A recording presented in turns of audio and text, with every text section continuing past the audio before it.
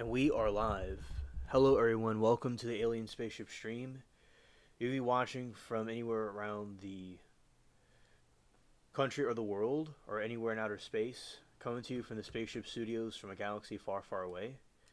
And we will now begin. Let's switch over here and put this up this way. Hello there, Abs. Welcome. I'm going to bed early tonight, so just wanted to wish you a good stream. Hope everyone takes care tonight. Okay, Abs. Thank you for the kind words. We hope that you are also having a good night, and well, thank you for letting us know. All right, so we watched some trials today, and there was some drama that happened where the trolling incident that occurred at the trial chat, where Kim was trolled by a user. Not quite sure who it was, but we have some theories about her allegedly being this. Our chat last night was going, unhinged wild, and she was being not attentive to her husband, whatever that means, and that isn't true at all. She was just with the others having a nice trial chat in here, and the chats are also up. Anybody could look at them. Nothing was going on. These people can be quite absurd, and we were talking about that today as we were. Some people were a little bit confused that weren't there, that didn't see what happened. I was told a little bit later after it occurred, and I think she even said she wasn't even married.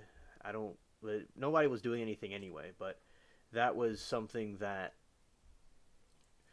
we were talking about earlier. Then we were conversing about it and watching a trial at the same time, but we were got everything situated, and we are still going to do what we do on the spaceship, and the trolls and the silly people aren't going to stop us. We are going to keep going forward. And yeah, last night was actually a very cool night. People were talking about food. We were talking about the trials. We were joking around with each other and watching the Wade Wilson cringe. That's what we were doing, and anybody could just go look at the chat, and because it's always up, I don't take anything down. So yeah, I think that these people, just when you have a channel that's getting more and more successful, you're going to have more attacks, and yeah, they're just, when you get to millions of friends, so to speak, you're gonna make some enemies. When you get thousands or whatever, that's what's going to occur.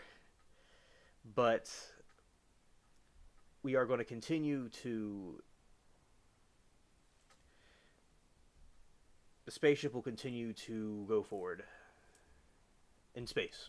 All right, so I'm going to do some reviews and some of the trial stuff that we saw today, and then, of course, people could talk about whatever they want. If they want to talk about aliens or UFOs, whatever, people could talk about that too, or news. It's fine too. But oh, hello, Kim. Welcome. And Kim, please explain about everything that occurred, and I want to know. Thank you, because I'm very concerned about it. Some of the others and I have been discussing it today, and I want to hear what you have to say. She says, I'm here, and I want to explain, please, because it really upset me today. I went off chat. She tried to make me look like I was some kind of sleaze or something. That's how I look, and a couple of people were there for me. Christine and G, aliens, angels, and others, that no one said a word, and it hurt me, my feelings, that no one stuck up for me, honestly. Well, I'm glad that the aliens angels were there for you. They have your back. And other people that didn't stick up for you or talk, like the NPCs, they're just, they really need to have a new perspective on their behavior, because that's not right. When anyone sees an injustice, they need to stick up for those that are in need. especially you being here and supporting us. And as you are not sleazy or whatever this person was saying, because you know you are just here for, it's a place for anybody could hang out. And it's a trial chat hangout. You're nobody's doing anything, and people could look at the messages. Nobody was doing anything weird.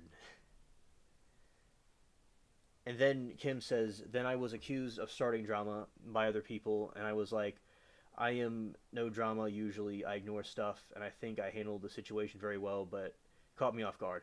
Yeah, Kim, and that's what enemies do. It's a type of guerrilla warfare they used, where it's a hit and run, and they disappear. And they try to demoralize you and put you down, but that is not what was occurring.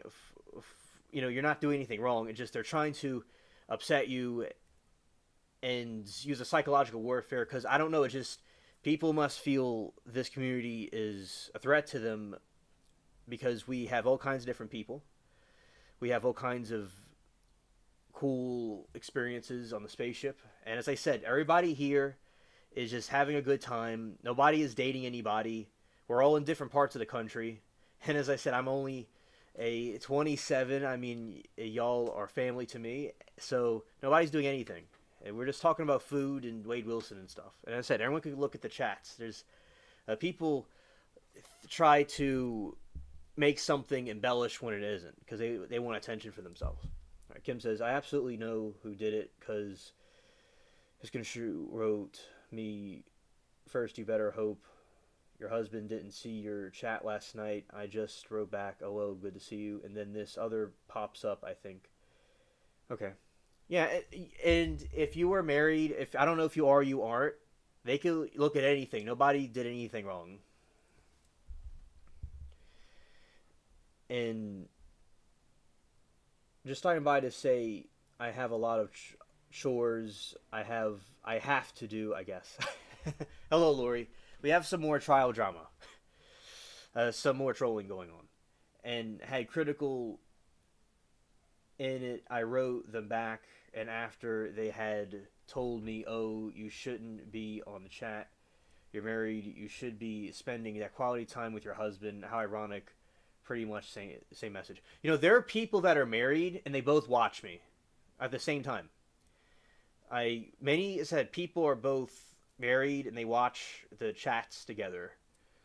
It happened. It's just like a family show, So it's quite ridiculous. And Miss C wrote, and then the person disappeared. So I wanted to know for sure who it was. I don't appreciate it, and pretty much the whole chat accused me of starting drama, and that is not me. That isn't you at all. This is a very horrid situation. Well, Kim says, I enjoy the chats, like I feel like a lot of people are my friends, and today it made me feel like I was totally wrong, and it really hurt my feelings. I have to be honest. I'm just being honest. Thank you. Kim, I'm sorry you had to deal with that with bozos. It says everything about them and nothing about how you are. Yeah, Kim, it says everything about you. I mean, not everything about you. It says everything about them and not you. That's what I meant to say.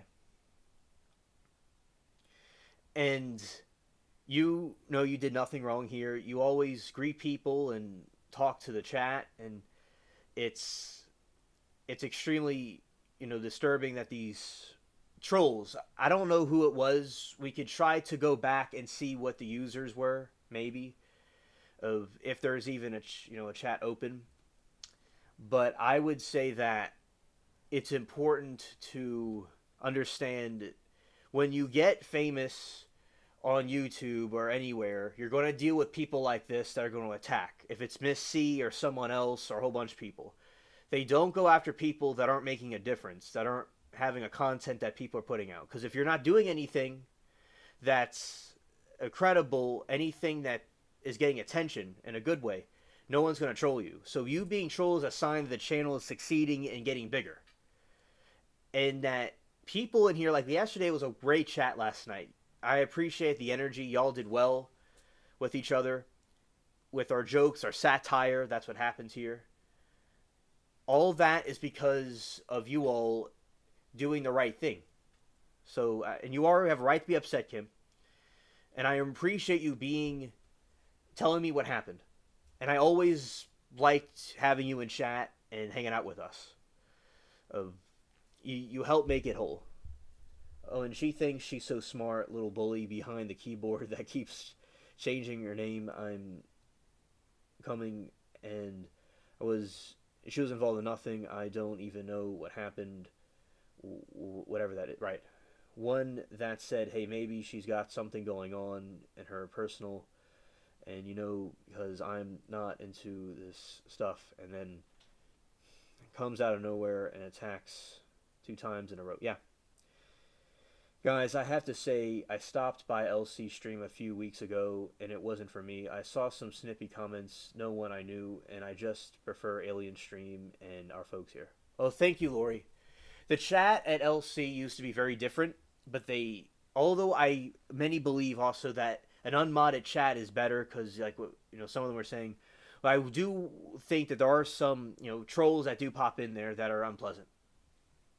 Right. Thank you. And tries dirty waters make people think that I'm some scumbag. I got news. The scumbag is her, and she can go and herself and quit hiding. Come every day in chat. Yeah. So yeah, and Kim, I think it is a very upsetting situation. You weren't in the wrong, and it is, I say that it's good to defend yourself and good that people are defending you. Okay. Hello, Fifi. Welcome. Okay, so there's been a trolling incident, Fifi, on the trial chat. Allegedly, we think that this Judy character may have been... We don't know who it is exactly, but we think that could have been the person that did it, hypothetically. Now, shout out to Mary Toodles. And we was saying about Kim, I'll reread it, said that... To explain, please. And I was basically saying that Kim was some sort of a sleaze or something like that. And then it was Miss C that did that. And then someone else, another account came in and was saying that you better hope that your husband didn't see the chat last night. But that is what occurred. And then people thought that Kim was being a troublemaker and trying to cause a problem when she wasn't, trying to cause drama. And then Aliens Angels, which consists of G and Christine, defended her. So that is what occurred. Yes, it was allegedly Judy, yes. Yes, she is Fifi. Absolutely. And... scared. And Kim has done nothing wrong, and Kim has always been very sweet to me in the chat, and we talk about food, trials, we hang out with each other and joke around and have a good time. We don't do anything nefarious in here. It's not or sleazy in here, and all the chats are all public and people could look at them if they want to. There's nothing going on here. So I really do not like someone attacking the Kim or anybody from the channel. I take it personally. So remember, when you are getting famous on YouTube, I'll reiterate for people that are just coming in here, and Kim and others have already heard me say this, you're going to have people that are going to talk about the channel.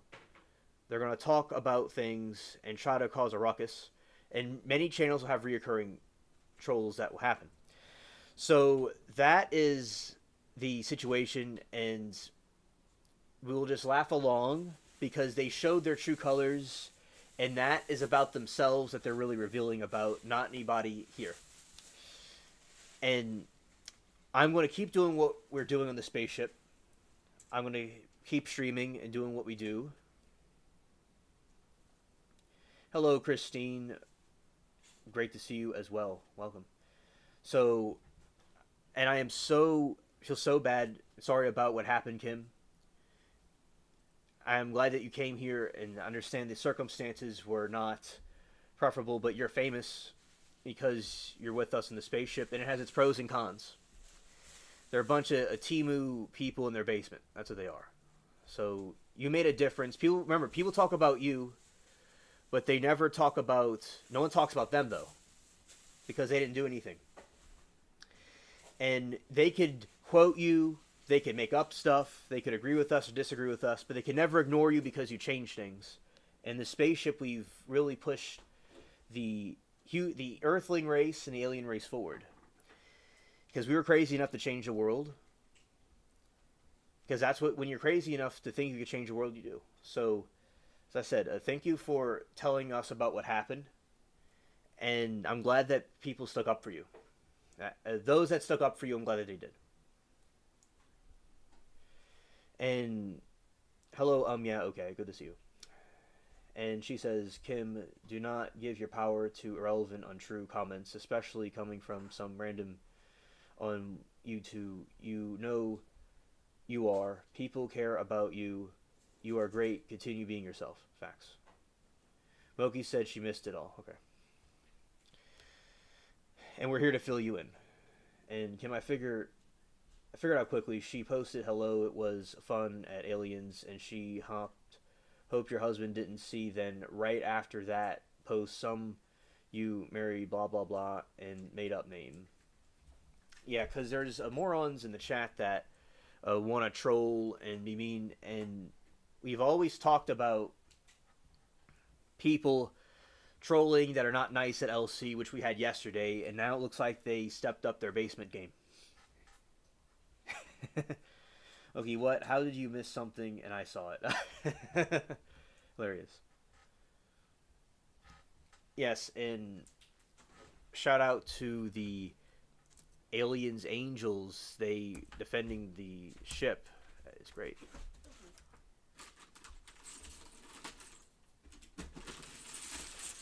Scared.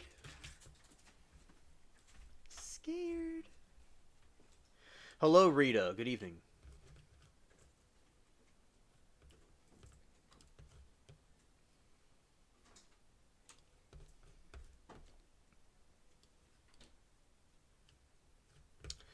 Okay, and we're going to... Oh, there it is.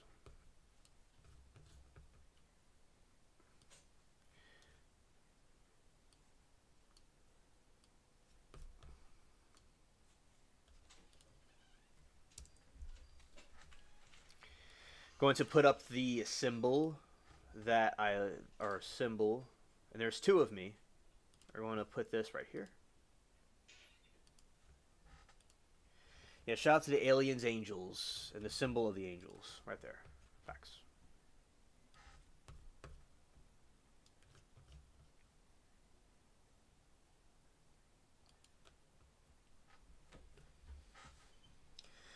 All right, Moki said, chat has been weird this week. We had long run of peace, though. Yes, that's true. Thank you so much. I appreciate that, and I will... What hurt me the most is, like, I feel no one stood up for me, and I get it. I can be briefly sensitive, so I just went off chat. Thank you. As Moki said the other day, it makes the other channel look bad when they have these people doing this stuff. You're welcome, Kim.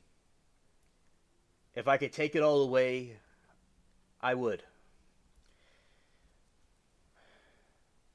I wasn't here last night, said. When I saw this morning an LC, I sent you the same to ignore. I don't think saw it at first. Yeah, and a lot of times they want a reaction. They want a reaction. And G filled me in on everything. And shout out to her. If she has time, she'll come here and talk. And if she's not here today, she'll come another day and she'll say her thoughts about it. And I was telling her that, and as the channel grows, You know, it'll grow and grow and grow. There'll be more and more people. You know, there will be, and I was mentored by YouTubers bigger than myself. That, you know, it happens all the time. You know, there'll be, and people will make accounts and they'll go and troll and troll. Like, you could delete someone, they'll come back and they'll be stupid. And these people have nothing better to do in their lives. Their lives are so pitiful, and they never made anything important. Because Kim made so many people smile, like myself and everyone else here. And I wanted her to come. And when you make people smile and have a good time, and they can't do that, they're jealous and envious, and they start attacking. But guess what they did? They gave the channel, without them realizing it, more publicity. More people say, hey, who is this alien spaceship channel? And more people will be like, hey, let's see what that's all about. So that actually, it backfires what they do. And it brings more unity to us. So yeah, y'all are the people that think differently. Like us. We all think different. And they could call us crazy troublemakers, but, you know, we're the ones that made a difference. And Kim said, yeah, okay, thank you. And yes, I didn't see it, and I think I was just so shocked. The point, I didn't really read for a while, then it got mad, but thank you, appreciate it. All right, so I'm glad we are, so that is what occurred today. You know, and free Kim, as they'll say, like, free this, free that, to free Kim. Kim lives matter. Thank you, Lori. And as going to reiterate is that everybody here is platonically friends. We all are child chat buddies having a good time. And I'm a nice 27-year-old alien just chilling with my friends, and everybody else are just friends too, and there's people just having a good time, being funny, satirical, talking about food, talk about court trials and other things. It's like a social network. It's like a new Facebook or Twitter. It's like a new platform people could talk on. So yeah, I'm not hiding anything. No one else is, and we're just here to chill and unwind. And Kim said she'll trust me. She's watching her chat. Now I guarantee I can find her under the different name, and that's what she did last night.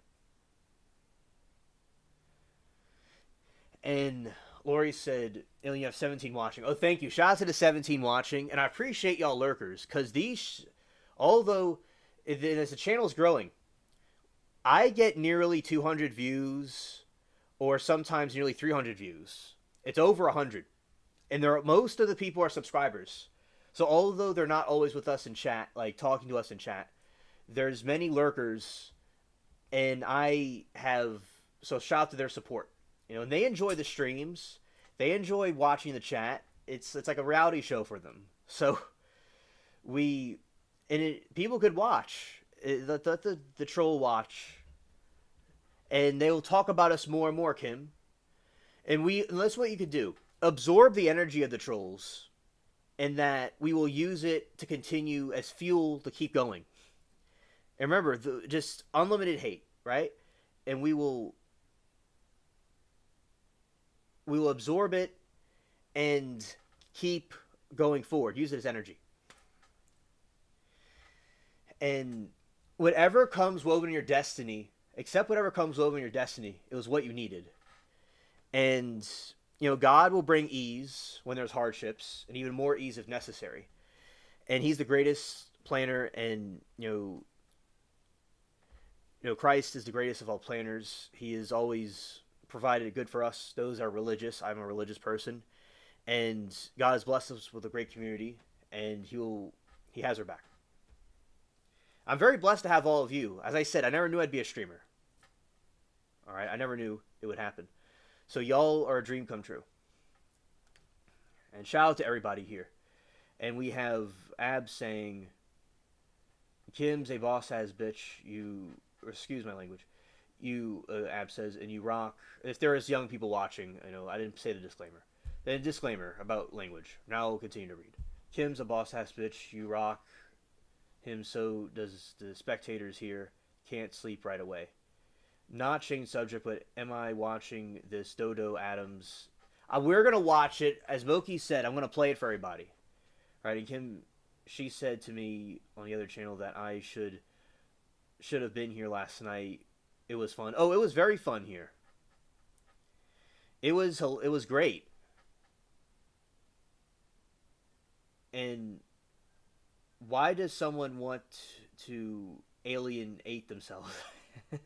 Oh, last night was great. The chat was going fast. People were talking about food. They were talking about the trial. We're talking about weather. We were talking about cold weather.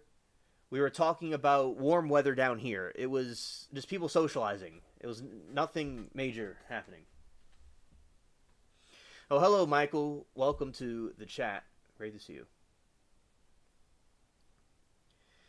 And sometimes I lurk because I am too tired to interact or need to work or distress. I just listen in. Max. From 70 people, but only 8 showing. Yeah, she's here. Yeah, and hey, Butch, you arced wrong tree me, and just know that, yeah, she's talking to construe whatever you're hiding behind. Scared.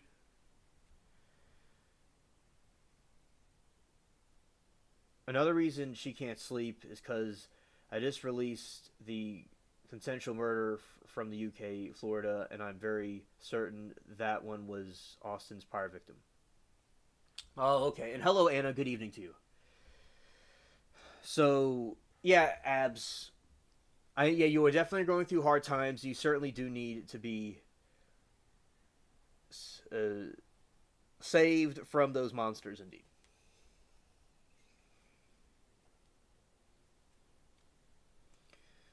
And yeah, hello to Anna too.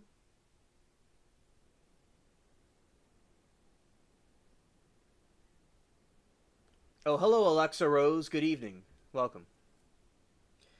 All right. And hey, honey, alien spaceship. I'm just dropping in to tell you that I've been watching this senior thing. It's cutie AI guy who gives current info. Post it. We named him Handsome Hans. Hope you don't mind. Oh, I don't mind. Thank you. Thank you. And shout out to you, Alexa Rose. I'm glad that you are here with us. All right.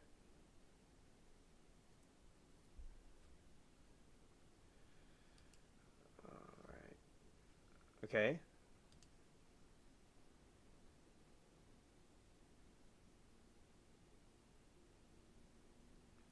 And shout out to you, Alexa Rose. I appreciate all the support.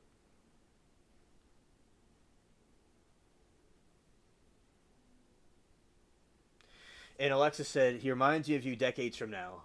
Oh, thank you, Alexa. That's very sweet. Appreciate that.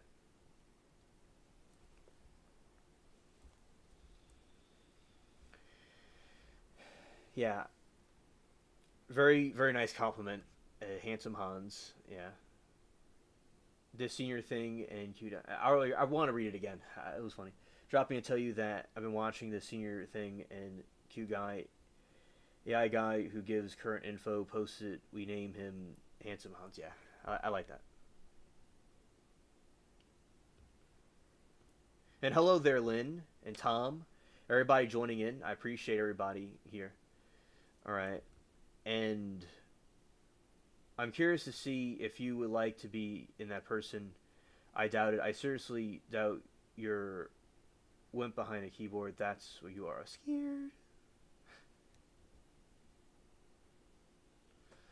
Oh yes, I love you too, Alexa.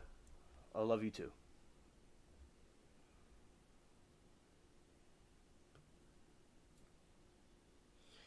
All right, I'm Moki. I'm gonna play that clip for y'all that y'all requested.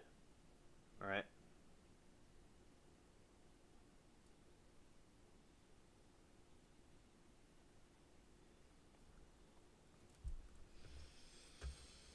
And remember that we do not want to be manipulated by the enemy, and we want to control the rhythm of battle. So that is something we also must be aware of.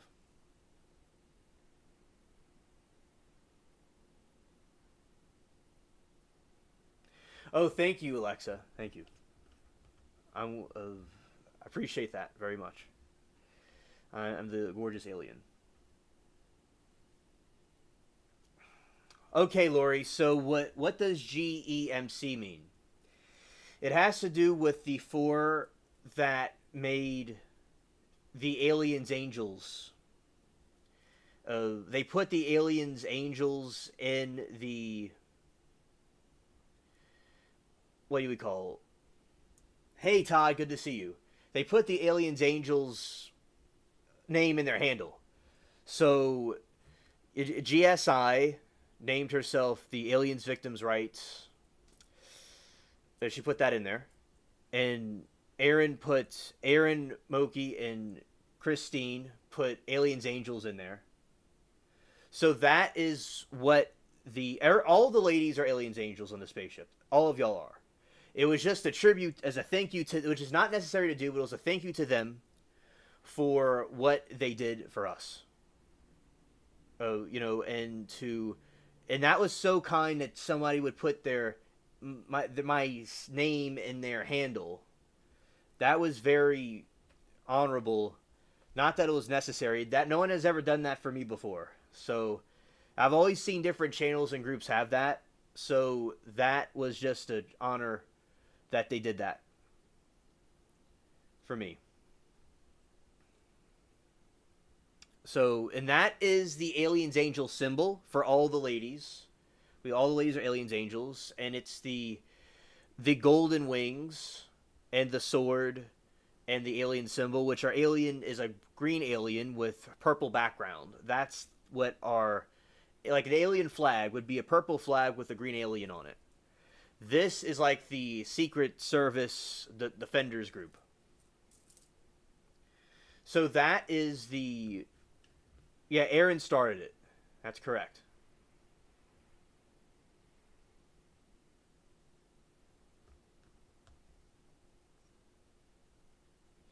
Yeah, I'm sorry that I just vented. I passed it now. Okay, I will be soon as find her and everybody on here. I appreciate it. And shout out to Todd, all of you coming in, Gloria, Tina. If I missed anybody, I am not doing it on purpose. Thank you. Have I talked about 3i Atlas? Yes, we've talked about AI Atlas, not as much recently, but we have been keeping updated about it.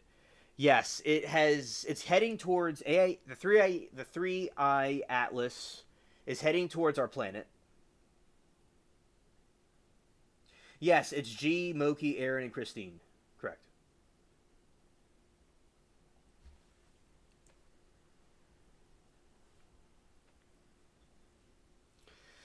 Now, yeah, and also what it's been. We've talked about it. It's been secreting a metal, an alien type metal.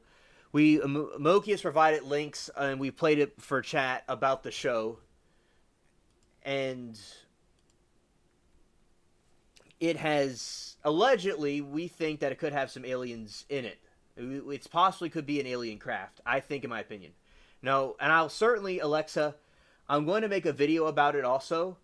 I'll upload it tomorrow, and at the same time, we could give a commentary about it. But yeah, so basically with the 3i Atlas, it's coming. It's allegedly coming our way, but maybe it isn't. But it's allegedly coming in our direction, and it's quite an interesting phenomenon, indeed.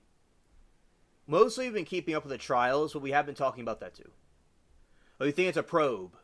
Okay. Yeah, the reptilians.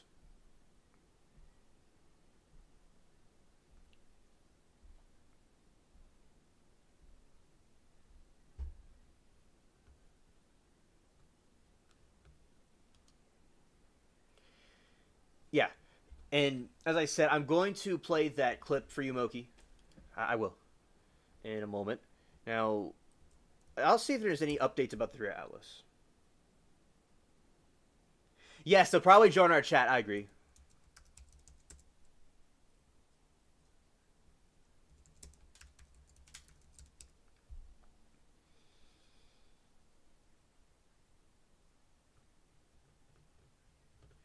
No, Anna, who came up with aliens angels was actually BK. BK came up with aliens angels, and anybody can use it in their name if they want to. So everybody could use it, and there's no limit on who could use it. So it was BK that came up with it a while back, and then you also like the idea too. So that is how it happened. So we do give you some credit, of course, for the uh, nurturing the aliens angels idea.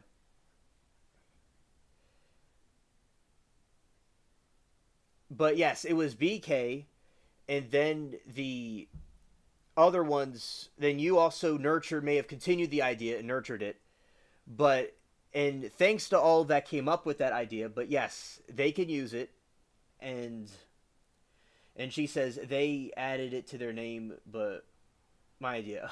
It was partially your idea. Yeah, it was partially your idea, but it was BK's also. It was also BK. I remember he was saying in the chat that the aliens angels thing, and he even told me that the idea got pretty big. I said, yeah, it did. So yes, you could be one of the co-founders of it, and BK. I remember him coming up with it mainly. And yes, Charlie is the OG. He originally came up with the aliens. He not the aliens angels, but the other angels thingy. Yes, yes. So shout out to those that, and thank you to Charlie, BK, and Anna to, and whoever else came up with the idea, and Aaron for putting it in the chat. And Anna said, should be my face in the middle of the sword. Yeah, there you go. There you go. So, and shout out to Christine, Aaron, and Moki and G for coming up with the putting it in their name. And thanks to those that came up with the idea of it in the first place too. Yeah. And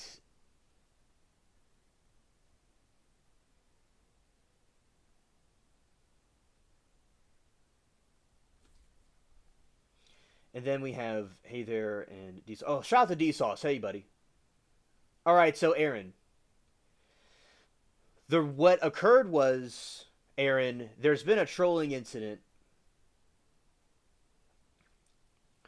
where somebody, we think that it could be Miss C, the one that was trolling us before, that was accusing Kim of being sleazy, and that, oh,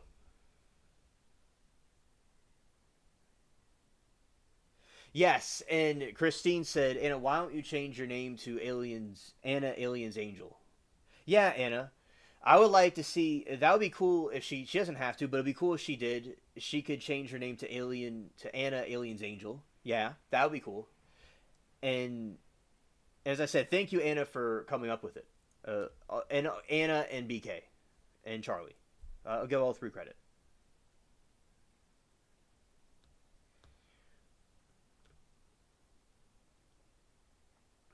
Oh, BKBS. Okay. But as I said, Anna, thank you for the idea. All right. And also, I believe BK had something to do with it too. So thanks to him and Charlie. But and shout out to the ladies like Aaron and the others that put the name in their handle. I appreciate that. So what happened, Aaron, was somebody was on Law and Crime and attacking Kim for her chatting last night and accusing her of being sleazy against her lover or her husband, technically. And then she felt humiliated and hurt, which she had a right to do so. And G and Christine and them defended her. So that's which is the symbol, thus the symbol in the screen.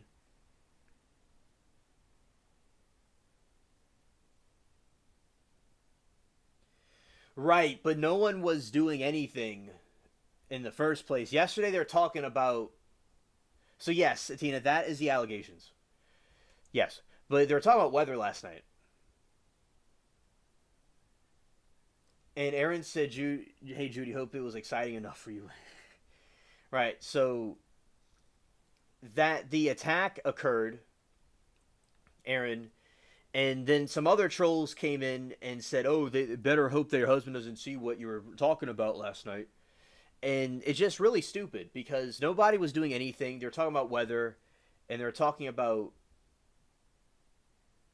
you can't fight City Hall, and they were in New York, not New York. What am I talking about?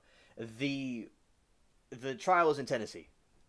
So that's what occurred. There was a trolling incident against Kim. Kim was attacked by another person and allegedly Judy and this other person, and G and the other aliens angels defended her. Then there was this big war that happened, and I was explained and told about the situation that happened, and I'm glad I was given the briefing. And Moki's getting flashbacks so she could fly in at any moment.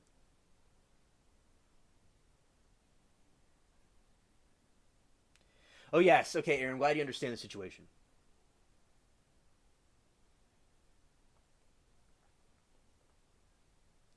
And all the chats are public. Anyone can go back and look. No one was doing anything to anybody. Right.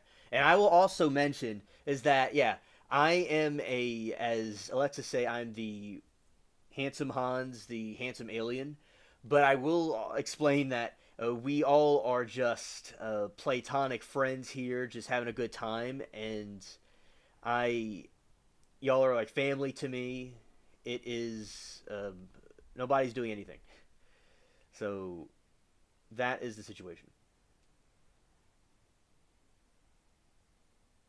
Yes, okay. The other was Judy's alt account. Oh, okay. It was both of her accounts. Okay, thank you. Flying here with the broom, like Wizard of Oz. Yeah. It's good it wasn't in the chat. I'd have been ruthless in defense of Kimberly. Yes, thank you. Thank you.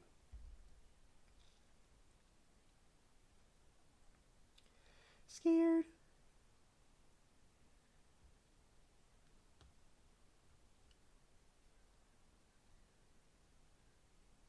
Chris, so I want to say a special thanks to Christine and G and whoever else defended her.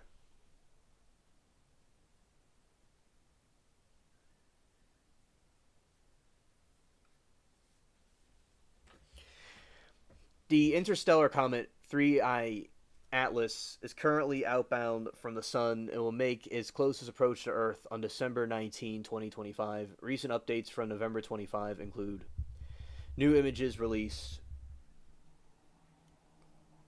Scared. Recent updates November 25 include new images released from NASA and confirmation of its cometary nature through radio signals and refined trajectory thanks to data from Mars orbiting the spacecraft.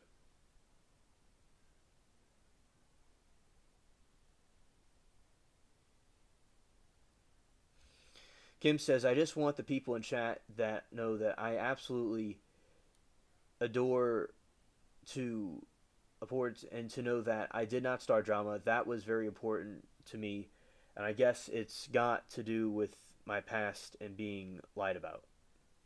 Yeah, hey, Sauce, good to see you, buddy. Thanks for being here.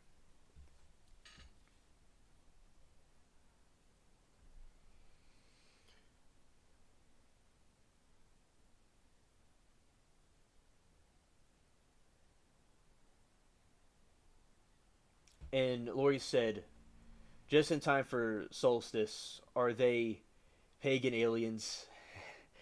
Yeah, they may be. They most likely are, Lori. Scared. They're ready for the solstice that they were trying to follow. Yes. I keep seeing these YouTube things saying so much more than NASA did yesterday. Oh, okay. And Alexa, if there's any more information, please let us know. Because I have seen things from social media that it's doing a lot of stuff. There's also been allegedly a fight it had, or some explosive, it exploded something that occurred recently. So yeah, there's been lots of different updates coming out about it. And Moki said, I saw that NASA scrubbed images or something. Yes.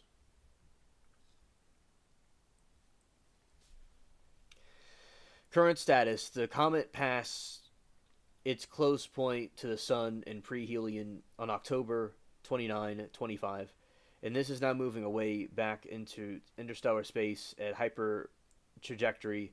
Its current observational pre-dawn sky with small telescope or large binoculars. Oh, I'm proud of the way you are, Lori. Thank you.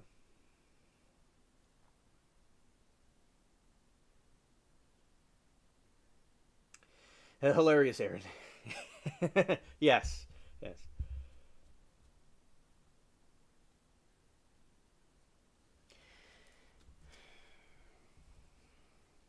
And I just want to say that I don't tolerate trolling.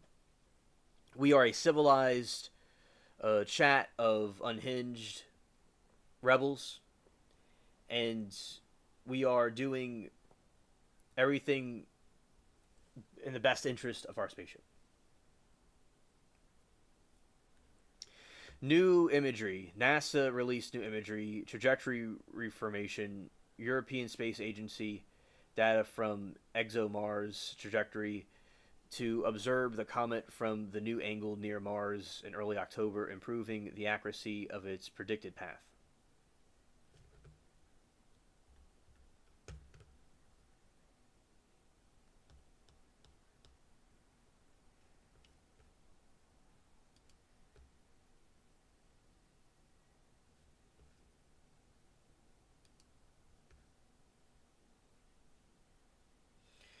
All right, Roxy, we think that it was Judy that was doing it.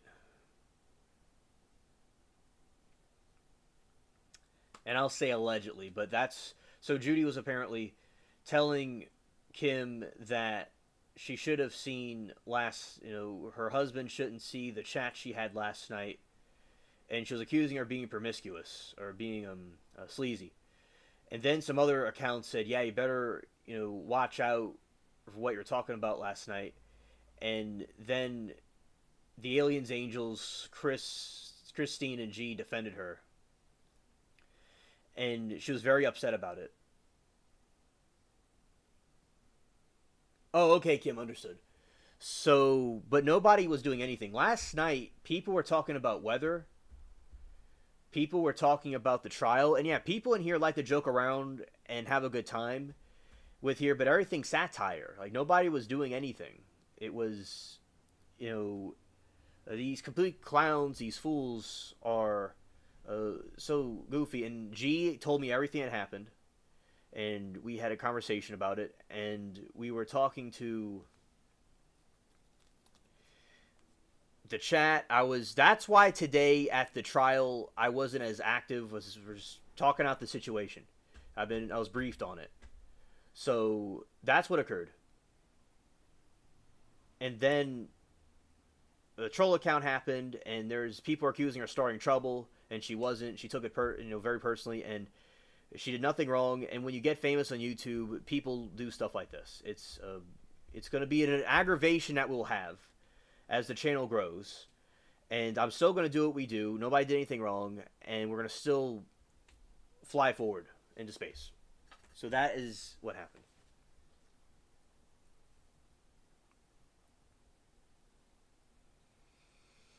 Trajectory reformation. Okay, so composition and activity. Observation from 3i Atlas is a comet with coma of gas.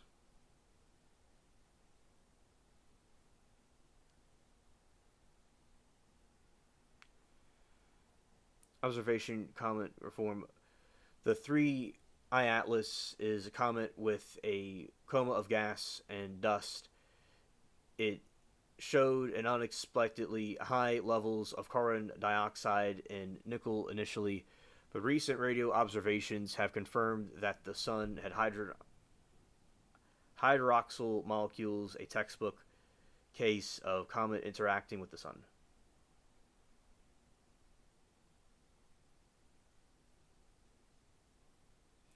So, oh, Judy blocked you. Okay.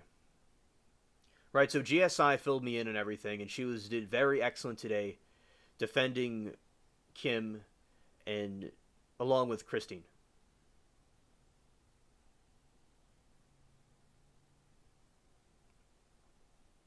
And all those that defended her. Thank you. I take it personally because it's an attack on me too. Because I got my spaceship right here. I got my alien buddies, and we are us aliens need to not be attacked.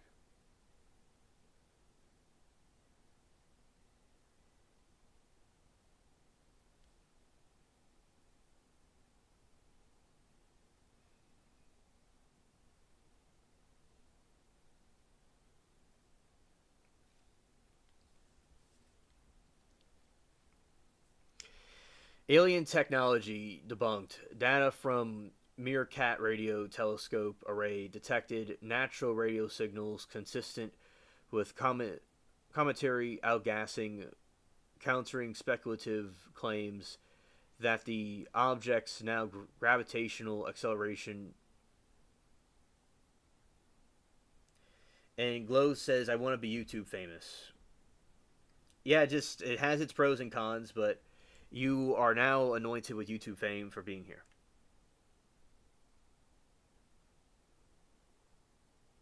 Yes, correct, Roxy.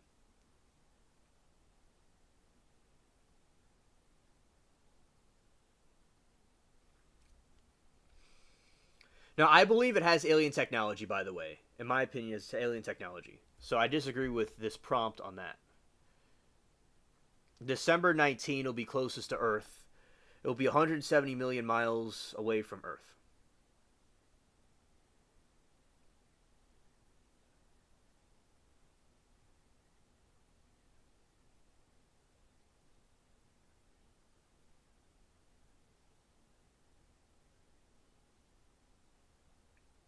I agree, Roxy. Yes.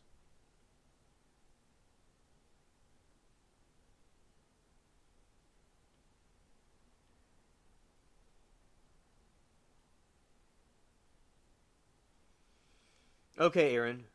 I'll do it.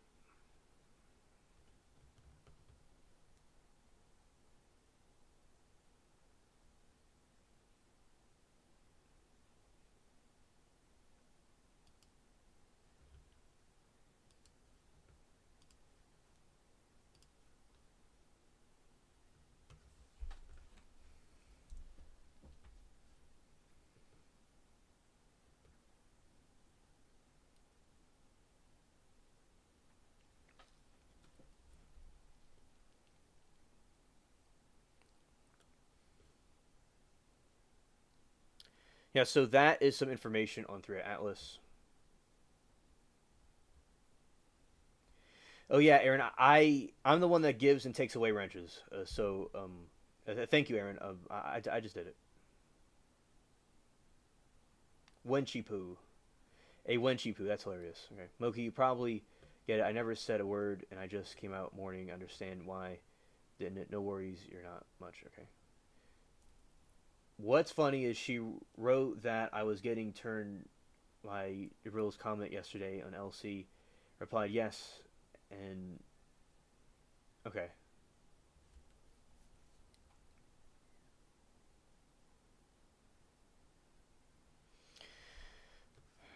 All right. So also tomorrow morning I'll have a video up about the 3i Atlas, and that's just some information about it because there's all kinds of stuff coming out. And let's see any kind of let's go to this thing that they were talking about.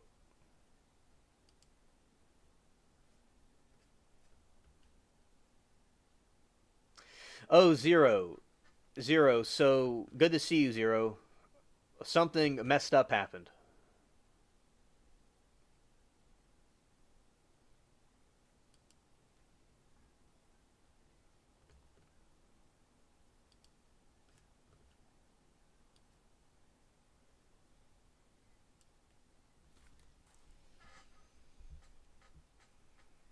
All right, so Zero. Earlier in the trial chat, Kim was trolled for allegedly being sleazy in this chat room, and some other trolls said, "Yeah, you better your husband better not see what you were chatting last night. And we think that it was allegedly a character called Judy that has been trolling the spaceship before. Was the blue 5-arm guy? Yeah, one of the trolls is the blue 5-arm guy. Yeah, it was one of those alien trolls that was blue with 5 arms.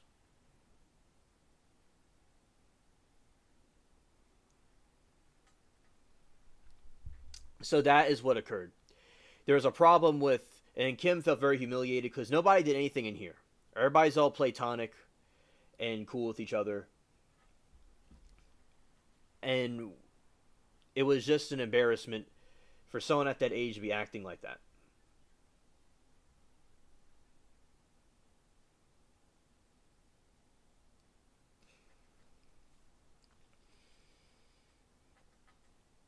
It's really embarrassing. It really is embarrassing because, for someone at that age to be acting silly like that, and Christine and G defended her along with some other people, and then the situation was settled. But then I was briefed about it earlier. So yeah, it was a spaceship attack on another chat room.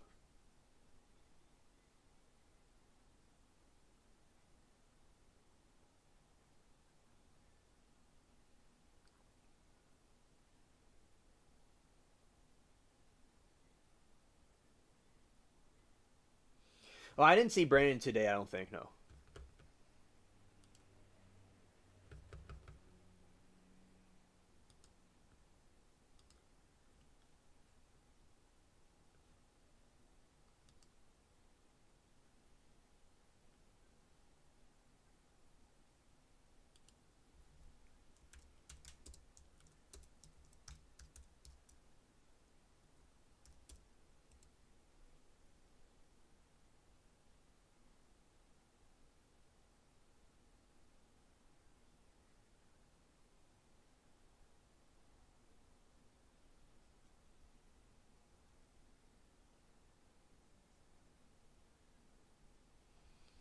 Okay, understood, Moki.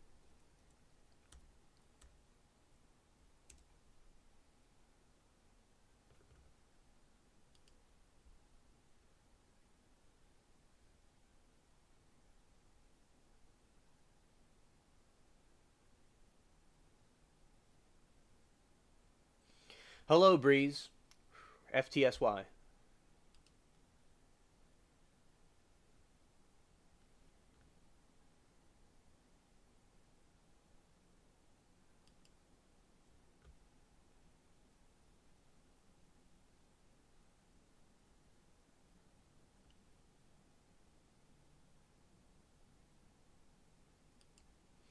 All right, now I want to see the. Okay, we're going to put this. I think this is what Moki wanted played. This guy right here. School and work around at the time of April the 13th, 2011. Where did I do what now? Okay, Alexa, see you soon. Thank you for coming. And the compliments.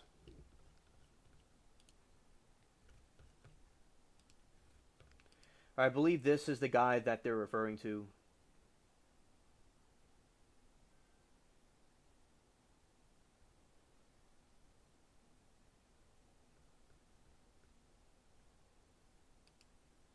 Working and living at the time of April 13th of 2011.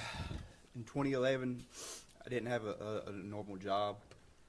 I lived in Holiday, like I said, at 235 Adams Lane. I helped my granddaddy. He worked with the water department. I helped him with odd jobs, stuff like that. That's what I did. Okay. I tended to. We have a lot of land and stuff, so like during the summer, I would mow and bush hog and stuff. I want to first, before we just handle an administrative matter really quick, do you recall reading and signing? I'd like to hand the witness doc. This is just the proposed addition of the Second Amendment supplemental to his petition. It's a verified copy. It's the one that he signed before a notary. I'd just like to make it part of the record, Your Honor, to authenticate it. It's already in the record. It's the verified copy is not in the record, and I would just like to.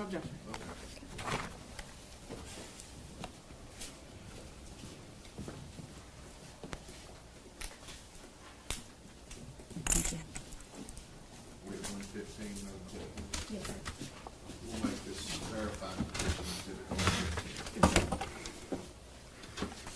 Mr. Adams, if you'll, do you recognize that document as a document that you signed? I dropped. Uh-oh.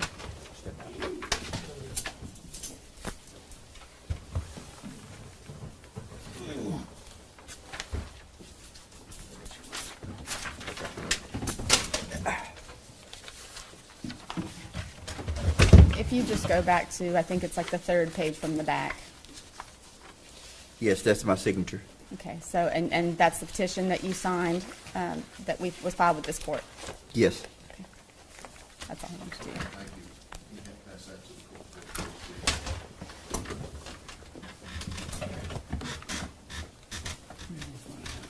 Oh, right here. Thank you. Okay, Mr. Adams, I'm just gonna speak to the elephant in the room, okay? Okay. Did you know Holly Bobo? No, ma'am. Did you have any knowledge of the Bobo family? Miss Karen Bobo was my fourth grade teacher at Parsons Junior High School in middle school. Did you kidnap Holly Bobo? No, ma'am. Did you rape Holly Bobo? No, ma'am. Did you murder Holly Bobo? No, ma'am. Did you have anything to do with the disposal of Holly Bobo's remains? No, ma'am. Okay. So I want to take you back to April the 13th of 2011. Okay. And I just want to ask you some questions about what you specifically remember, okay? So where you just said you were living on Adams Lane, right? Yes, ma'am. Okay. Right beside my granddaddy. And who were you living with at that time? So at this time, I was living in my dad's old house, and Rebecca Earp was living with me. She was my girlfriend. Okay. How long had you been dating Rebecca? We had been dating at that time about 9 months to a year, I would say. All right. And who were you hanging out with during that time? I hung around Jason Autry, Shane Austin, my brother. He lived right next door. He hung out with us a lot. That's mainly about it. My girlfriend's sister and stuff would come over on the weekends. She had a boyfriend named Michael Petty. They would come on the weekends and hang out. Okay. And I just want to verify some facts about your relationship. So just Shane Austin. Can you just real quick tell the court about what your relationship is with Shane Austin?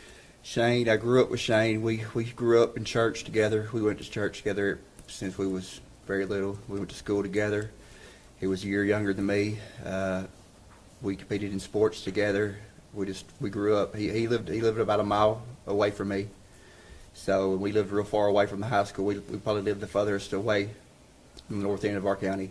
So we was the only two, as far as he was my closest friend that I went to school with. Okay, and you said Dylan, you hung out with your brother Dylan. Is he your younger brother? He is 4 years younger than me. And tell me about your relationship with Jason Autry. He was older than me. He was somebody I guess you could say I looked up to. We did a lot of drugs and stuff together. That was our main. That was going to take me to my next question. At this time, were you a drug user? Very much. And Daily. How often would you use drugs? Daily, I would say. And what types of drugs were you using at this time? Marijuana, morphine, methamphetamine, Xanax, Valium. All right, so I just want you to quickly recall what I want to clarify something. There's going to be things that you specifically remember, and I'm sure that there are things that you recall because of documents that you've been provided during this case, right? That's right. Okay. So just real quickly take us through April the 13th of 2011. What are the things that you remember about that day? So that day I specifically remember Shane called, and I remember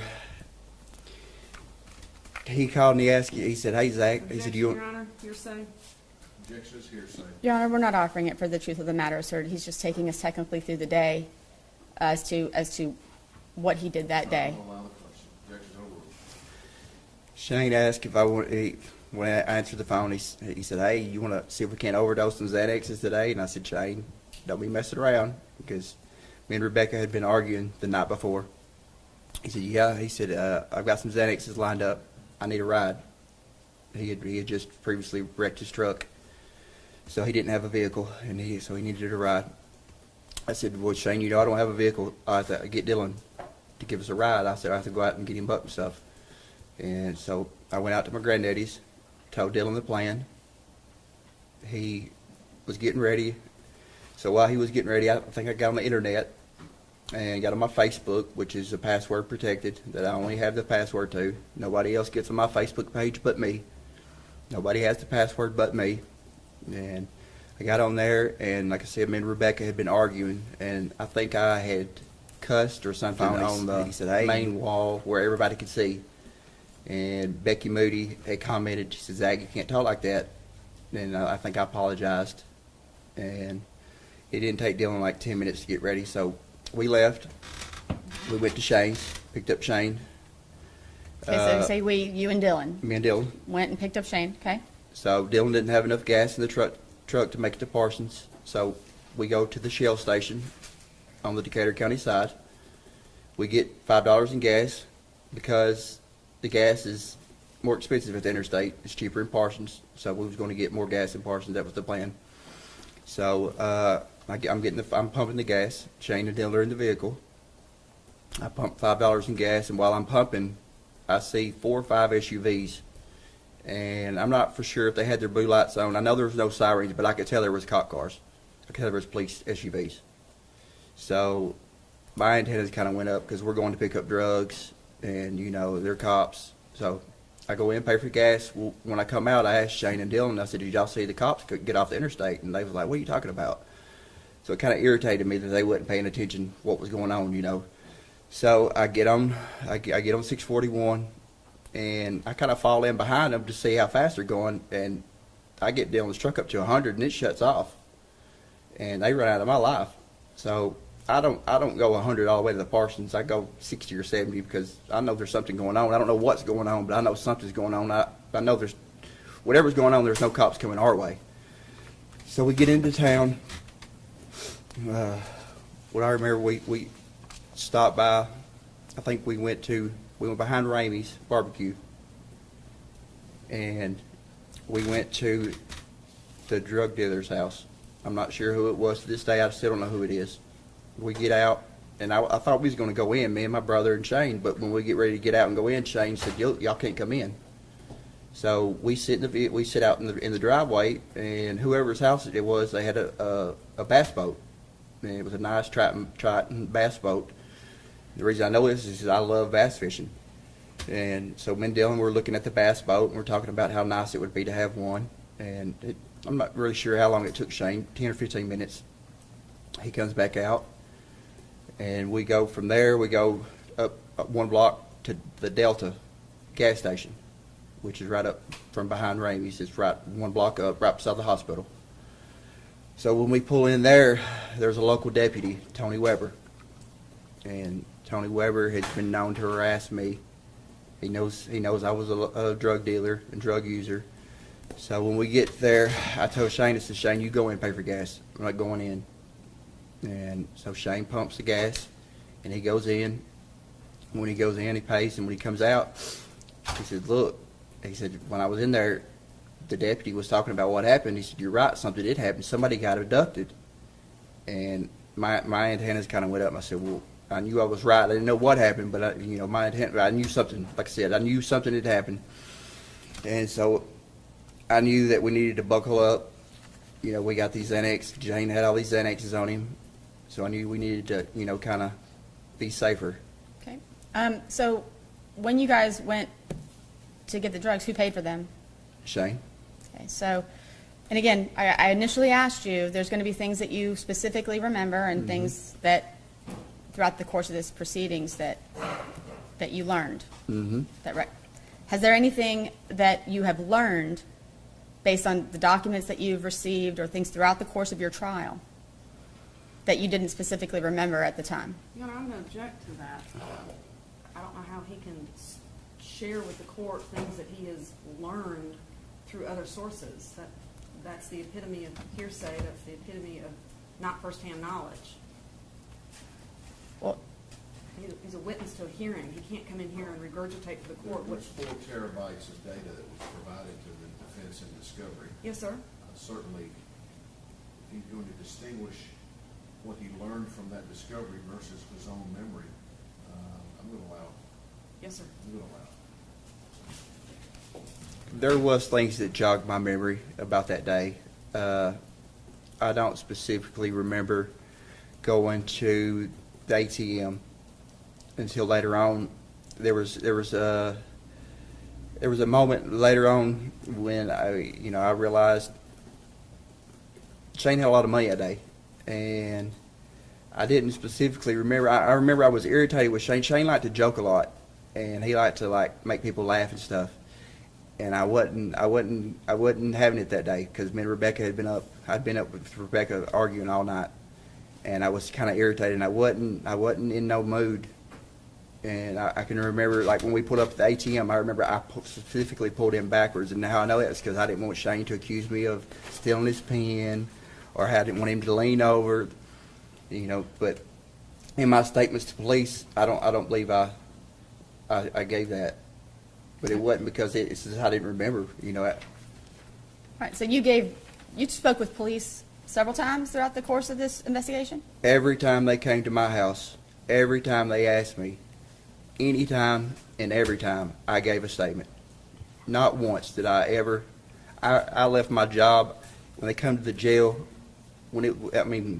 Anytime they ask. Okay, so real quick, I want to back up to something that you said. You said that you weren't in the mood because you had been fighting with Rebecca all night. Just Okay, so did Rebecca stay with you that night of the 12th? she did not. All right, and do you recall telling police that maybe she did, or were you confused? See, that's another thing that I didn't learn till we had the cell phone records, and I didn't. She normally stayed there all the time, but her cell phone records put her at her mama's house up to 4 a.m. I think we was texting. So there's no way she stayed with me that night, because she got off work at 10 or 11 o'clock from Joe's video, and she would either come straight to my house or go to her mom's house, and her Okay. mom lived in Parsons, so. All right, so you're saying upon receiving the discovery documents, bank records, whatnot, it triggered your memory that you went to the ATM and got cash, and that you specifically remembered pulling in backwards. What vehicle were you driving at the time? We were driving my brother's Silverado. I think it was a 2007 Pewter. It's extended cab, Okay. 2-wheel drive. All right, and I'm going to ask you to look at something back there. Your Honor, this is Exhibit 8, I believe. The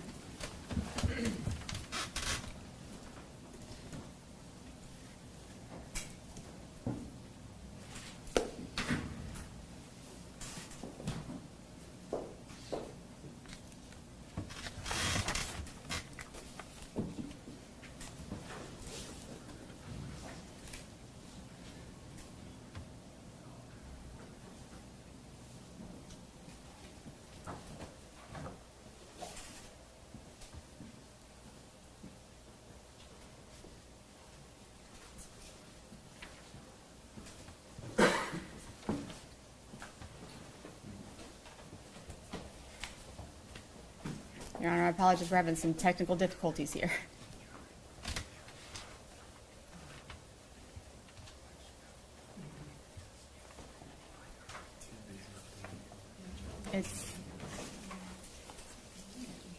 Do we have a printout of the still yet?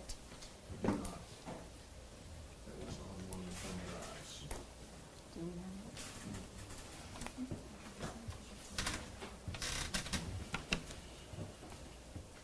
Apparently, we can't connect to the internet, so I'm gonna try to get this to him a different way, maybe show him the still. Certainly all right. Okay. You got it up, Mr. Boyan. I can. You got it up, you got it down, Mr. Eaton. I have it on the on the computer if I can approach. State agree that that's Exhibit A? Yes, sir. Is that the right number? I believe it's 8. Where's the, Is it running? I have the ATM video as Exhibit 8. The still shot. You can Oh, show the still shot. shot of the whole video. I don't know what she's showing. The still shot's 101. Yeah, that's the video, right? Okay. 8 is the video, 101 is the still. Yes. I don't know what That looks like the video. they're showing, but. Oh,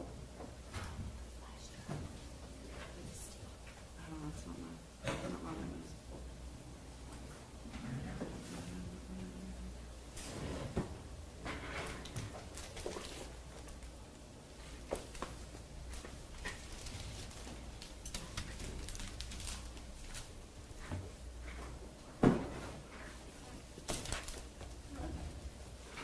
She's got, yeah, Is that that's okay? fine. Yeah, that's fine. May I approach, Your Honor? You may. Now, let's clarify. Are you showing the whole video or just the still shot? I'm just going to show the still shot, Okay, Your Honor. which is Exhibit 101. Yes. Mr. Adams, do you recognize that vehicle? Yes, that's my brother's truck. Okay, and you're familiar with the ATM that you stopped at. Mm-hmm. So, who was in the vehicle with you? I'm driving, Shane's in the passenger seat, my brother's in the back. The timestamp on this is approximately 11:11 in the morning. Mm-hmm. Does that sound about the time that you guys would have gone to the ATM that day? It would've.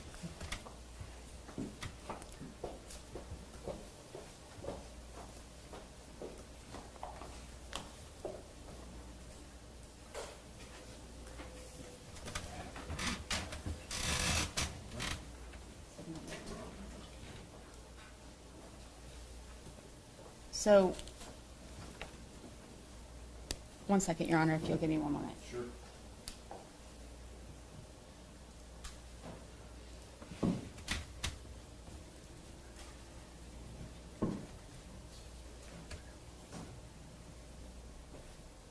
Your Honor, I'm gonna approach him one more time because I realize I need to show how the vehicle went in so that, because it correlates with my client's testimony. So I'm gonna show the video. All right. So Okay. now we're going to show video, Exhibit A.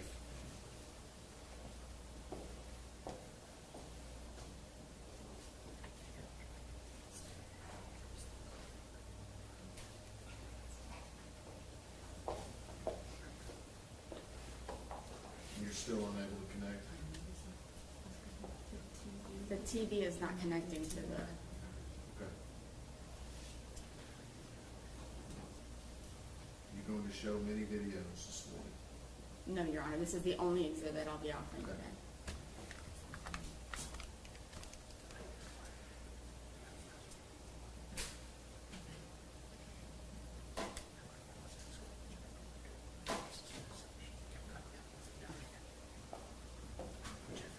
So I'm starting this video, Your Honor, at minute 11, hour 11, 10 minutes, 34 seconds, just to show how the other vehicles are going. All right. All right, so Mr. Adams, let me play that for you. So do you see that vehicle coming Yes. the opposite direction? And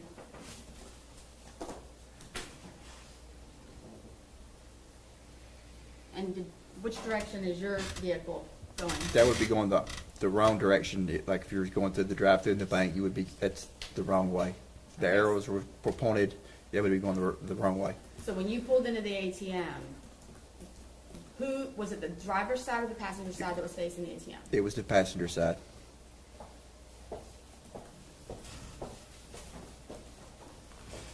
Thank you for your indulgence, Ron. Okay. Now, you were driving Dylan's vehicle. Why is that? Because at this time, I didn't have a vehicle. My Silverado, I had wrecked. The whole front end was tore off of it. And the Nissan, the white Nissan, I didn't have access to at the time. My granddaddy had it hid somewhere that I didn't know where it was at. Okay. So when is the Well, first of all, this ATM footage and this trip to the bank, is this something that you told your attorneys during trial? It came up, yes, it came up, but like I said, I didn't, at the time, I didn't realize about the ATM, I didn't remember. There was a lot of places that we stopped that day that I didn't really remember. And when is the first time that you saw this ATM footage? First time I saw it was with Mr. Bates. Okay, so do you recall being in court back in, I think it was January or March, and Mr. Boyano had his laptop on the podium? That was the first time, yes, that's right. Okay, That's right. Is that the first time that you saw the picture of your vehicle? That's right. That's right. Okay. All right. And what jogged my memory is the reason I knew that is because when it went pulled in backwards, I said that's us because that's what we did that day. Right. Now, you've been given your cell phone records, all these things that you've received in discovery, and you heard the testimony at trial. So you heard Jason Autry's testimony that y'all went to the river that day. Do you recall going to the river that day? I don't recall going to that river that day, but I went to the river so much down there underneath the interstate bridge. It was I would go 5 days out of the week, sometimes 7 days. I bass fished down there. I did drugs down there. I went down there to look for arrowheads. We just went down there just to kill time. Like it was just a place we hung out. And to be clear, when I say the river, where specifically are we talking about? Under the interstate bridge, under I-40 bridge, exit 133. All right.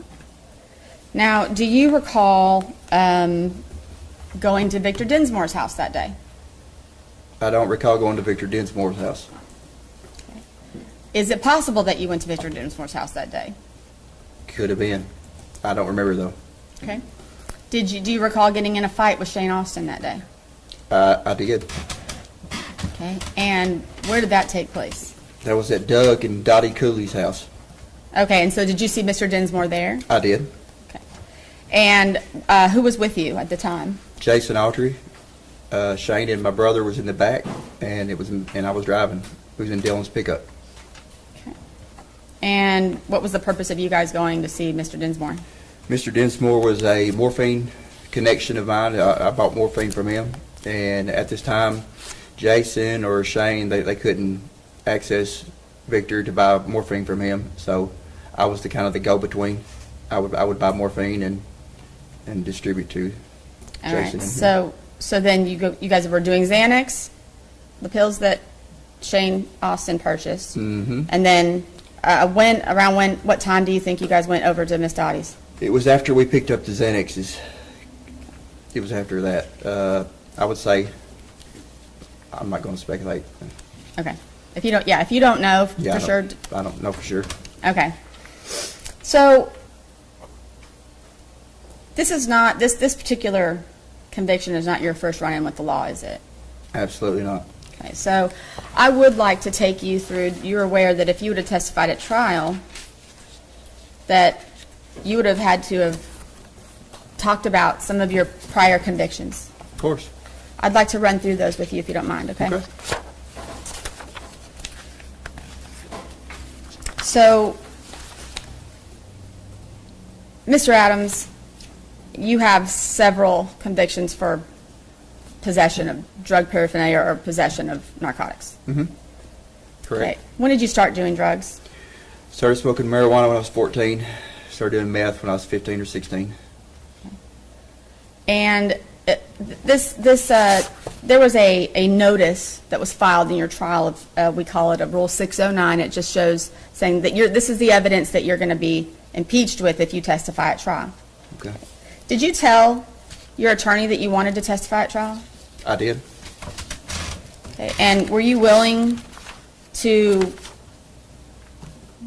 face up to and acknowledge all of these crimes that you committed? Absolutely was. So you've been convicted of some assaults as well. I have. I've pled out to them. Okay, so there was one in 2004. Do you recall a conviction in 2004 for assault? I don't know the specifics, but I don't dispute it. Okay. And you have possession of controlled substance in 2004. Possession of drug paraphernalia in 2006. So you have several possession charges. Been Does doing that drugs sound most of about my right? life. That's correct. Okay. You have some theft convictions as well. I do. You have 2 of those. All right. And in 2007, you have 2 assault convictions. Do you recall the circumstances surrounding that? 2007, I don't recall if you had more details about the incident or something. Well, why don't you tell me under what circumstances have you been convicted of assault? So, my grandmother knew. She knew that if I was in jail, sometimes, she knew I wouldn't be getting high if I was in jail, and she knew that she could call the law sometimes if I was high and say, "Hey, look, he pushed me or he did this," and she knew that I would be arrested, and she would be hoping that I would go to jail and, I guess, the catch Jesus moment, get Jesus and get saved and start acting right. And that's happened a few times where we had gotten in an argument or something and she'd call the law. And Mr. Adams, isn't it true that you shot your mother? I wouldn't say I shot her. I did operate a firearm in a reckless manner that caused her to get shot. So it was my fault, but it wasn't like what you would say I just shot her. And you weren't ever convicted or charged with that, were you? I was charged. You was charged. Okay. And what were you I convicted of? I did plead out to a simple possession or a simple assault. Okay. So that's one of these assaults that you have on here. It was. And in 2011, August 30th of 2011, there was a conviction for assault on a police officer. Do you recall that? I do. That was the incident at Nancy Strait State Park. And where the park ranger, I got out and run, and he chased me down. I run into some thorns and got scratched up real bad. Still got scars on on the inside of my leg. Okay. Oh, and I missed one, July of 2011. July 25th of 2011, you have an assault conviction that you pled to for 11 months and 29 days. That was me and Rebecca. Me and her got into it. It was kind of a shoving incident. And Was Rebecca using drugs at the time as well? she was. And then you also have a domestic assault, June 11th of 2012. What was that from? 2012. I think that's where me and my granddaddy got into it. Okay, and you pled to 11 months, 29 days. I did. So, in your entire criminal history, have you ever been charged or convicted of any crime that was sex-related? Never.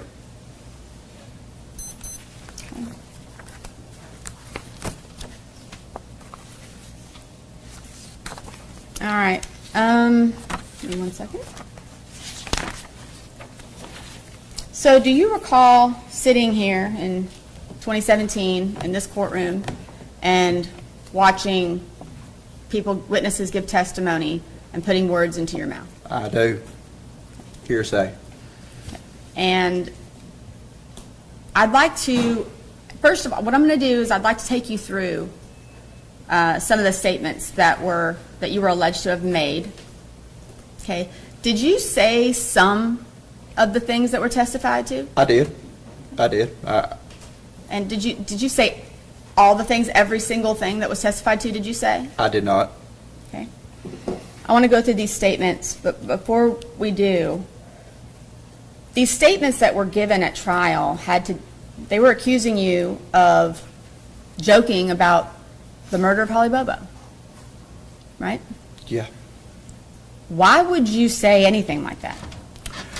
Well, I sold a lot of drugs, and I found it a lot easier when I fronted drugs out. If people were scared of me, I got my money. I got paid. It was just the way it is in the drug business. If people are scared of their drug dealer, they're going to pay. So that's kind of stupid answer, but it's the truth. I mean, Right, okay. Who's Carl Statler? he was a friend that lived right below me. He went to school with my brother. All right, did you hang out with Carl Statler during this time? I did. Do you recall going to Johnny's Bar and Grill with Carl? I do. And I'm sure you heard his testimony. Did you tell, so first of all, who's Misty Tubbs? She was a friend of my son's mother. Never really hung around her that much. I think I've been at her house one time with Amy, with my son's mom. Okay. And was she the bartender at Johnny's Bar? She was. Do you recall getting in an argument with her? I don't really recall. It seemed like we did get into some kind of argument. She accused me of, I think, of doing something to her car or something. All right. And Did you say, I'm just going to ask, did you say, I'll kill you like I did Holly Bobo? I don't recall saying that. Did you tell Carl Statler that I did it? No. Is it possible that you made some statements similar? I've made some open-end statements before where people could have had the wrong idea. You know, I remember I told Rebecca once, I said, there's already one person missing. What makes you think it can't be two? And by that, I wasn't meaning that I did anything. I was just, we was arguing and just trying to get her to, she was kind of griping at me. Were you admitting in that statement that you killed Holly Bobo? Absolutely not. All right. And do you recall Rebecca Earp's testimony? I do. On the day after, so on April 14th of 2011, she testified that you guys were watching the news and that you said they'll never be able to find her. Did you say that? I believe I did say that. And now there's reasons why. There, in Decatur County, there's a history of women that goes missing and hadn't been found. There's still a Bogus girl that has never been found. Nobody knows what happened to her. And this happened when I was in high school, and nobody knows anything about it. So, yeah, I made that comment. Okay. Did you make that comment because you had knowledge of where Holly Bobo's remains were? I did not. I only made that comment because of the time period of the news interview, and it's just statistics. If the police doesn't find the person that was missing, it's just statistics, and that's all I was stating. I guess I watched too many crime. You heard Rebecca Earp testify that you said that you would tie her up just like you did Holly Bobo and no one would ever see her again. Did you say that? I don't recall making that statement. How about she better not go to the law and she better not make any statements, otherwise you would hurt her or her family. Did you say that? I may have said that. Okay. I Was don't- that I you don't dispute admitting that. to having anything to do with Holly Bobo? No. Was that you claiming to have any knowledge of the murder of Holly Bobo? No. How about around July of 2011, when you and Rebecca were at John Mitchell's house? She testified to that. Do you recall that? I do recall that. Okay. She said everything was ready to go in the back of the truck to be put under the Birdsong Bridge, and that you said, or I should say, you or John Mitchell said, they said that it was Holly's remains in these Tupperware tubs that were in the back of the truck. The only thing is that date. The date was, we wasn't dating at this time. This was after me and her broke up, and this was after me and her broke up, and I think she was seeing John. And I do recall that, and it had nothing to do with no remains. It was meth making material. We was just kind of, the way we was discussing it, we just didn't want to put our business out there. Okay. But with the way she took it, I guess she took it that way. But you never told her that it was Holly Bobo's remains in those tubs? I never told her it was Holly Bowles' remains. I never told her it was a meth lab. All right. Do you recall Victor Dinsmore testifying? I do. All right. So you testified earlier that you do remember getting into a fight with Shane at Miss Dottie's that day. I do. Okay, so Victor Dinsmore testified that you and Shane were arguing about who was going to hit it first. Yes. And So- can I elaborate with that? Please. And when I jumped out, Shane was like, you ain't gonna hit me. And I said, well, I'll hit you first. And that's where that comment came up. And I did. I hit him first. And the argument was something stupid. To this day, I still don't know. It was just like, well, that wall's white. No, it's not. And we just jumped out. He said, you ain't gonna hit me. I said, okay. When you made that statement, were you in any way claiming that, telling Shane that you were going to rape Holly Bobo first? No. Anthony Phoenix, who is he? He was a friend of mine, a drug friend of mine. All right. Do you recall hearing Anthony Phoenix testify? I do. Now, he testified that, well, first of all, did you talk to Anthony Phoenix about meeting with Miss Bobo? I did. And did you express concern to him? I don't believe I expressed concerns. I think I just told him about the meeting. He testified that you were driving around in the car and said, let's rape this bitch. I did make that comment. I didn't say let's rape this bitch. We was riding around and he was needing some money. He was wanting to rob somebody's house. And anytime I've ever stole something, I've always gotten in trouble. And I could not get him to shut up about wanting to go rob somebody's house. He was wanting me to drop him off somewhere and pick him up. And I made the comment, well, if we're just going to do that, we might as well just go rape somebody. Because anytime I steal something, I always get in trouble. So that was, and after I said that, the wheels started turning his head, and I wasn't admitting nothing. I was just trying to get him off the track of going and stealing something, which he did. He didn't say nothing else about stealing nothing that night. So. Did you say to him, I couldn't have picked a prettier bitch and it sure was fun? I don't recall ever saying that. Okay. So at any point in time during your conversations with Anthony Phoenix, did you admit to raping or killing Holly Bobo? Never. Jamie Darnell, who's he? He's a local friend of mine that uses drugs. All right. And did you guys use drugs together? Yep. Okay. You heard him testify at trial. Yes. So he testified that you said about a knife that you were carrying. If you knew, if he knew, sorry, if you knew what that knife had done, that you would probably be afraid of holding the knife. Did you say that to him? I did. That's another situation where he kept bothering me. He was wanting to buy. I've got a knife collection of my dad's, and my dad had this guy named Perry Wingo to make these knives. He would make them, and I probably got about 25 or 30 of them.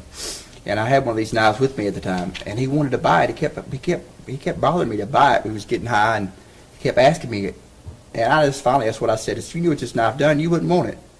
And after I said that, he didn't ask me no more to buy that knife. But the whole goal of that was just to get him to, he didn't, when I told him no the first time, it's like he wouldn't listen, So I told him that just to get him to quit asking about it. Were you in any way implying that that knife had been used on Holly Bobo? No. How about his testimony that you pulled a pistol out and shot it over the top of his girlfriend's head out the front door? No. Did you do that? No. Okay. He also testified that that same night he had pushed you out the door and you broke down crying and started apologizing. Do you recall doing that? I do. And we was in his bathroom getting high, and I was at this time I was an intravenous user. I used a needle, and I tried to get him to shoot up that day, and he didn't want to. And after that, I felt real bad because I tried to push that on him, and I apologized for that, and that's what I. Okay, so you were not apologizing for something you did to Holly Bobo. No. And he also testified that you needed to clear your name, that you couldn't be coming back around his house, you needed to clear your name. And he said that you said that you couldn't do that because you were too far involved into it and there was no way that you could do that. I did, and there's reasons. I thought he was talking about you need to clear your name as far as like being the local drug dealer, being the local drug user. And I told him I was too far in. I can't do that. Like, I was selling dope every day at this time. And, yeah, I absolutely said that. But that was a mischaracterization. All right, so were you, when you said that was there any implication from you that you had anything to do, that you were too far deep into Holly Bobo's murder? No, absolutely not. Corey Rivers, do you know who that is? I do know who that is. Okay, and you saw him testify. I did. So who is Corey Rivers? He was just somebody that was at Williamson County Jail in the pod that I was with. Okay. And does it sound about right that it was around sometime between April and June of 2016? That sounds about right. He testified that you said that you went to him and asked him if God would ever forgive you. Did you do that? Never. And he also testified that you told him that you and a couple of your friends got drunk and went into the woods with this girl. One thing led to another, and I was there for the worst of it. Did you have any conversation with Corey Rivers that was anything like that? No. Have you had conversations at all with Corey Rivers? I did talk to Corey. Okay. What did those conversations entail? I don't really recall. I may have told him what was going on, like what was going on with the case. You know, what the state was alleging. That's the only thing that where he, you know. Did you testify to him, or I'm sorry, excuse me, not testify. He testified that you said that the bottom side was found in one part of Tennessee and some other pieces was found in other places. Did you say that to him? I don't recall saying that. And that it had been chopped up? I don't recall saying that either. Did you at any time in any of your conversations with Mr. Rivers admit to killing, raping, or kidnapping Holly Bobo? Never. All right. How about Sean Cooper? You remember him? I remember Sean. Who's he? He was, so when I was at Chester County Jail, he was in the little room right there with us. I think there was 3 of us. Okay. Now, he testified that you asked him to tell your brother, Dylan, that if he doesn't keep his mouth shut, that you're going to put him in a hole beside her. I don't recall saying that. I do remember telling him that he needs to tell my brother. I think he had charges in Obion County, and that's where my brother was being held. I said, well, you get up there, you need to tell my brother, Dylan Adams, he needs to keep his damn mouth shut, because the lies he's telling has got me arrested for something I didn't do. Did you in any way admit to Mr. Cooper or imply to Mr. Cooper that you were involved in Holly No. Bobo's death? No. How about Jason Kirk? Do you know who that is?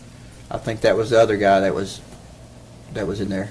All right. And so he testified that he overheard you tell Mr. Cooper that, will you give my brother a message for me? Tell him if he doesn't keep his fucking mouth shut, I'm going to plant him next to that bitch.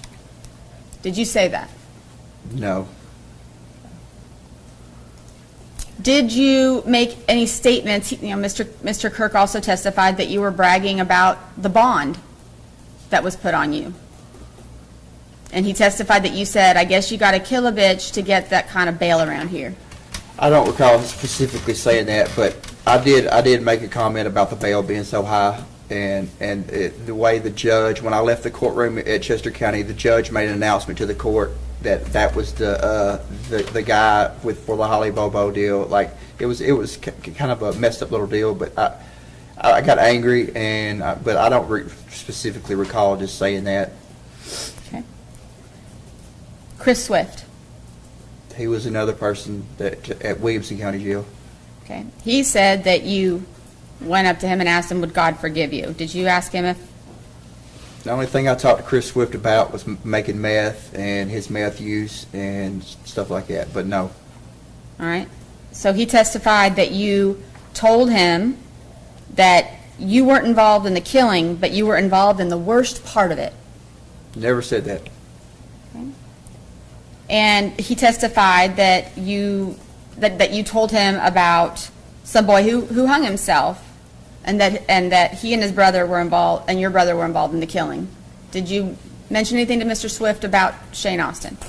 I may have mentioned that Shane and my brother were well, my brother was being charged, and Shane was a friend of ours, and he had hung himself. But other than that, no. Did you tell Mr. Swift that they were in the back room having sex No. with Polly? No. Did you tell Mr. Swift that something went wrong, and and that you were involved in the worst part of it? No. Okay. Did you tell Mr. Swift that as soon as the trial's over, that you're going home, they didn't have a body, and they didn't have a murder weapon nor a motive? No. All right.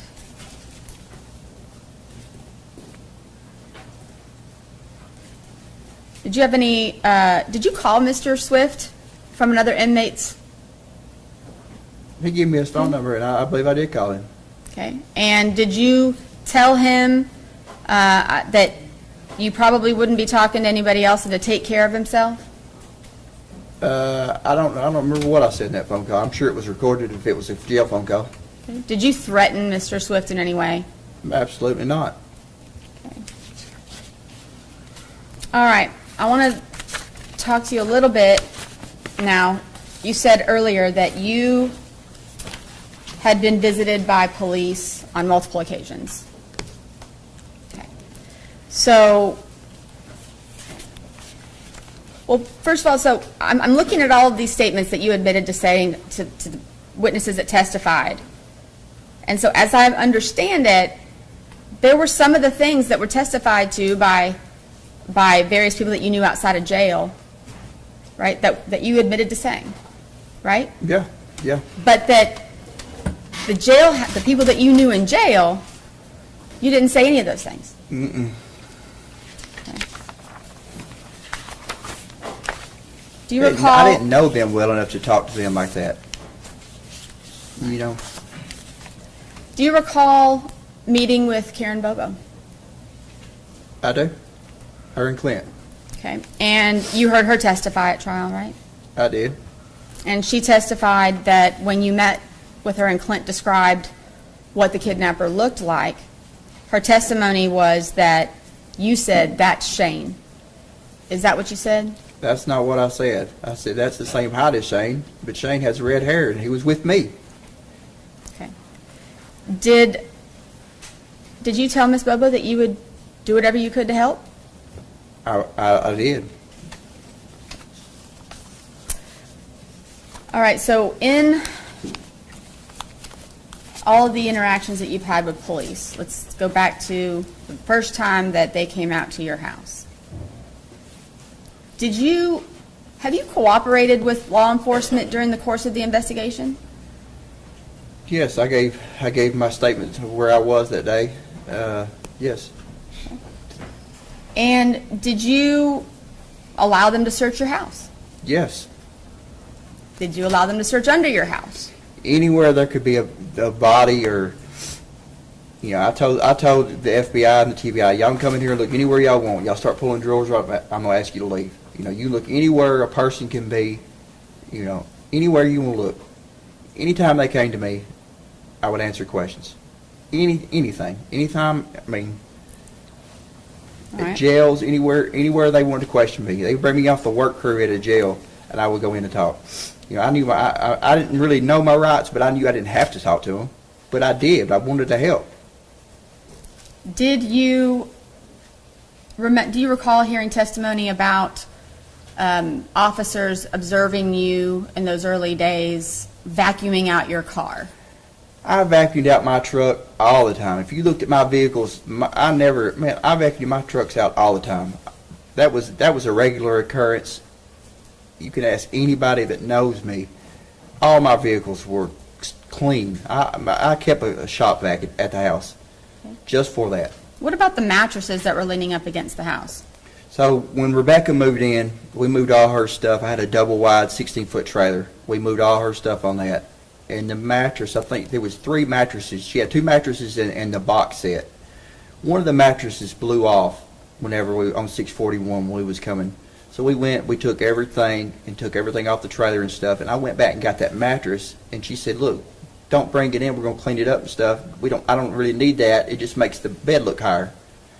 And so I was like, well, what do you want me to do with it? And she's like, I don't care. Just don't bring it in here. We don't have nowhere to put it, you know. So I said, okay. So I leaned it up against the back side of the house.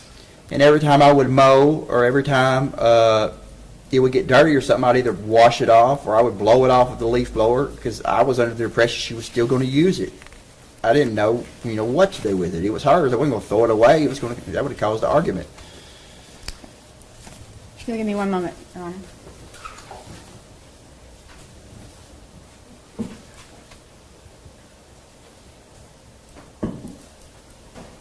All right. So, have you had a chance to review some of the, first of all, do you know what an IR is? I do now. It's the investigative report. Okay. So, have you had a chance to review the IRs that were related to statements that you made to law enforcement? I have. Do you recall right around April 23rd of 2011 with them coming out to your, law enforcement coming out to your house? What was the date again?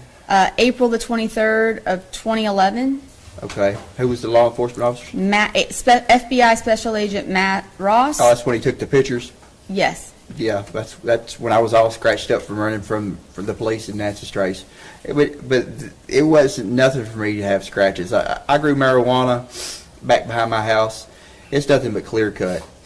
And that was another, the time when they was talking about I ran behind the house. And if I'm not mistaken, Mr. Rainey also testified that he knew where my marijuana plants were, which he did. When they come searching, I had to move everything. I had about 5,000 marijuana plants when all this went on.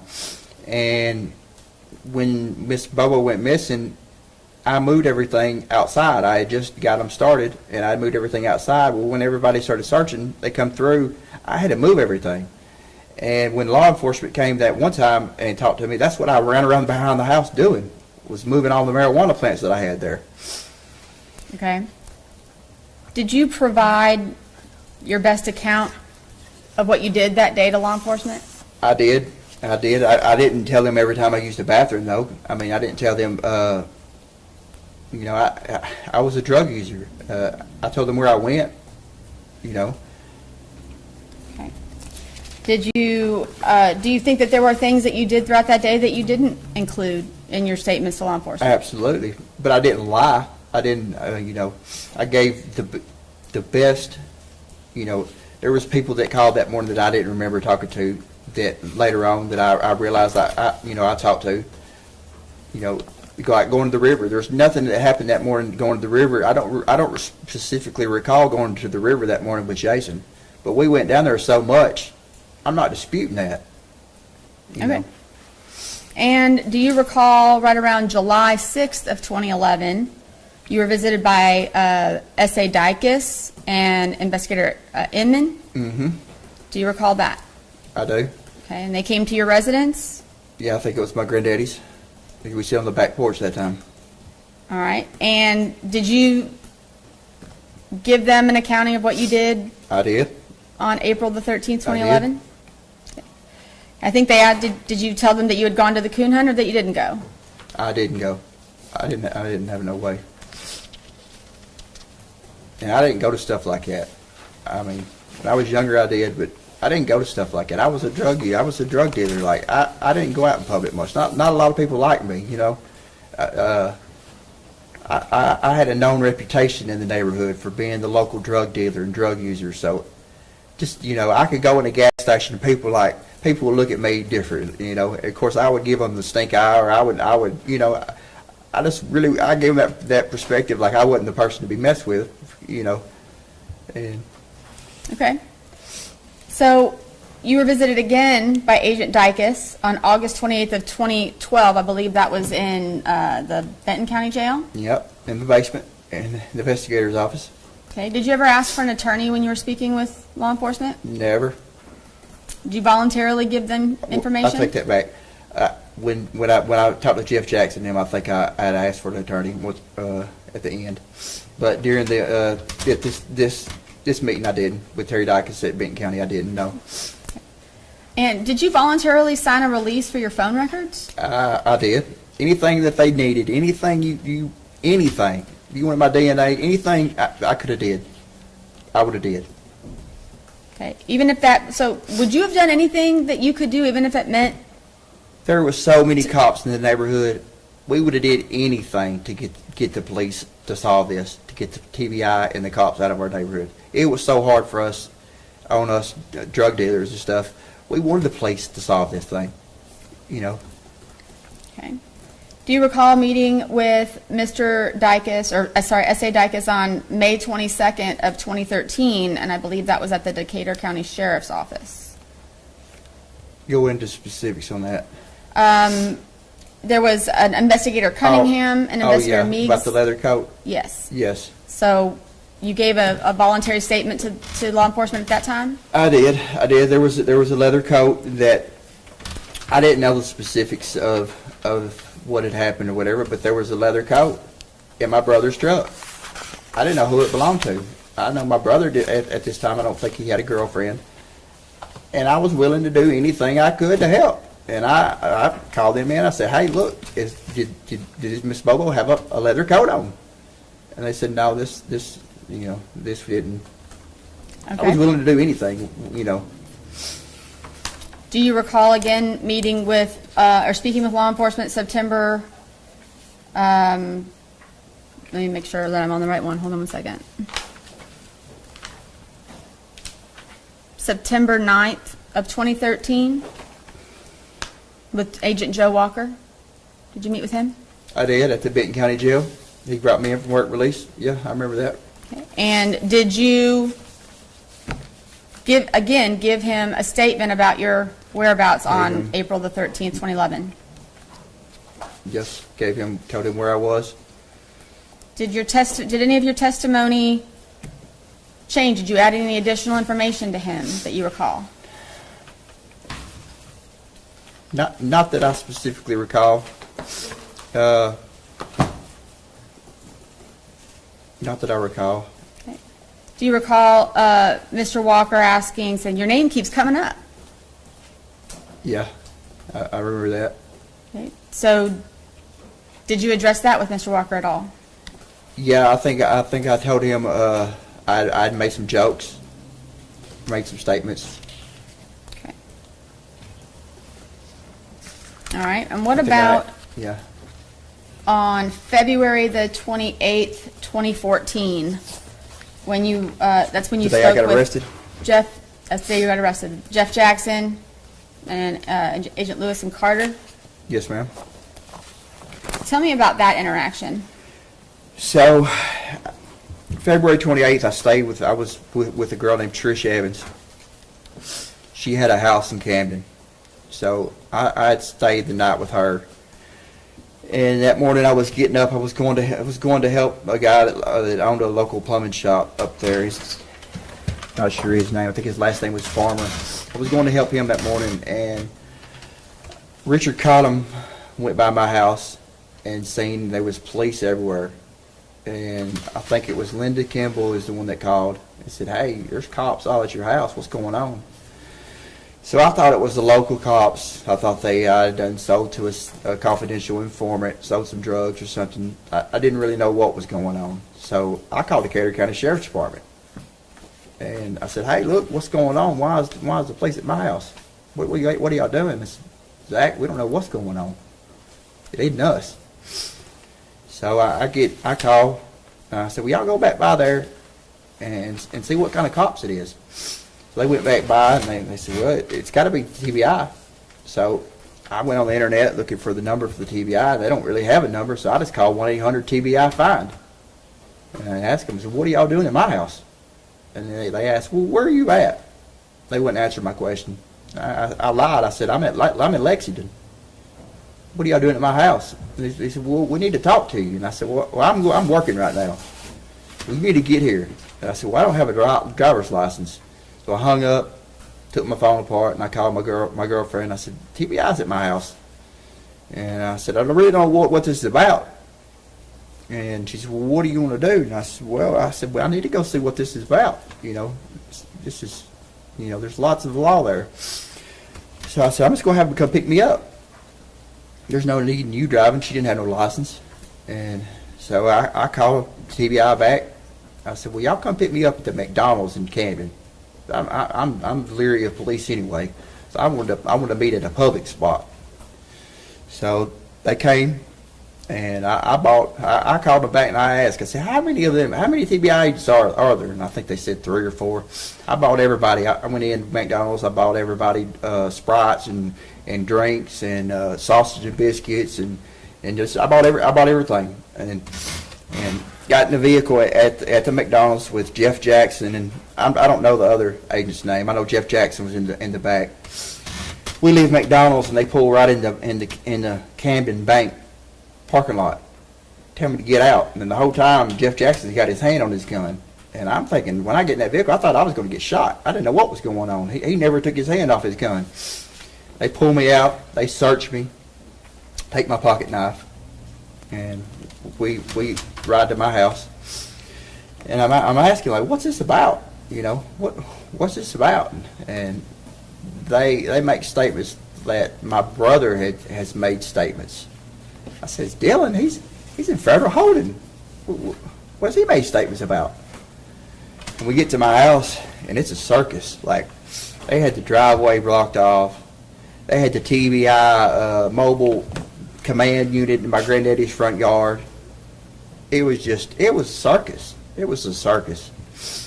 And So let me just make this, you voluntarily, you sought out law enforcement when you found out that they were looking for you, and you invited them to come meet with you. I did. I called them. Okay. They had already knocked the door down, was in my house. All right, so I want to ask you one last set of questions. Okay. At your trial in this case, has your defense always been straight up innocence? Always. Then why Till my last breath on this earth, it's always going to be innocent. Then why didn't you testify? The reason I didn't testify, a week before my trial, Jennifer Thompson had my mom and my cousin come in from Atlanta. My mom had to take off work and come up here, and we all met at the Savannah jail over here in the library. And they had already talked before this and planned all this out, but they got up there. She got my mom up there and my cousin up there, and my mom made me promise that I wouldn't testify because all the bad things that the state was going to try to say about me, and they just didn't want me to testify. And Did any of your attorneys ever meet with you and prepare testimony for you? never. Did you discuss taking the stand with Ms. Thompson? I did multiple times, and the way I guess that she practiced, she's tried to say that she didn't want me to. She didn't want me to at all. Okay. I was advised not to. I wanted to bad. How about with Mr. Simmons? Did you have that conversation with him? I didn't, not that I recall. Okay. Did the pressure from your family and the advice you received from counsel, did that in any way affect your decision not to testify? It did. Do you recall Judge McGinley asking you questions, saying, is this your decision not to testify? It did. He did ask me that, and at the time I didn't realize I could have said yes. And went against my lawyer. I just was going with what Jennifer. We paid her a lot of money. She was a paid attorney. We paid her a lot of money, and I was told to listen to her, and that's what I did. Did Ms. Thompson ever sit down and discuss any kind of defense strategy with you? We met a lot, but like the discovery. I never got to see all the discovery. Like, she tried to fix it up at the Williamson County Jail where I could get a computer and get the hard drives. And the sheriff, they wasn't trying to make anything extra, special for me. He said, no, you can get it mailed in. What the sheriff didn't realize is it would have filled 4 or 5 cells up. And I never got to see all the discovery. I never, we met a lot, but a lot of it was just, she just asking where I was, and just, she was unorganized, very unorganized. So, being a part of this post-conviction relief process, observing Mr. Bates and I, Day and night difference. so knowing now, if you had known then what you know now, would you have testified? Absolutely. And I just have to ask these questions one more time. Did you kidnap Holly Bobo? No. Did you rape Holly Bobo? No. Did you murder Holly Bobo? No. Did you have anything to do with the disposal of her remains? No. And if I would have knew anything about this, it could have helped in any way possible, I would have. And is everything that you testified today the truth? Absolutely. That's all I have, Your Honor. This examination, Ms. Weber. Thank you, Your Honor. At 8:19 in the morning on April 13th of 2011, you texted Jason Autry. Okay. Never mentioned that to the police. I didn't mention every text I made. I didn't tell them every time I used the bathroom. 8:30, you called Jason Autry on the morning of April 13th, 2011. Ms. Weiler, there was a lot of phone calls I made that morning. There was a lot of people I talked to that morning that I don't recall talking to. 8:35, on the morning of April 13th, 2011, you called your grandfather, Dick Adams. 8:37 in the morning of April 13th, 2011, you're calling Jason Autry again. Let me guess, you don't remember that, right? If I would have, I would have. You would have what? If I would have remembered, I would tell you. I'm not Okay. going to sit here. Okay. 8:38, Jason Autry calls you back. Again, I'm talking about the morning of April 13th, 2011. The morning that has been your whole life since it happened. Since April 13th, 2011, that day has consumed your life. And nobody until this moment has heard that information. You didn't tell one officer.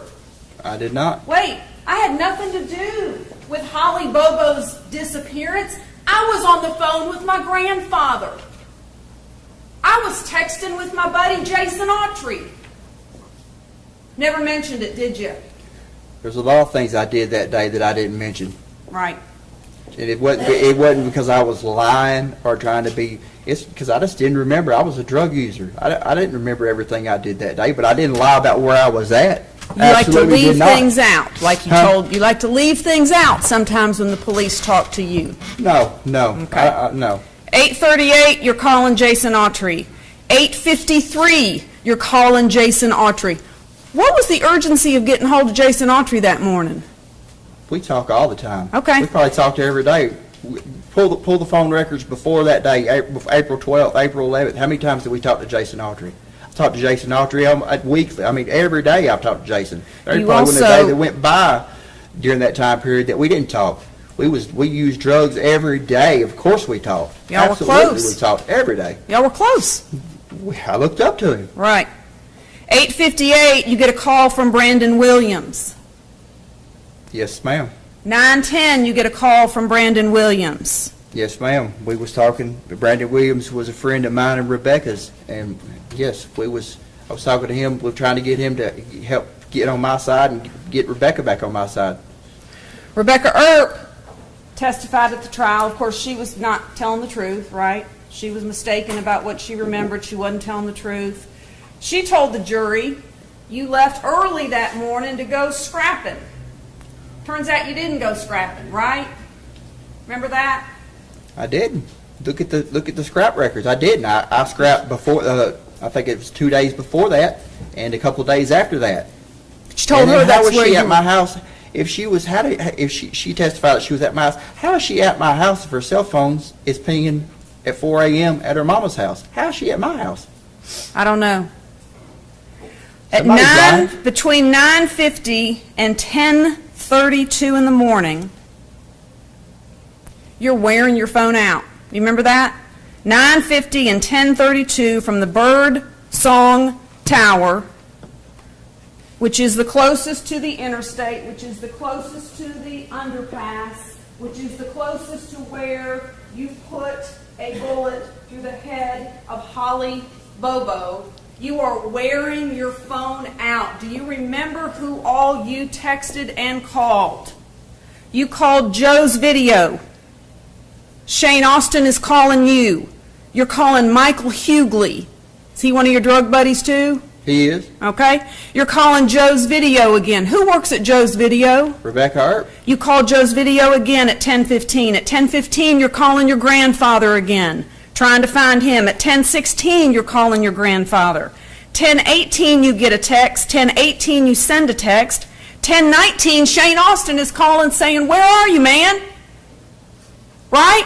Where are you, man? This plan is about to fall apart No, I and don't- blow I don't- up. I don't Where are you, recall man? that. I don't- 10:19, you called Joe's Video again, trying to get a hold of Rebecca because y'all were having a fight, right?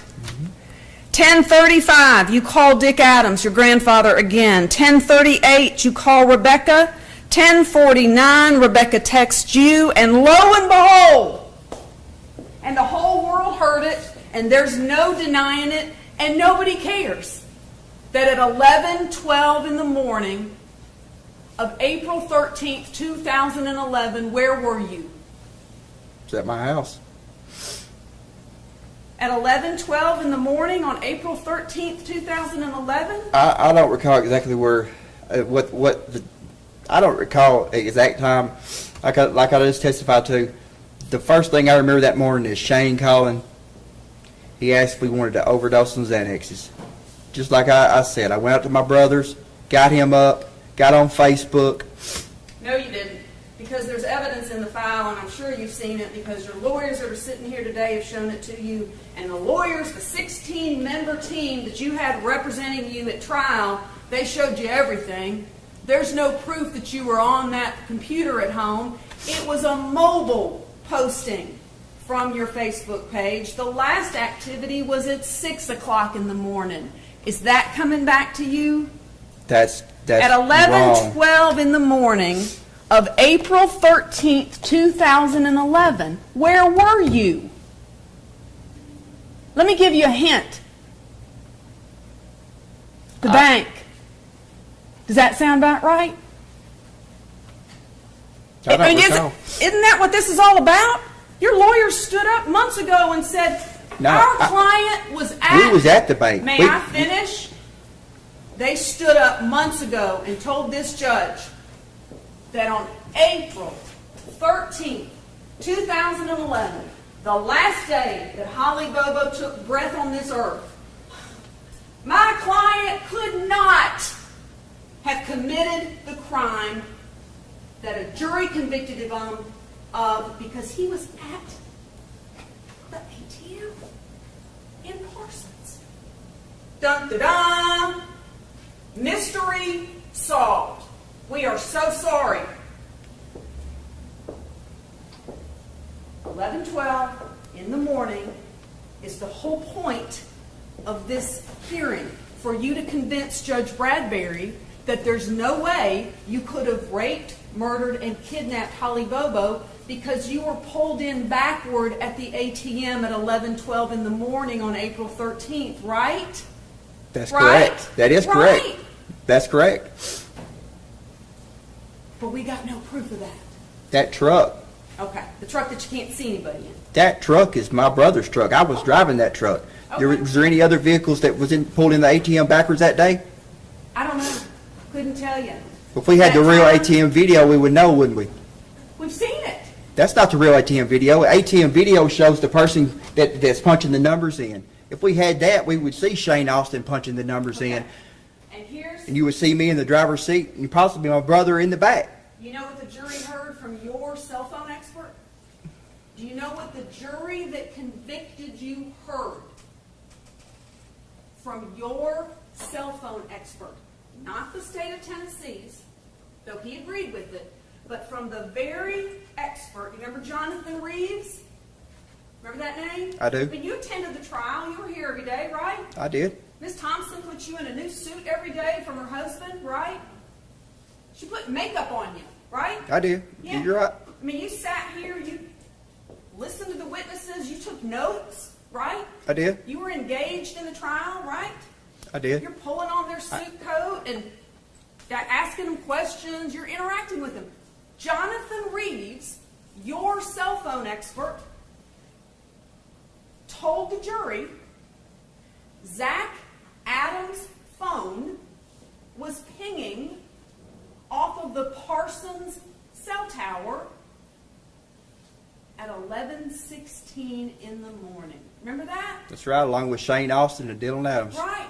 We're all in Parsons. That's right.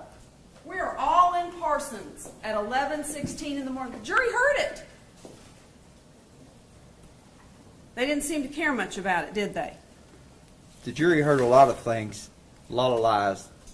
Right. Everybody was lying, weren't they? Well, I wouldn't say everybody, but there was a lot of lies told in that case, in that trial. Lots of lies. Let me ask you about the trial a little bit more. You mentioned that if I had just known that I had the opportunity not to testify, or to testify, I would have done that. I would have done that. I'm sure you've seen this, and we'll talk about it in a little more depth in a minute. There's a document, a series of documents that your lawyer's team put together titled Zach's Stupid Mouth. Remember that? Did you ever see that? No. It outlines everything that Ms. Etu has just talked to you about. In addition, everything else that you said to anybody with ears between April 13th, 2011 up to today. Because you're still talking about it. But at the trial, after the state rested, right? And Judge McGinley looked to your team and said, will there be any defense proof? Does your client want to testify? Remember that? What was the question again? Do you remember being asked if you wanted to testify at your own trial? I did. Okay. You're on trial for the rape, murder, and kidnapping of Holly Bobo. The judge asked you if you wanted to testify. Did you answer the judge right away, or did you talk to your lawyers about it? I believe I answered right away. You just blurted out an answer. I said no. I was Did you advised by my lawyer not to, and that's what I did. Okay. All right. May I approach, Your Honor? You may, you can pass it to the vote. Your Honor, may I see what is being presented? The moment here at the trial, page 2,539. I don't know the bottom. There you go. Thank you. You recognize this? Your Honor, would you like the transcript? We have a copy of the transcript for the court if you would like to follow along. I'll be all right. If you're gonna be objections, just be here. No, Your Honor. Let's go in there and set the list for another deferral.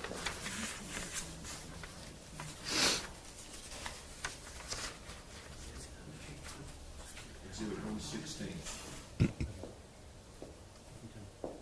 Do you recognize Mr. Judge McGinley talking to you? Yes, ma'am. You sat in that stand, didn't you? You remember? I don't recall sitting in this stand. I think I stood up over there at the table. Swear you in? I don't believe I was sworn in. Yes, you were. Read it. You were sworn in, and you were sworn to tell the truth, the whole truth, and nothing Okay, I but see that right here.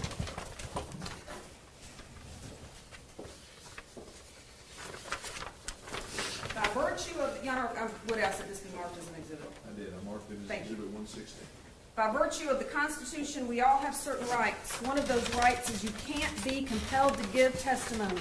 You were present when this is the judge talking to you, right? Not to Ms. Thompson, not to your mother, to you. You were present when I read that to the jury at the outset. It said if you do not take the stand to testify, that they can draw nothing from that that's constitutional right. Also, you have a constitutional right to give testimony if you wish or desire. You can take the stand, If you do, you will be subjected to cross-examination, and your credibility will be judged by the jury by the same standards I've already charged them. This is your decision, okay? Again, this is the judge talking to you. Your big moment. Miss Wyrick, You can make my- it having consulted with your attorneys. Again, this is the judge talking to you after you've been sworn to tell the truth. I would expect you to consult with your attorneys, but this is not their decision. This is your decision. You're standing there between two of your attorneys.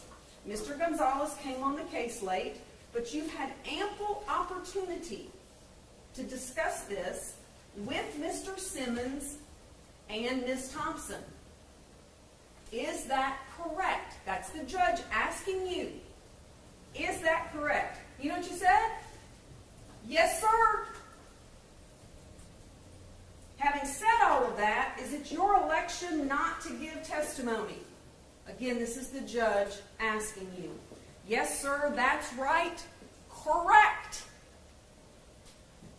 The judge goes on because the judge wants to make sure this very important decision is being made freely and voluntarily, without any pressure, without a lawyer saying, oh, no. You ain't getting on that stand. So the judge says to you, are you doing this freely and voluntarily? You said, yes, sir. You don't feel you've been pressured either way? This is the judge asking you again. No, sir.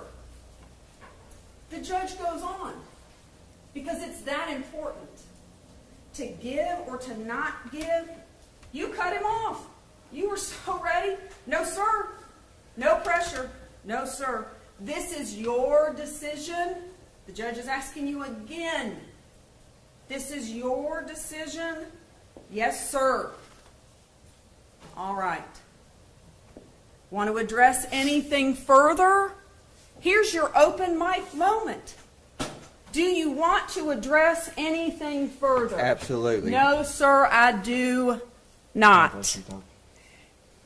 And that was the end of it.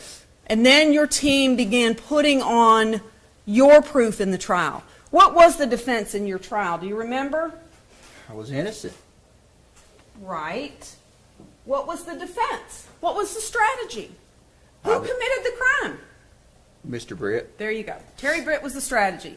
And the defense was built around that, correct? I also want to say my mind was already made up about the testifying before the judge asked me all this.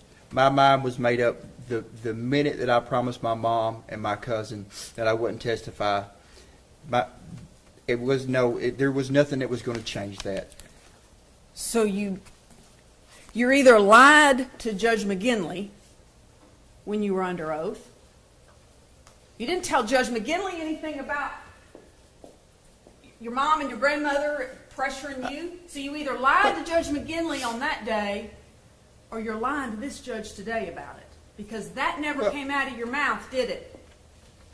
That didn't come out of my mouth, but my Okay. mind was already made up. Okay. My mind was already made up. You never told the judge that, though, did you? No, I didn't. Okay. All right. I didn't. There was a lot of things that I didn't realize at my trial, things that I know now. There was a lot of things. I was totally unprepared. I had no way to access law books or anything. There's a lot of things I didn't know that I would have did different. There's lots of things. That you would have done differently. Yes. Right. Yes. All right. Absolutely. There was. I would have demanded to go through all the discovery. I would have demanded it. That's one of the key things. What if there's something in there? My lawyer don't know if there's something in there. I mean, that's. Well, let me ask you this. How many times did Ms. Thompson come to meet with you? I don't recall Miss Wyrick. She came a lot. She lot. did. She worked hard on this case. Almost 4,000 hours. Do you know that? Almost 4,000 hours of time that she billed the state of Tennessee for, which is probably an underestimate of the time. I would imagine she probably put time into this case that she didn't bill the state for. In addition to that, your family paid her $50,000, right? I believe it was 55. All right. She put a lot of work into this. How many times did she come see you? 10, 20, 30, 40? She came a lot. Give us an idea. 50, 50 times. I would say, yes. Objection on just I, speculation. I, I, He don't, says I, I he don't doesn't recall. really Like I said, know. I don't recall how many times. I didn't count. I didn't mark it. He's giving us an estimate, it's a lot. We know it's a lot, I'm sorry. But every time she came, she wouldn't. A lot of times we would just be going through the discovery, going through stuff. Well, I thought you just said you never saw this girl. I didn't see all of it. Did she ever There's call 4 you? terabytes worth. I didn't see all of it. I'm not sure she looked at all of it.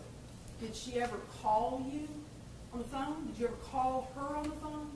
We did. Okay, so you had in-person meetings, you talked over the phone. Every time you had a court setting, you were with her, correct? We did, and Okay. when she did call, when we did talk, we didn't talk. She advised me not to talk about the case on the phone. She was very leery. When I was at Chester County Jail, I remember they would let me call her, but they would carry me to there's a little room in there, the same room when she would come to meet with me. It's the same room they would put me in. And when I told her about that, she said, "Well, from here on out, don't talk about nothing on the phone. We think this room may be wired or something." Sure. So she Okay. didn't want you talking there. Right. So she came to see you many times. She also sent people to come see you, correct? She did. Mitigation experts that came to see you, right? Remember Lee Norton? Who was Lee Yep. Norton? The one that did the IQ test and all that. Okay. Jim Simmons, did he come see you? He did. All right. Did Jerry Gonzalez ever come see you? I don't specifically recall. I Okay. think he might have came once.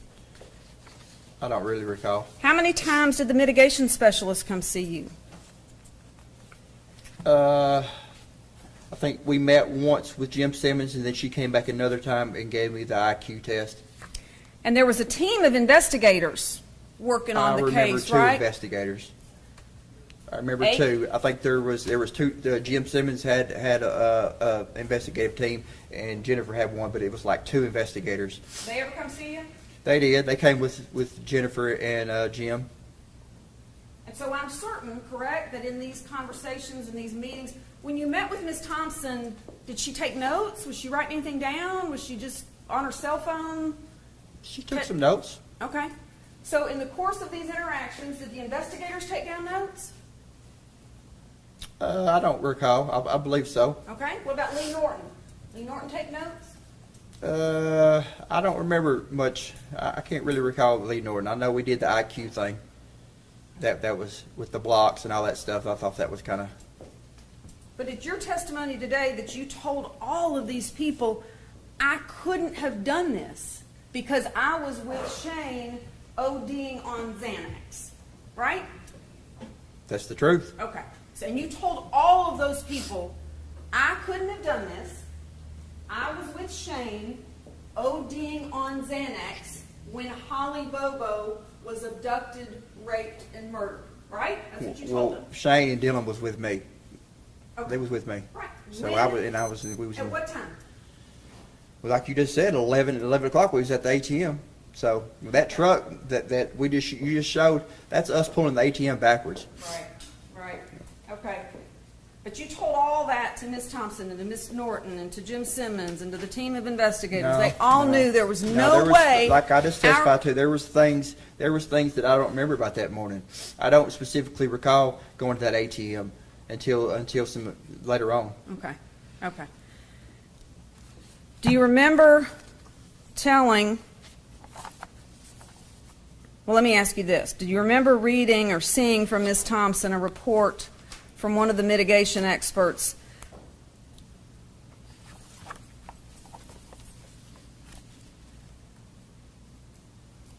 There are problems with using his mother as mitigation because Zach shot her.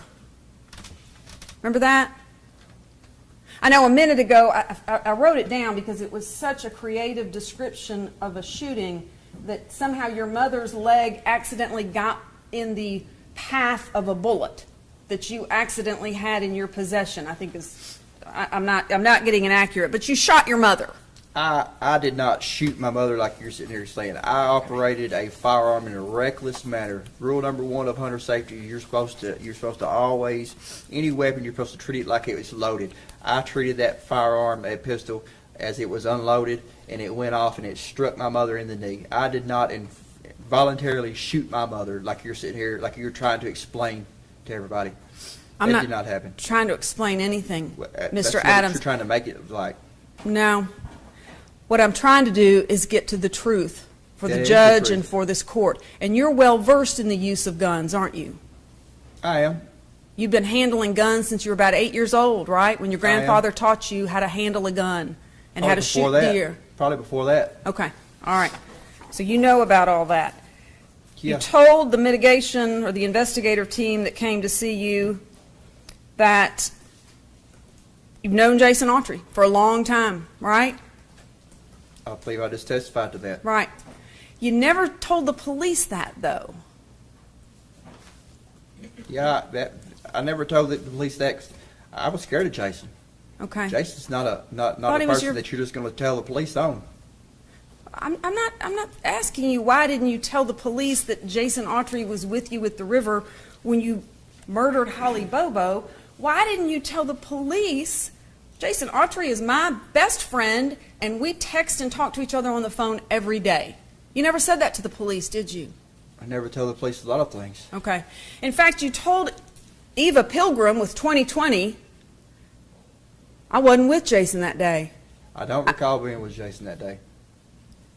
You just testified that you were with Jason that day. I was, but I don't, there was no specific, I was with Jason so much, there was nothing that we did that morning like, we didn't catch a big bass. There was nothing specific about that morning to make me remember.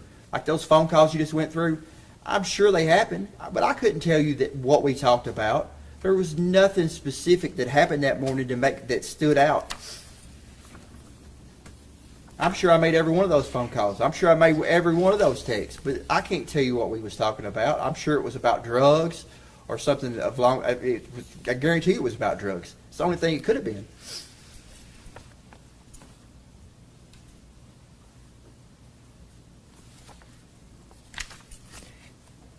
Do you remember how many times you told your lawyers, I just want to go to trial. I just want to go to trial. Absolutely. They wanted you to plead I'm guilty. innocent of this. Absolutely. I don't care if death penalty's on the table or not. Absolutely. I'll to my dying breath, I'll be innocent. And that's the truth. In all of these interviews with the investigators, when did you ever tell them I was with Jason Autry that day? Like I just said, I don't recall being with Jason that day. I was with Jason so much. Ma'am, we did so many drugs. Days would run together. Jason hung out at my house so much. We was together all the time. All the time. Look Then at my why phone not records. tell the Look at police phone that? two or 3 days before April 11th or April 13th, 2011. Look, 2 or 3 days after. We talked all the time. All the time. Then why not tell the police that? Do you remember telling investigators that people steer clear of Jason and I when we're together? Most people know we are up to no good.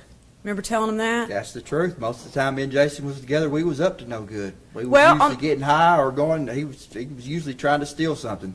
What kind of car did Jason drive back in April of 2011? PT Cruiser, gray, 4-door. Did he come to your house later that day before y'all went over to Dottie's?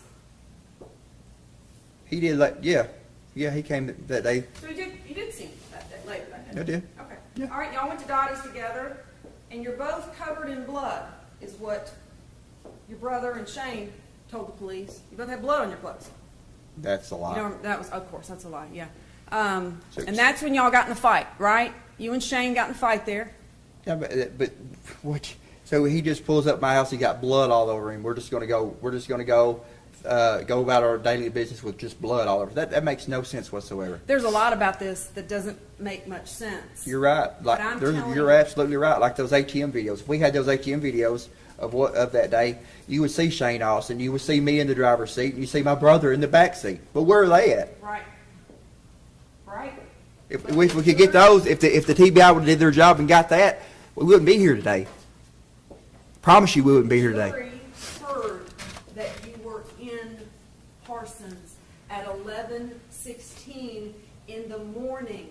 The jury heard that from your own expert. Miss and Wire, they did of course not they heard that. care. Do you know what time Holly Bobo was abducted? I don't. 7:50 in the morning on April 13th, 2011. So your defense team, you filed a notice of alibi, didn't you? You and your lawyers? Remember who your alibi witnesses were? Do you remember who you told the court your alibi witnesses were going to be in a written motion? I think it was what? No, I don't recall. Dick Adams, Dylan Adams, Shane Austin, Right? and Rebecca Earp. All the people that I seen that day. Right. All the people I made phone calls to that day. Everybody you just stated, I was talking to that day. Everybody, you just stated every one of those names. You just stated that I talked to on the phone that day. Every one of those names that I seen that day. Me and Dylan and Shane, we was all together that day. Did any of those people, who of that bunch saw you at 8 o'clock in the morning on April 13th, 2011? Nobody. Well, nobody. All right. So on April 13th, 2011, much later in the day, after you've gotten into a fight with Shane at Dottie's, your grandfather calls 911. Not once, but twice. On April 13th, 2011. That's correct. The jury heard that, right? That's correct. If I'm not mistaken, he said he's trying to get a gun and a vehicle. Well, why was I needing a vehicle if I had the white pickup like you said? That makes no sense whatsoever. And I believe you said it yourself yesterday. If I had access to a vehicle, why was I needing his vehicle? Maybe you were trying to get out of town fast because you That's not the truth. It's kidnapped, because I didn't have a raped, vehicle. And murdered Holly Bobo. It's because I didn't have a vehicle. That's why I was trying to get his van. Hit play. See if you recognize these voices.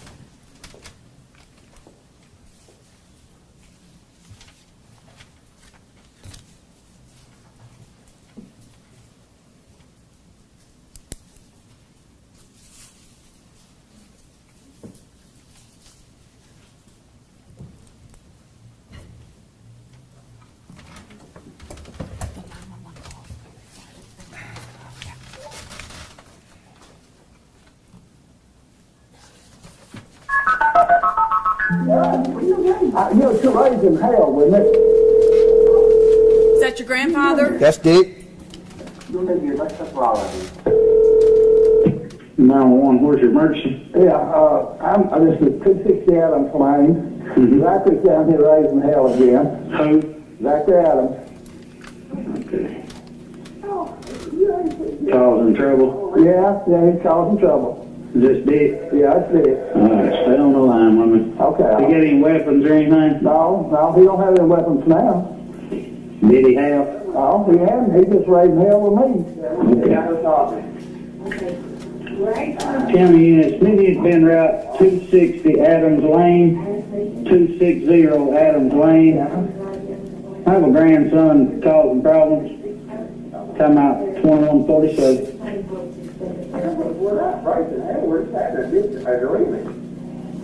It's just you and him there? Well, his brother's here too. But he's the only one causing problems. Yeah, he's raising hell wanting my van. I'm gonna let him have it. I'm talking to them 911, so I'm gonna have to be down here in a minute. You raising hell with me, I tried to get you to leave. And you got me out of bed. How are you? Well, he said he's leaving now. Was he leaving in? Well, he ain't got no vehicle. There's nowhere to go. He's on drugs or something. I don't know what the hell it is. I can't put up with this, though. I'll wait and I will bother you, okay? Okay. Well, he said he'd leave and he wouldn't bother. It's just totally up to you. You call me. Well, I mean, if you want him to come, I'll take care of it. okay. I'll let him leave. All right, if you need us, call us back. Okay, I'll call you back. All righty. All right, bye. He ain't got no vehicle. That's There's what Dick another just phone said. call. There's another phone call. Okay, but he just said he ain't got no vehicle. Yeah, I didn't. I didn't have no vehicle.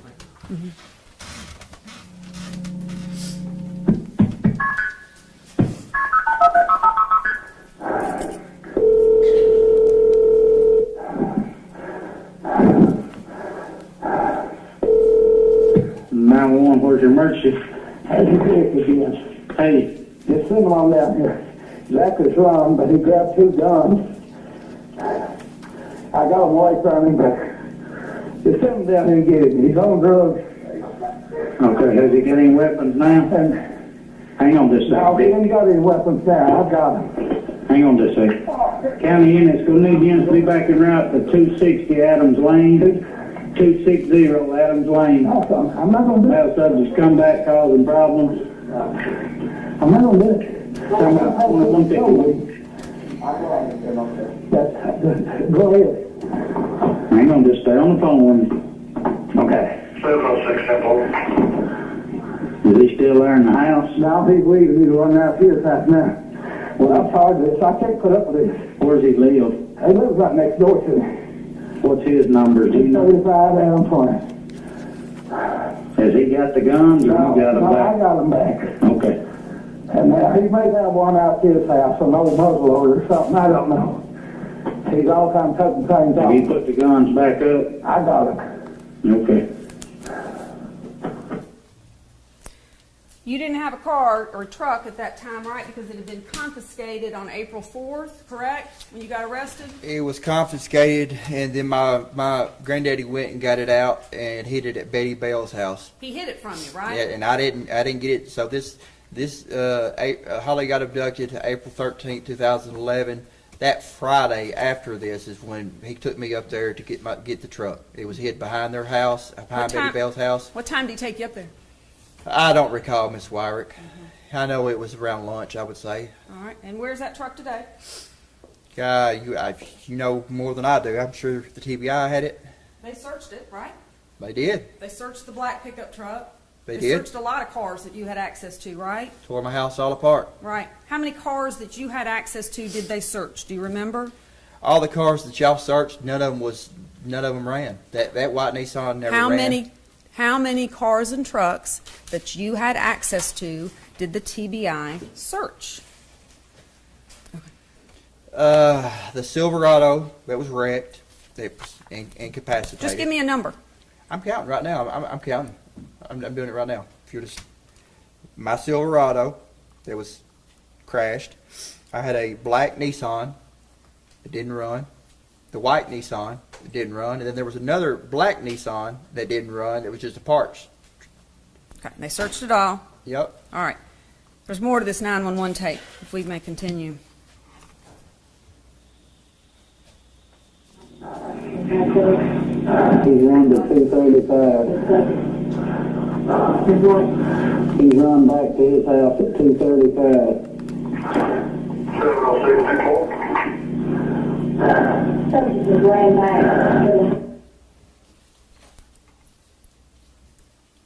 Just calm down, Dick. We're gonna get you some help out there. They just come in and woke you up? Yeah. He's been let up sleep all day, and I can tell he's messed up on drugs. I called him solitude. And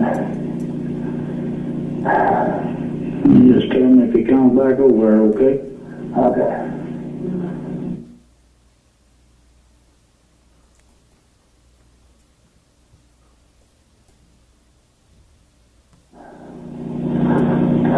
He go back in over to his house. I don't know where he just run out toward his house. I don't know where he went, but he run out toward his house.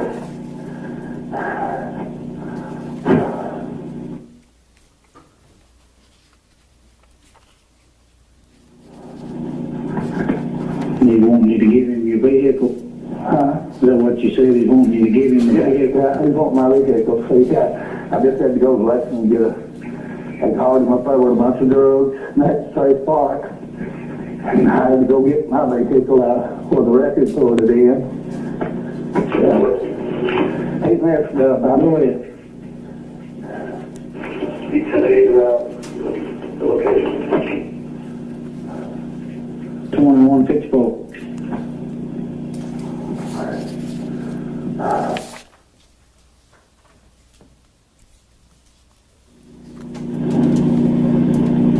Don't know what all he's messed up on.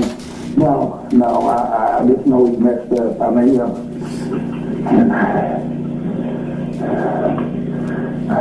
You hadn't seen him since he took off, have you? no, he grabbed that couple of guns and I got him away from him.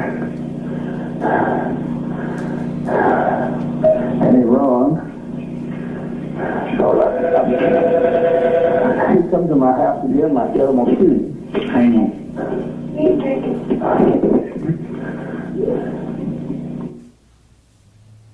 Pause that, Mr. Boyd. For what purpose are we playing this? We're just playing the entire thing, Your Honor. I'm sorry, I think it's almost done. To show that his frantic state of the defendant on April 13th, 2011, trying to get to vehicles and trying to get to guns. Is that it? I think we'd ask that this be marked as the next exhibits. Objections, Mr. Bates, thank you. Just put those both on one flash drive, collected exhibit 117. That's already, thank you. Thank you. A few days after this, did you get one of your granddaddy's cars that night after he's calling 911? Did you get one? I did not. Okay. No. A couple days later, Warren Rainey comes by your house, correct? I don't dispute that. Law enforcement? Okay. And he asked you for your phone number. You wouldn't give it to him. I didn't cooperate with law at the time like that. He noticed that you were Yeah, shaking. They knew my phone number. Why do I have to? I mean, Sure. stuff like that. They had my DNA. I'm not. It was just little stuff like that. They would ask. Back then, Miss Wire, it was me. Like it was me against the police. I sold drugs. I did drugs. I knew that the police. Like it's not like I am now. Right. So if they knew all about it all, why were you shaking so bad that day when he came? I had about 5,000 marijuana plants right behind the house there. Okay. And inside the house. It was all inside the house. I'm talking I had about at least 5,000. But they knew you were a drug dealer. Yeah. Okay. So he comes by, wants to talk to you, check some things out. You won't give him your phone number. That's when they watch you for hours. That's when you're vacuuming out the truck. That's when you're running back and forth between your granddaddy's house and washing off this mattress. You never once mentioned, wait a minute, I was at the bank on April 13th, 2011. I was at the ATM at 11:16 in the morning. I was with Shane and I was with Dylan. You never mentioned it. No, I never mentioned that. But if we'd had that video, if we had that ATM footage, like I said, it would show Shane at the ATM getting. And like I said, I don't know where the video's at. If TBI would have did their job, I wouldn't be sitting here right now in blues like I am. Well, thank goodness for your cell phone expert. Thank goodness for Jonathan Reeves, who made it clear to the jury.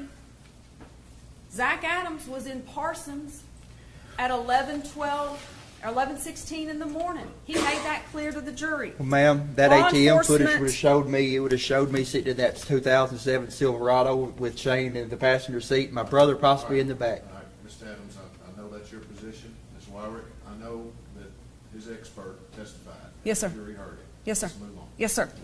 April 23rd, 2011, law enforcement comes back. They see the scratches on you. You said that you got those on April 4th of 2011 when you were arrested by Henderson County. That was investigated. You didn't get the scratches then. And there was testimony about that you lied about that. Again, you don't mention the bank. You don't mention Jason Autry. And you don't mention, I was frantically on my phone the morning of April 13th, 2011, trying to get a hold of my grandfather and Jason and Shane. I couldn't have done this. Never mentioned I it. never mentioned that. July 6, 2011, law enforcement again comes by, different version. This time you're getting up a little bit earlier. This time you mentioned Tony Weber. And when that was run to the ground, problem there was Tony Weber said, I didn't get gas that day. I wasn't at that gas station that day. I don't know what Zach Adams is talking about. Miss Wyrick, I believe that we found bank statements where he did get gas that day, and it wasn't once. I think it was twice, if No, I'm sir. not mistaken.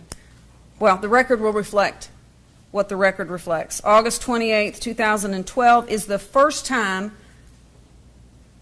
August 28th, 2012 is the first time you mention to law enforcement that you were with Jason Autry. You then go, Miss and Wyrick, Miss I wasn't Etu- with Jason Autry.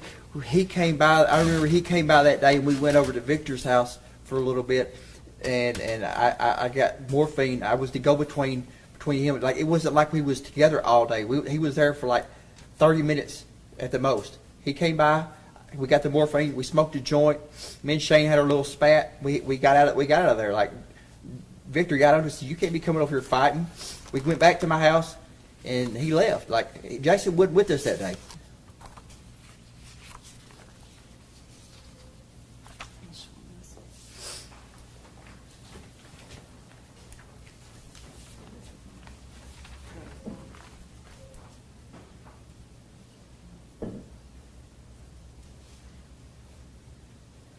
May I approach, Your Honor? You may. Thank you.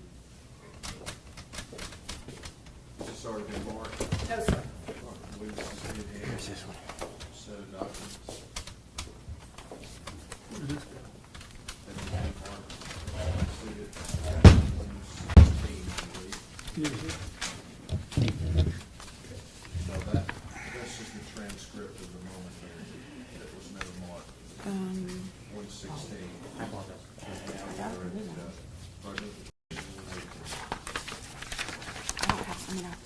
we probably do on this one. I don't have a paper copy. What does it say at the top of that? Original list regarding Zach's stupid mouth, Brian Smith. How many pages is that document? 1, 2,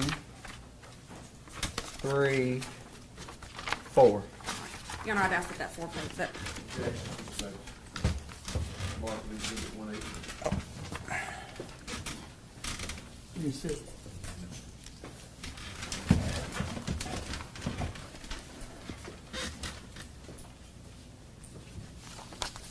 may I proceed, Your Honor? Thank you. When did you hire Jennifer Thompson? Do you remember? I was arrested February 28th, 2014. It was, I think it was later on that week she came. Her and Jim came.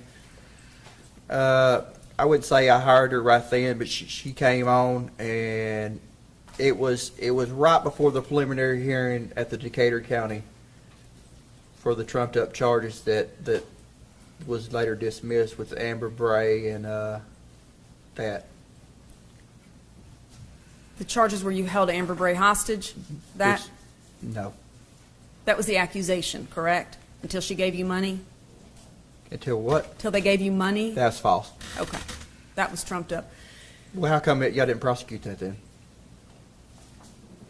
That's what I'm asking you. Is that the case you're talking about? Yes, ma'am. Okay. You were also indicted at some point for threatening to kill your brother Dylan Adams, correct? I don't recall that. You don't recall being indicted for that?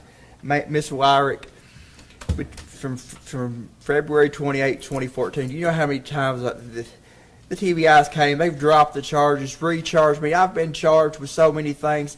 I couldn't even tell you how many times y'all have dropped charges, recharged me, charged me with stuff, tampering with evidence, all kinds of stuff that never went to court over.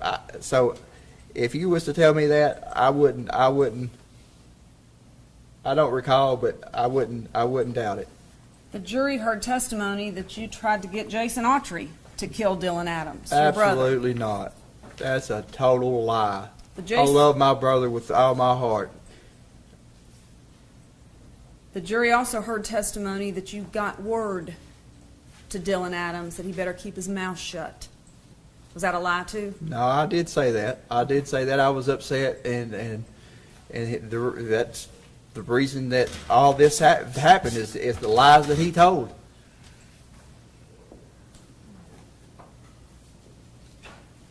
When Miss Thompson came to meet with you each time, you spoke to her, right? Like you answered her questions, y'all talked, you got along? Absolutely. Did she show up at every court appearance? Absolutely. Did she file motions on your behalf? Yes. She argued those motions? Yes. She subpoenaed witnesses to the trial? Yes. She asked you questions about, all right, I mean, where were you on April 13th, 2011? She asked you where you were and you told her, right? Yeah. You gave her everything you knew, right? Yep. You gave her names of people to talk to? I did, but throughout that day, there wasn't really a whole lot of people that I seen other than Rebecca, and like I didn't like throughout April 13th. When we went to Parsons, we didn't really run into nobody that day that I could specifically give them that you know I didn't run into anybody that I knew. I didn't get out. I don't recall getting out of the truck after I left the Shell, and then we got up there to the drug dealer's house. I don't recall getting out of the truck except for up there at Joe's video. Other than that, I don't recall getting out of the truck that much that day. Would it surprise you to learn that Ms. Thompson, in talking with one of the many consultants that she brought in on this case, shared with that consultant that you were not engaged, you were not talking, and that you had absolutely no short-term memory about these events because of all your heavy drug usage? And she was doing the best she could given the fact that you were not sharing information with her. Would it surprise you to learn that she said that?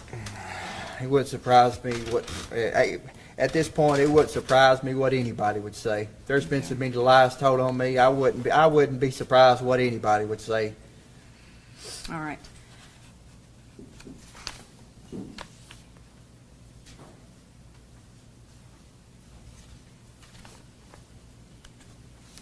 You were convicted by the jury. How long did they deliberate? You remember? I don't recall. It was a couple days. A couple days, wasn't it? They were out a while. It took a while to come back and convict you, didn't they? I don't recall the amount. I know it was a couple. Okay. When you made the statement, no body, no gun, to Mr. Cooper and Kirk, you were just talking? I don't recall making that statement, ma'am. Okay. When you made the And that's statement, I another couldn't thing. have That's picked. another thing. Y'all had those two inmates, but there was a corrections officer that was right there too. How come y'all didn't get her to come up here and testify that I made those statements? She was right there. She was right there beside me. I was in protective custody. They had me up there in a cell. I wasn't in general population. I was up there in the front in a cell all by myself. They had me right there beside the guard. How come y'all didn't get her to come say that? How come y'all had to get two inmates? Oh, let me guess. Y'all couldn't give her a deal. Okay. You'll have an opportunity to explain. Okay. You finished? Yeah. Okay. You were convicted by the jury, and then conversations started about the next phase, right? About the death penalty. Which if I'd had to do over, I'd have went on and let them get the death penalty. It'd have been, I'd have got better appeals. I would have went on. If I'd hindsight been 50-50, I'd have went on. I wouldn't have took this deal. Well, you could have taken a deal, Mr. Adams. I shouldn't have though. I should have went on and let them get the death penalty, and then let these death penalty activists fought this, and then the truth would have came out, and all the shady stuff that has went on, like the ATM video, and all the stuff that's been hidden and covered up, would have came out. Well, then why didn't you tell your lawyers, sign me up for the death penalty? I should have. They came to you and tried to get you to plead to something lesser than life without parole, right? I wouldn't. I ain't going to. I never will. I won't ever plead to nothing. I'm innocent. Why would I plead to something I didn't do? Okay. That'd be stupid. After you were convicted, you began having conversations with your lawyers, right, about the next phase, or did they not talk to you about it? Did y'all talk about it? We talked. Okay. And they said the state is willing to take death off the table and give you life without the possibility of parole, right? Did they say that to you? They did. They did, and they come back and they said the first time, I believe it was they didn't want me to have no appeals. I said no, absolutely not. So you took And life. I do remember that at this point there was some animosity between Mr. Jim Simmons and and Jennifer, because Jim came to me trying to get me to plea out behind Jennifer's back. And then after I said, no, I'm not pleading out to something I didn't do, he made me sign a motion. He wanted me to write a motion to the judge because he wanted to recuse himself. In which I did. You accepted life without parole, right? I did. Okay. What year was that? 2017, September. You remember writing a letter to Ms. Thompson in 2018? Do you remember writing a letter to Ms. Jennifer Thompson in 2018? I don't recall. If you have the letter? I do. Jennifer, hear me out. I can take care of myself. Please get me off of Max. Let's let him authenticate this. I'm sorry, I was trying to see if you remembered the language of it. Well, Is this your handwriting? I can't see that far. No, I am. Is this your handwriting? I can't see that far. All right. Have this passed for the witness, Your Honor. All right, let's be the end of the document. Is that your writing?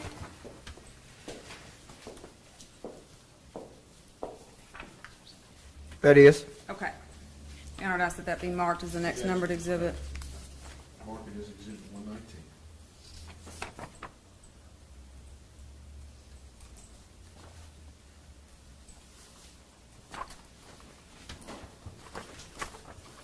Second page. Okay. Where at? I wanted to go to trial, and you made that happen. Remember telling her that? Well, that's what happens when you don't plea out. So I don't believe that she made that happen. I believe that that's part of the court system. That's what happens whenever you don't take a plea. You go to trial, right? Is that your writing?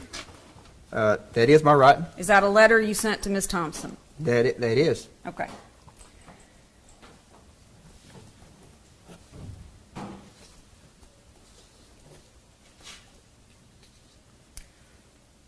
May 22nd of 2024. Anything else with this letter? No, Let's pass no, it sir. down, please. Sorry, thank you.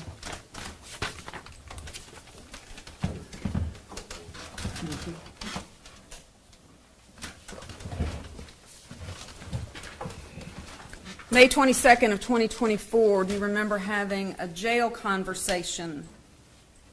What's the date, Miss Wyrick? May 22nd, 2024. May 22nd, 2024. You're in jail, you're having Who, a phone. who was the phone call to, Miss Wyrick? 'Cause I make lots of phone calls. Ms. Spirko? Okay. And she was needing instruction and help on burying something. You remember this? I don't recall, Miss Wyrick. She said she had something she needed to bury.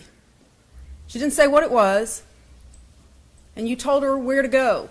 You instructed her to go to a piece of property that your family owned. You remember this? Okay. Yeah, I remember. You remember that? Seems like I remember. Seems like I do. Keep going, though. Told her to go to that property and bury something, and not to take a cell phone with her. You remember that? Okay. Do you remember that? Seems like I do. Okay. Do you know what it was that she needed to bury? I don't recall. Okay. Do you?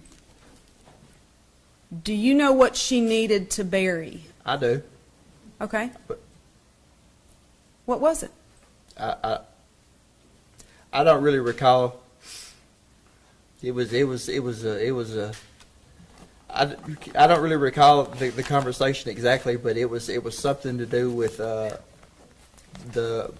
if something happened to me, it was the story so if something happened to me while I was in prison, it was the interview that I gave to her of everything that the truth.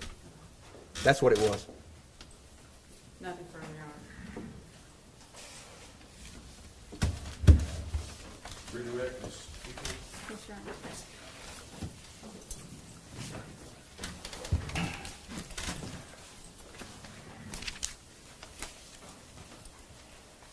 Okay. Mr. Adams, Yes, ma'am. Ms. Wyrick asked you a bunch of questions about how hard Ms. Thompson worked in preparing for your defense. Do you recall that line of questioning? Yes, I do. Okay. And she read through your testimony to the court, telling him it was your decision not to testify. Okay. Right. Can I elaborate a little bit? So I've never been in a trial before. I never knew how a trial worked. So I never knew, I couldn't, looking at the way she worked and the way y'all work is like day and night. She was so unorganized. She was just, she didn't know, it's like she didn't know what she was doing. Well, let me ask you this, okay? Did you have any idea that your attorney did not know the circumference of a .380 round? I did not. Did you have any idea that your attorney did not know the difference between a cell phone expert and a cell phone tracking expert? I did not. But I do know we had unlimited resources that we could have hired any kind of expert available. And we didn't. I believe the only experts we hired were a jury consultant and a cell phone expert. And do you recall seeing any video, still image, anything that showed your truck at the ATM during trial or before? Nope. I remember I told Miss Thompson that about me being at the Delta, and I remember she was asking me like which pump I was at, but no, I've never seen no video of the ATM. Okay. You recall Ms. Wyrick asking you about when you accidentally shot your mother? Yes, ma'am. Okay. And she read off a report from a medication expert that said that using your mother, that it would be a problem using your mother as a mitigation because you shot her, right? So during that incident, when you were mishandling a weapon, were you on drugs? I was. So were you high at the moment that happened? I was. And do you typically remember 10 days after a regular day of your activity, everything that you've done? 10 days ago, I couldn't tell you how many times I used the bathroom or how many phone calls I made or exactly who I talked to. But I can tell you that I probably talked to my mom. I probably talked to my granddaddy. There's 2 or 3 people that I always talk to. But other than that, I couldn't tell you what we talked about, the substance of the conversation, what I ate, or a lot of things. No. Did the police at any time ever ask you specifically about Jason Autry? They did not. They just wanted to know where I was that day. Where was you at, Zach? And I told them. I told them exactly where I was at. Okay, so your testimony was that you met up with Jason Autry and went to Dinsmore to go buy morphine, right? Mm-hmm. Okay, so is that something you would want to tell the police? Absolutely not. And you also mentioned that, Mr. Autry's a commanding figure. Would you agree? 6'6", he's big dude. And you said that you didn't want to get on his bad side, right? Absolutely not. So we heard the 911 calls from your grandpa. Yes, ma'am.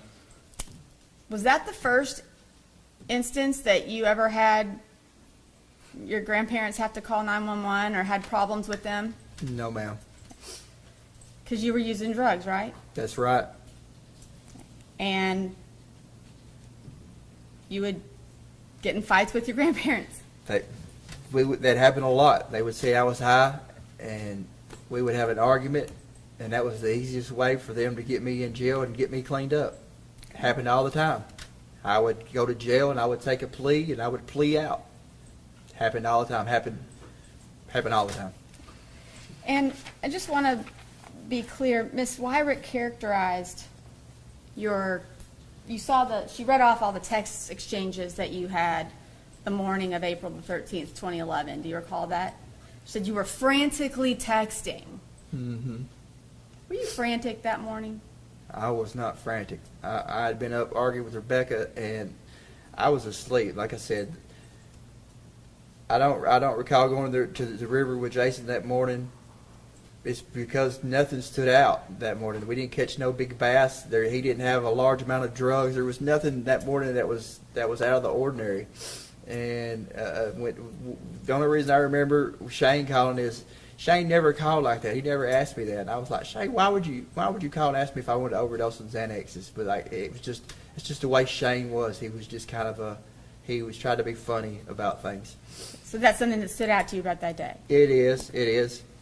And isn't it the reason that you're testifying about, you testified earlier that you don't have a specific memory of going to the river with Jason Autry that day. I don't. So is it because the phone records that you've reviewed? I'm not disputing the phone records, but I don't remember it. But that's the whole thing. I went to that river so much with Jason. He would come by. He would come by, and he said, "Let's ride the river." We would go down and we would fish for 10 or 15 minutes, and we would go back. We would smoke some weed. Sometimes we would just go down there and get high and smoke meth, or we would go down there so often. You know, it was a place that we hung out. And the document that you received that said all the stupid things Zach said. Have you ever seen that document before? I haven't. I haven't. 1 second, Your Honor. All right, that's all I have. Were you, Questions? one more question. Were you at the river on April 13th, 2011 with Jason Autry? The phone records says that. Were you- I do not remember.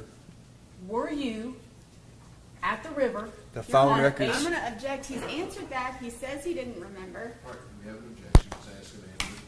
Are you asking a different question? I am, because I recall two different answers now. All right.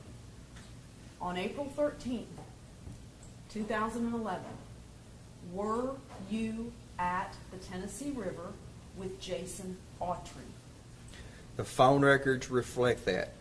Like I said earlier, I'm not disputing the phone records, but there's nothing about that morning that stood out.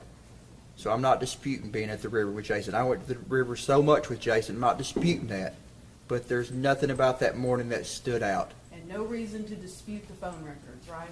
That's right. Nothing further. That's James. Thank you, sir.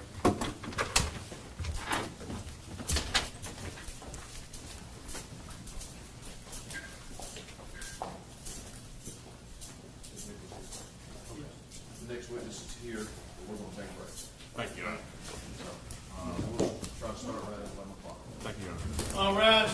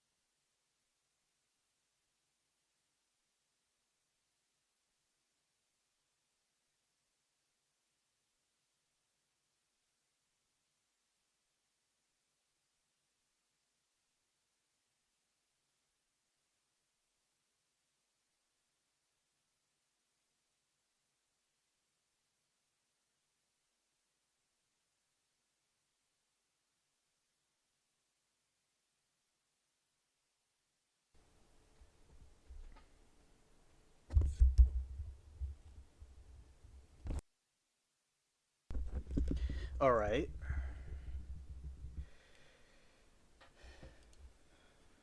Here I am.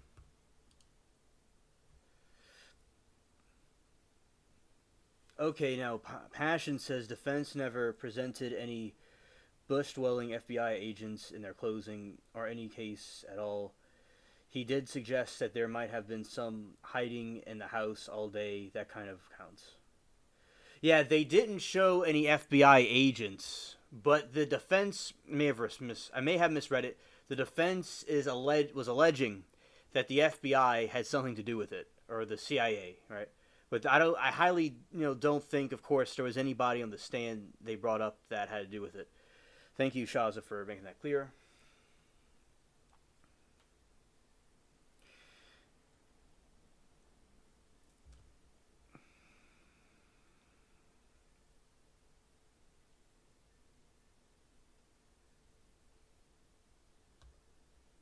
All right. I'll show something that Michael wanted me to show to the chat.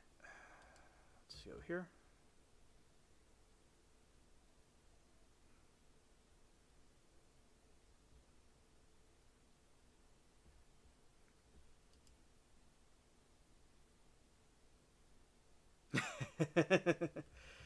Oh, he was off the stand. He had to go. They needed him in the back to test how his mind works. Scared.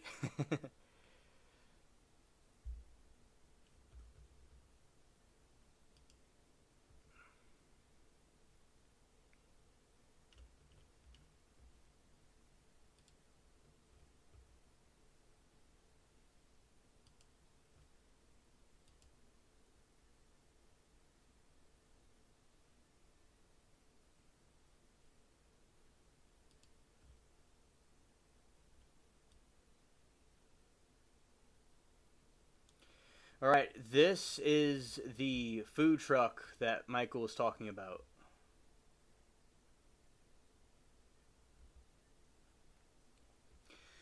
Lori said, I allege that guy smoked too much crack, and also meth, too. Yeah, so this is the Waffle House food bus that Mike wanted me to show the chat, and that is it right there. I remember I had food from a food truck before, back in the year, many years ago. It was a taco truck. It's pretty good.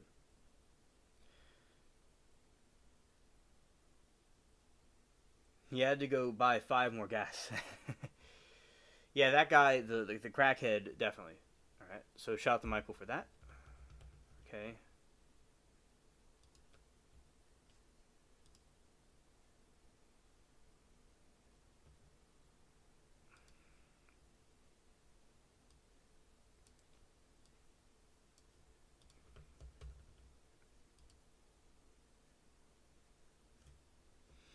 Also, Passion saying you want to buy it. Are you going to buy it, Michael?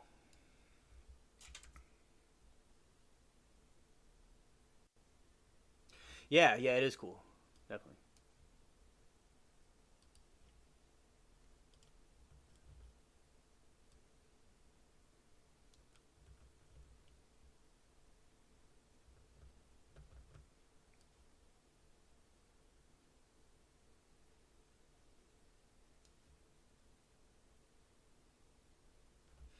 All right, guys, gotta go get packed up and get my suit for maybe a trip in the morning. Love you guys. I hope you guys have a great weekend and stay safe. Okay. To you, Kim. Thank you for hanging out at our spaceship nightclub. All right. So, peace. Okay. I'll play more of the Wade Wilson thing that we were watching yesterday. We'll continue that saga. Okay.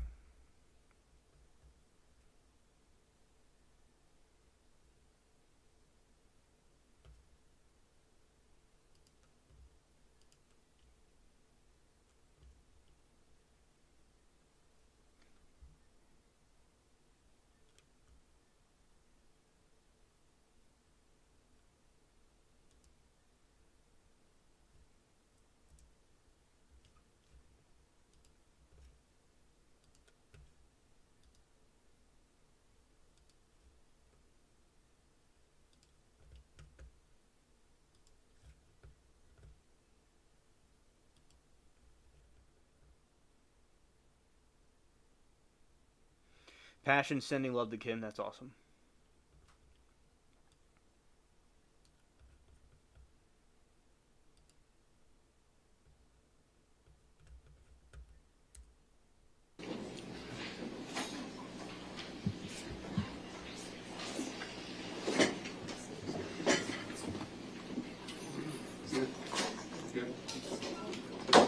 All right, let the record reflect State's President, Defense Counsel, and the defendant are all present. Please be seated. All right.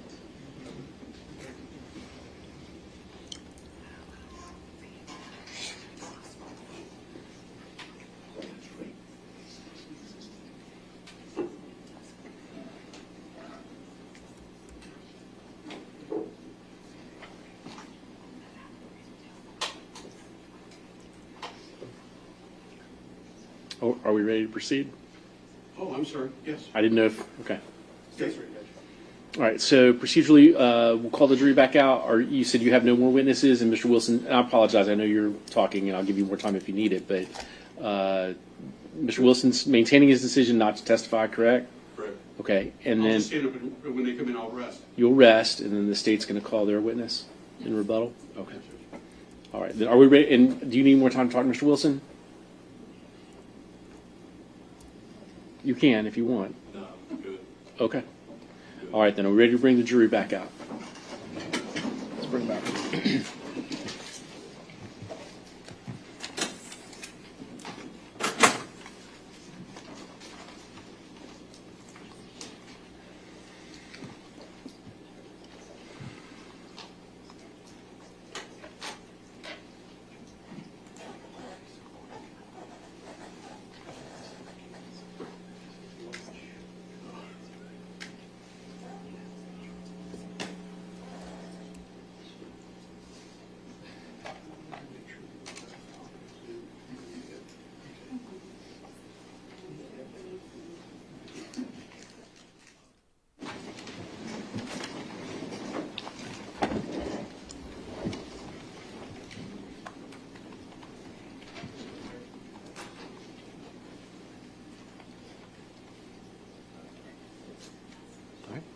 Mr. Shirley. Sir? Oh, I'm sorry. At this time, on behalf of Mr. Wade Wilson, we would rest our case. All right. State, any rebuttal? Yes, Judge. Say we'd like to call Dr. Michael Hercott. And sir, if you'll just face the clerk, raise your right hand. Do you solemnly swear or affirm that the testimony you give will be the truth, the whole truth, and nothing but the truth? I do. You can take the stand.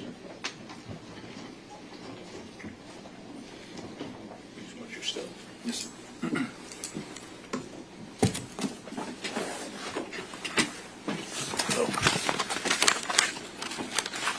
You may proceed. Thank you, Your Honor. Okay, good afternoon, Doctor. Good afternoon. Would you please introduce yourself to the ladies and gentlemen of the jury by telling them your name? Sure. Michael Herkov, Herkov as in violin. Now, I refer to you as a doctor. What exactly is it that you're a doctor of? I have my PhD in psychology. Could you please describe for us what your qualifications are that allows you to do the work that it is that you do? Sure. I got my undergraduate degree in psychology at Baldwin Wallace College outside of Cleveland, Ohio.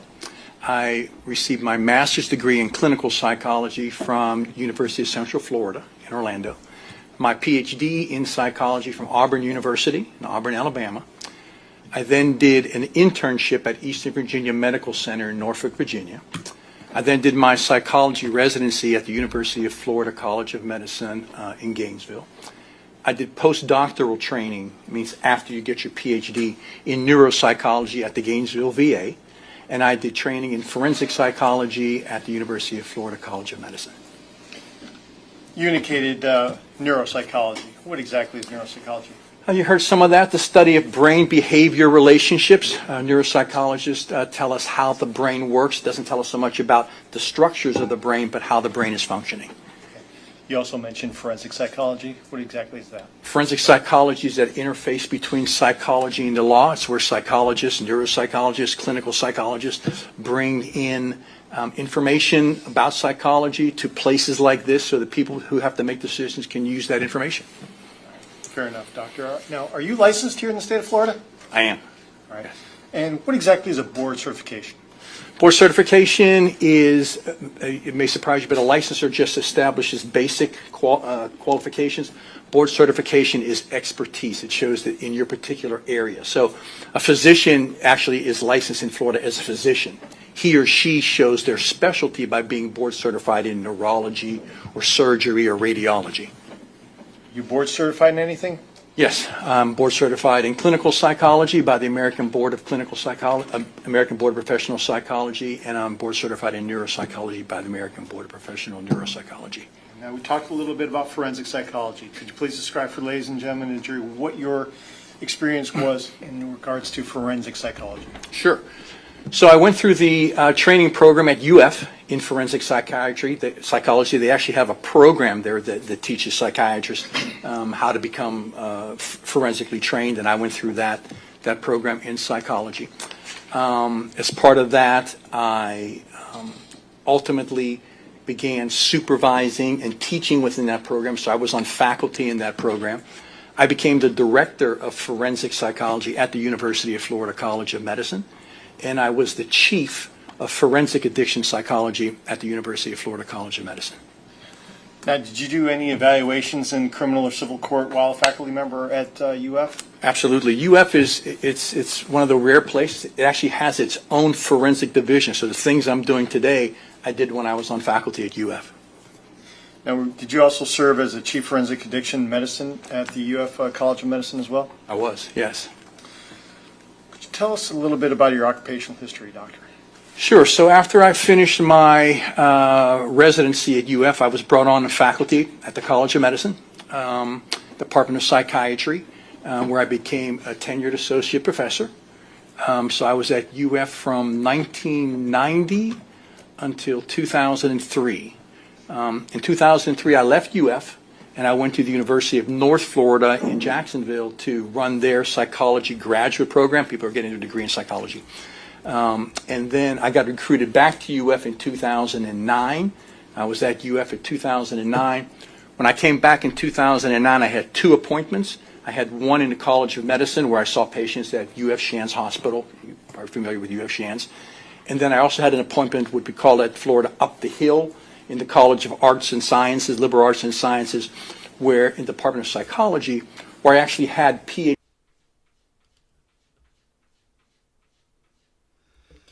Okay, Rita. Good night to you.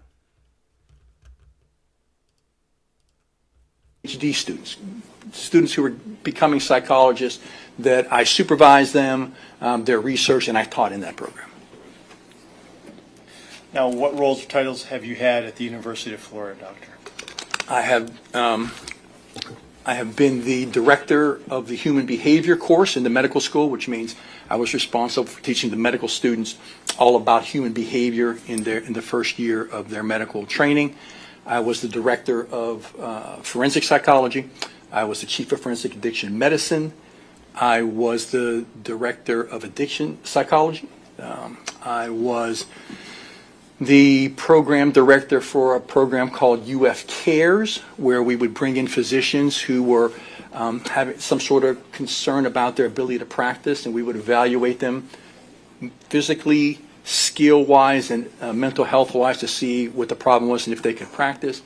And I started a program at UF called the UF Power Program, and that was a program that was designed for professionals, mostly physicians, but some attorneys, who were very good at what they did, but they never learned what you're supposed to in kindergarten. That's how to play nice and get along with others. And so they were disruptive in the field, and so we fixed them. Now, you also indicated that you did some teaching as well. Is that correct? Yes. Okay. Could you please describe for us when that began? Sure. So in the College of Medicine, I told you I was the director of the human behavior course for the medical students. I taught students in the PA physician assistant program. I taught nursing students. I taught undergraduate students. I had a course called the neurobiology of addiction that I taught.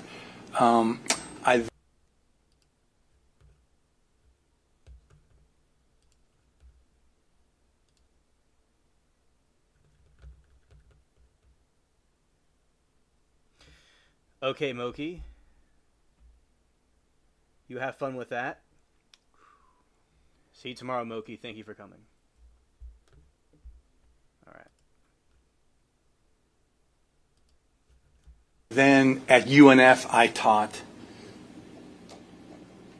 abnormal psychology, how to make diagnoses. I taught substance abuse. I taught psychology and the law. I taught ethics. I taught a bunch of courses. When I came back to UF the second time, I taught into graduate school. So when I came back and I taught in liberal arts and sciences, I didn't teach undergraduates anymore, only doctoral students. And I taught 2 courses, which we'll be talking about extensively today. One is the cognitive assessment course, sort of the neuropsychological tests we're talking about. I taught that course.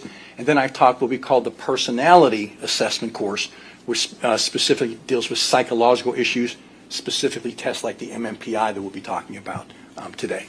And Doctor, have you had the benefit of listening into Dr. Eisenstein's testimony here today as well as Dr. Mills's testimony? I did. Okay.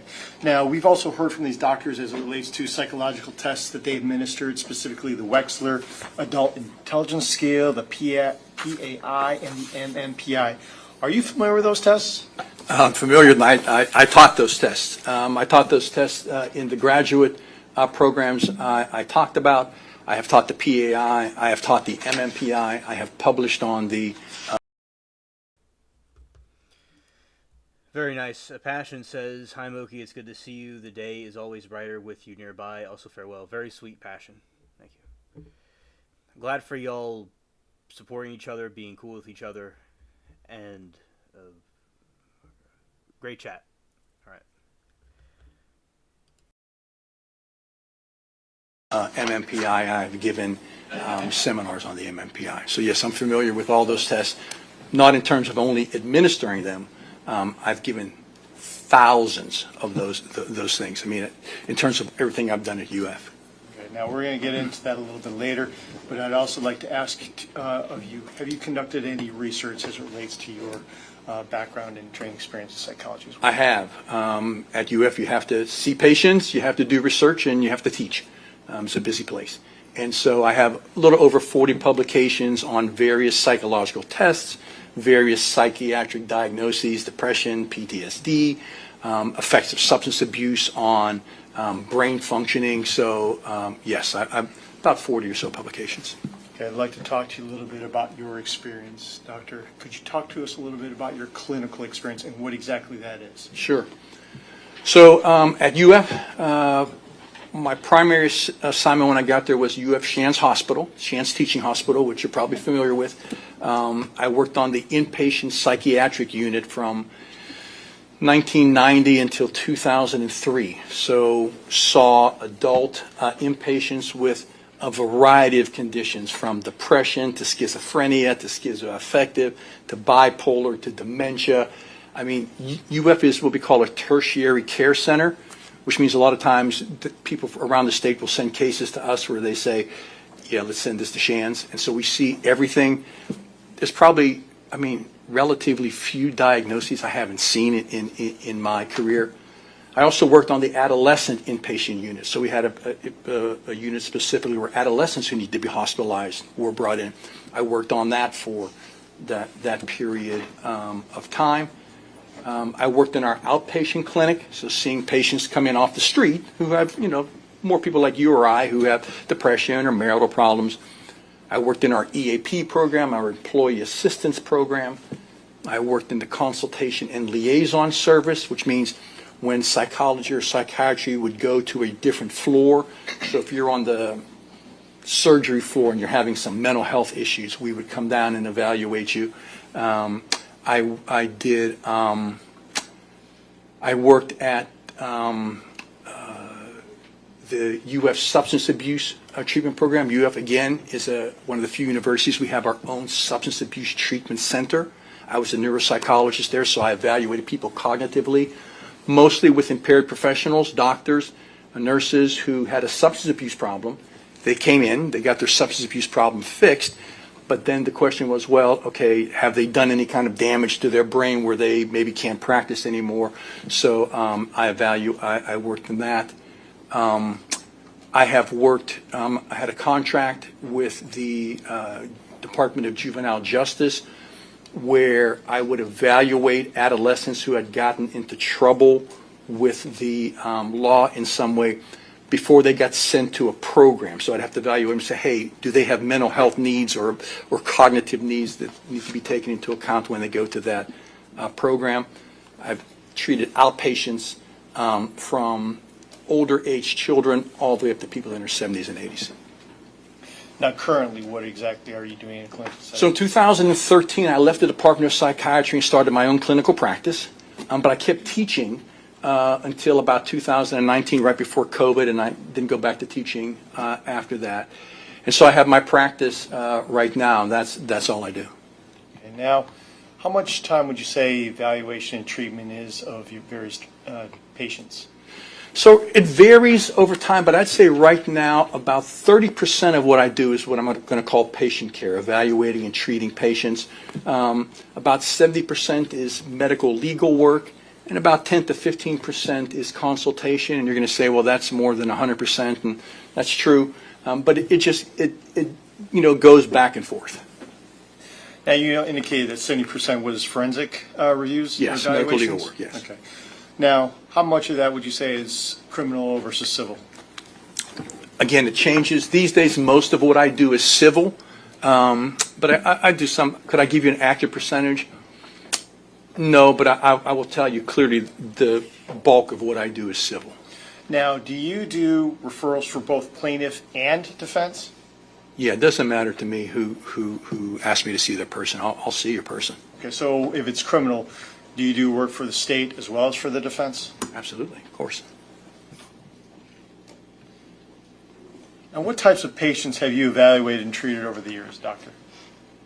You know, in the 30 years that I practice, I've seen close to 10,000 patients, evaluated or treated 10,000 patients with virtually almost any diagnosis that you could think of, from schizophrenia to anxiety to ADHD to conversion disorders. I mean, it's, again, maybe there's a couple I haven't seen, but not many.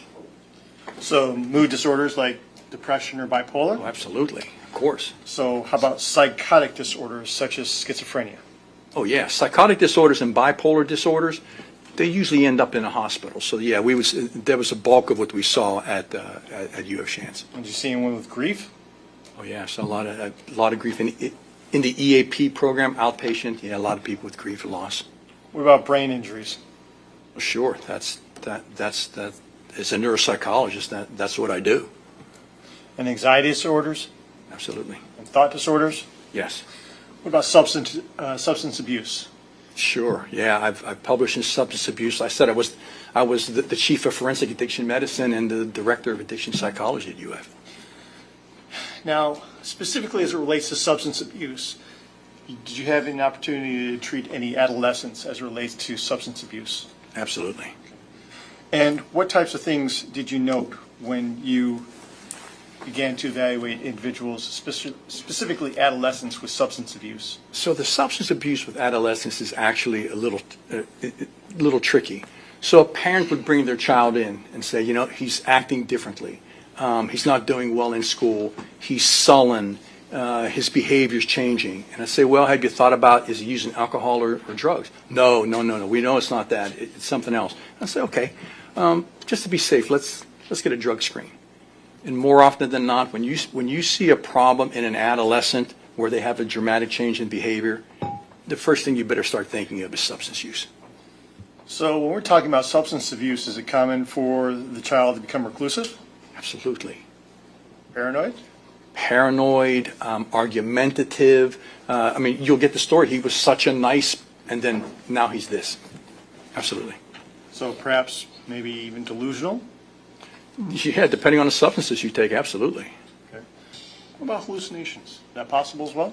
Sure. I mean, a lot of, if you're using LSD, if you're using mushrooms, even if you're using amphetamine, you can hallucinate and look very psychotic when you're on drugs. Absolutely. Now, doctor, have you ever testified or been admitted as an expert here in the state of Florida? Oh, sure, lots of as it times. relates to psychology matters? Yes. And what types of things have you testified in?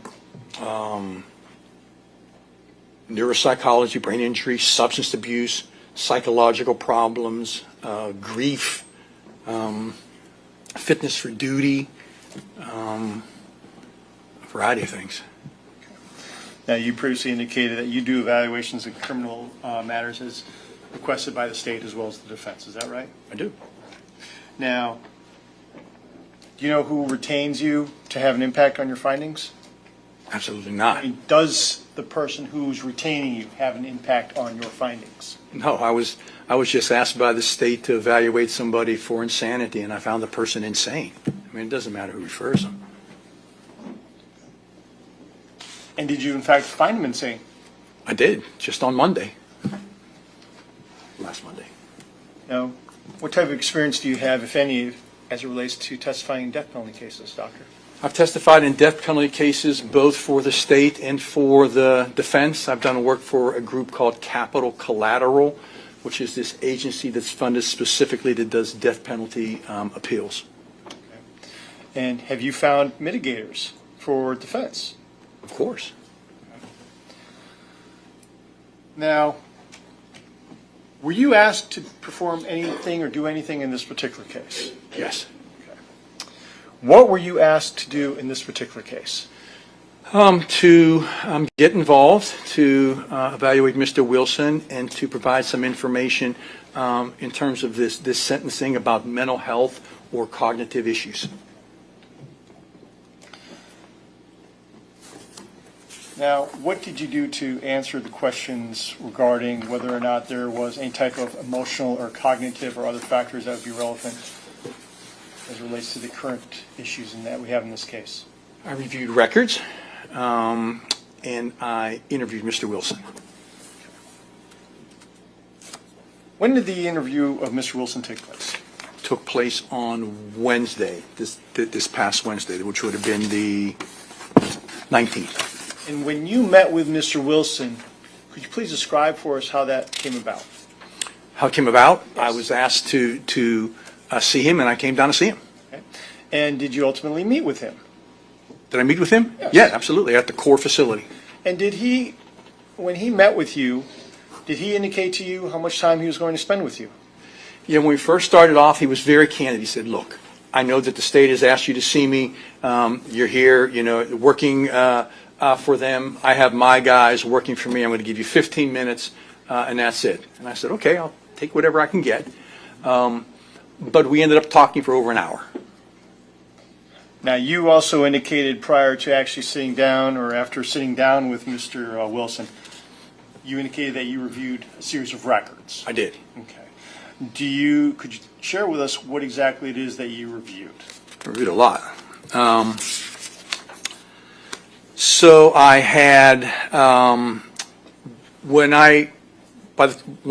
before I met with him, I had reviewed police statements, I had reviewed investigative report, I had reviewed medical records when he was incarcerated, I had reviewed some statements, a statement by Ms. Johnson and a statement by Mr. Testica, am I saying his name correctly? Testica, his biological father. That's what I had done before I had interviewed him. All right. Did you also, after you had an opportunity to meet with Mr. Wilson, did you have an opportunity to watch the video of Mr. Wilson when he spoke to detectives? I did. All right. And did you also have an opportunity to watch the body cam of Mr. Wilson when he was talking to Officer Tim McCormick? I did. All right. This is outside the restaurant? Is that the officer? That is Yeah, correct. correct. Yes. And also, did you have the benefit of reviewing the school records? All after this, yes. And then apparently there was a timeline that was conducted by and through Mr. Wilson's adoptive mother. Did you have an opportunity to review that? I did. And did you also see the records regarding his admittance to the Lee County Hospital? I did. And you indicated that you had gone ahead and reviewed the incarceral medical records. Is that right? Correct. Now, there was almost over, 600 some odd pages in that? Yeah, it was well over a ream. Okay. Now, did you also have an opportunity to review the emails that Mr. Wilson had gone ahead and written specifically between himself and a young lady by the name of Kaylee Bogaski, a lady by the name of Andrea Lopez, Erica Bonpastoli, Hannah Hall, Alexis Williams, Jessica DeHanica, Brooklyn Gilly, Riley Texas, and Mr. Steve Wilson? I did.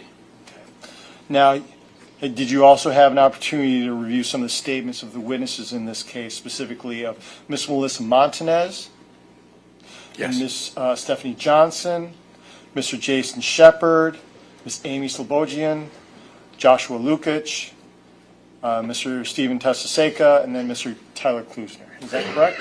Yes. All right. Now, did you also have the benefit of reviewing the defense investigative reports in this particular case as well? I think there were two. Yes. And did you review a letter that was written by Mr. Wilson's sister, specifically Miss Wendy Wilson? Yes. And did you also have the benefit of reviewing a letter from the mother that was only consistent of one page? Yes. And did you review the test data that we heard extensively about this morning from a Dr. Eisenstein? Yes. And did you also review the raw test data of a gentleman by the name of Dr. Mark Mills? I did. And lastly, Doctor, did you have the benefit of reviewing the depositions of Mr. Eisenstein as well as Mr. Mills, or Dr. Mills, excuse me? I did. All right. Now,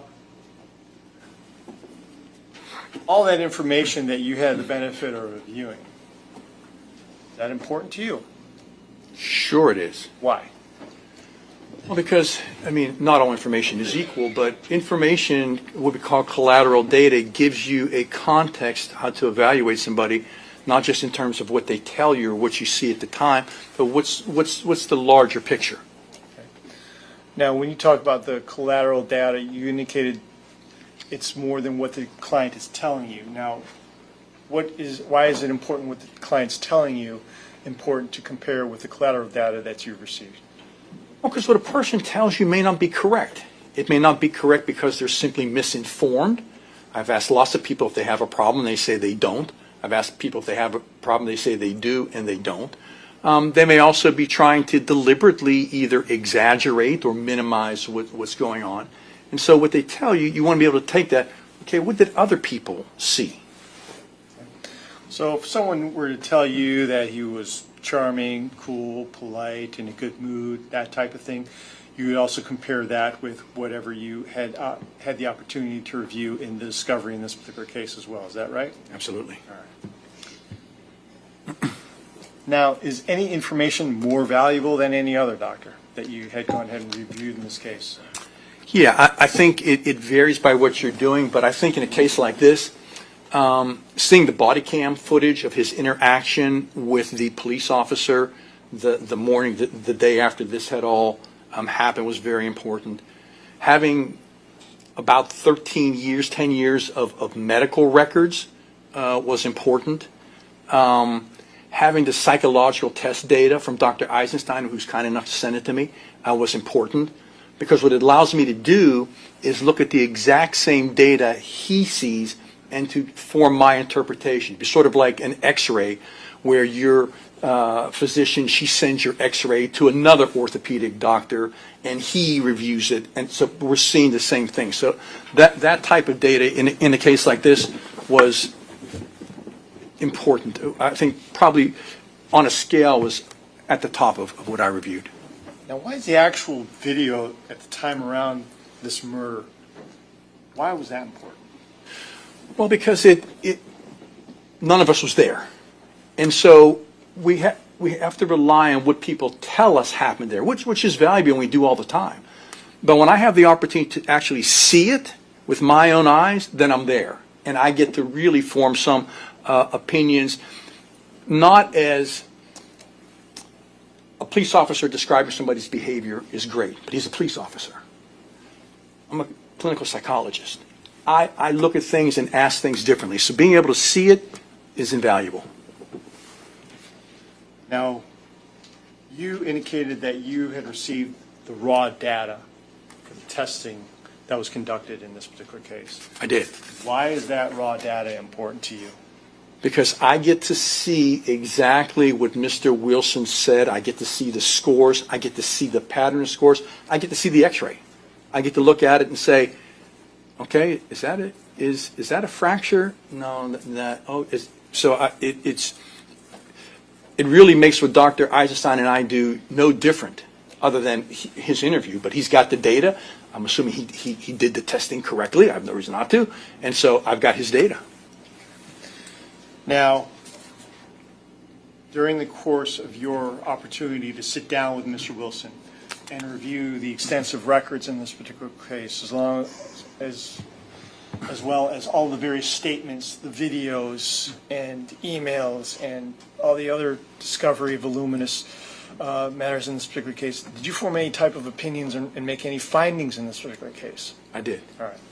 Let's talk about your first opinion in this particular case.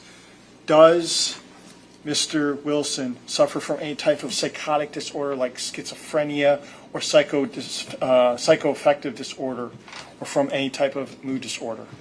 He does not. Okay. Now, doctor, we talked a little bit about the DSM-5-TR. What exactly is the DSM-5-TR? This is the DSM-5-TR, all 1,034 pages of it, and it is the diagnostic and statistical manual. So what it does is it sets the diagnostic criteria for every disorder. Okay, a lot of times we use terms in our everyday language. I'm so depressed, or he's schizo, or my sister's bipolar. Well, this tells us what that is, and it has specific criteria. And the reason it has specific criteria is so that clinicians follow it, and so that when I talk about depression, it's the same as Dr. Jones talking about depression. We don't each have our own definitions of depression. These signs and symptoms just weren't thought up by people sitting around having a couple of drinks. It's based on clinical and research data. Over the years, we are now in DSM-5-TR. You heard before the DSM-5 is different from DSM-5-TR in diagnostic criteria. It's not. The diagnostic criteria, the symptoms for depression are the same. What's changed is the text revision. They've updated some of the research, but the diagnostic criteria is the same. And so the DSM has to be followed. Otherwise, depression is whatever I say it is. Fair enough, doctor. And in preparation for your testimony today, did you also have an opportunity to go ahead and present and prepare a series of slides for us that would basically demonstrate for ladies and gentlemen of the jury what your opinions and findings are in this particular matter? I did. Okay. Judge, let the record reflect, I'm sure the defense counsel previously marked the state's demonstrative number 2. They have been previously shared with defense counsel over the break.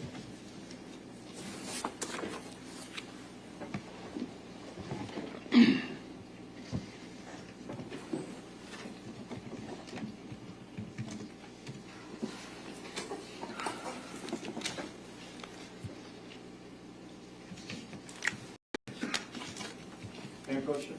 You may. Doctor, I'm handing you composite demonstrative states exhibit number 2. I ask you to take a look at those items and those slides. Do you recognize those? Yes, these are slides I prepared. Very well. So and these would assist you in your testimony here today?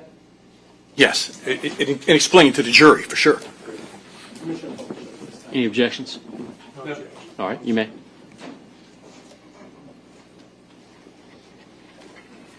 This is Mr. Hollander. Now, doctor, as we're looking at this, this is the diagnostic and statistical manual for mental disorders that you just previously described for us. Correct. And this is an authoritative text that you rely upon in order to go ahead and diagnose and treat various patients and evaluate them. Is that correct? Yes, this is the authoritative, and by that I mean this is the standard for making diagnoses.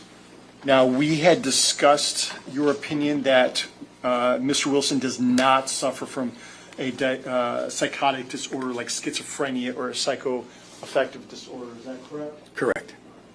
Now, as we're looking at the second portion of your demonstrative aid, why do we not have any evidence of any schizophrenia or psychoaffective or bipolar disorder? Sure. So we'll just going through the history. There is no indication in any of the medical records that I reviewed from the incarceration going back to 2013 of the psychiatrists, psychologists, mental health counselors employed by the state of Florida in these facilities that made a diagnosis of schizophrenia, bipolar disorder, or schizoaffective disorder. If there is, I'd like to see it because I could not find it. Now, there is a mention in there where Mr. Wilson says that he was diagnosed with bipolar disorder when he was younger. That's what he says. But that's not what he was. They never came up with the diagnosis. He was diagnosed with major depression. He was diagnosed with anxiety. And he was diagnosed with an adjustment disorder. So he was diagnosed with some things, but not these diagnoses. And as you have heard from testimony today, these are serious diagnoses. These are not something that you're just going to sort of miss. And so that whole time there was no history of any of that. Now his family makes some statements about him being bipolar, and I'm not attacking their credibility at all. But part of that comes from mom's outline of his behavior, and it's 4 pages, and she has like one entry for 2002, 2003, 2004. She has May, his 10th birthday, September. I mean, this is hardly a detailed timeline. There is one reference in here in 2007. During the summer, he was changing, quieter, wanted to be alone, always worried about his freckles, took him to a specialist about his jaw. He said he was in constant pain, diagnosis normal. Symptoms of bipolar by Dr. Wilson, family doctor. I don't have any of those records. There's no indication that he was ever treated for a bipolar disorder. You treat that very differently than you treat something else. If you have a schizophrenia or you have a bipolar disorder, you tend to get noticed and you tend to get hospitalized. If you're delusional, if you're bipolar manic, and we may talk about what mania is in a little bit, you tend to get noticed. We have no hospitalizations. One, and you heard about this before, one Baker Act when he was 13 or so, it's hard to get the exact age, so we don't have the record, after Dad found drugs, Dad called the cops, police came, he ran away. They took him to the Appalachia Center, which is up around Tallahassee, kept him overnight, he went home the next day. If somebody is schizophrenic, which means they're delusional, they're hallucinating, or they're bipolar, where they're manic, first of all, that's not going to go away in 12 hours, and you're probably not going to go home. On a Baker Act, they can keep you for 3 days, and they're going to keep you for 3 days and watch you. So, I don't know. First of all, I don't even know if that happened. I'm not questioning this, but I have no records about that. But that's the only hospitalization anytime on this. And that occurred, of course, at a time when he was using drugs. We talked about the years of the records where there's no signs and symptoms, but there's also specific examples where he's denying these symptoms. If you look at a record from 9/17/18, he denies mania. So a specific denial there.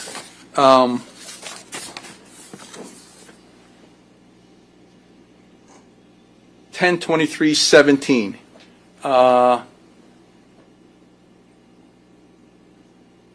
It's getting bad. Denies auditory visual hallucinations. Likewise, denies paranoia, panic attacks, mania, and any symptoms of an obsessive compulsive disorder. So it's not just that nobody ever noticed these things. People ask him about it, and there's no record of it anywhere in the file.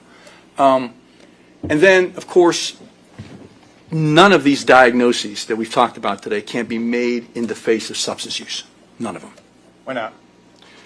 Because the DSM says not. If you put up the criteria, you will see that every one of these diagnoses says the same thing. And the same thing it says is, I'm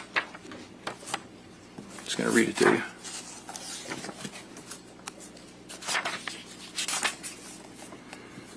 you. The disturbance is not attributable to the physiological effects of a substance.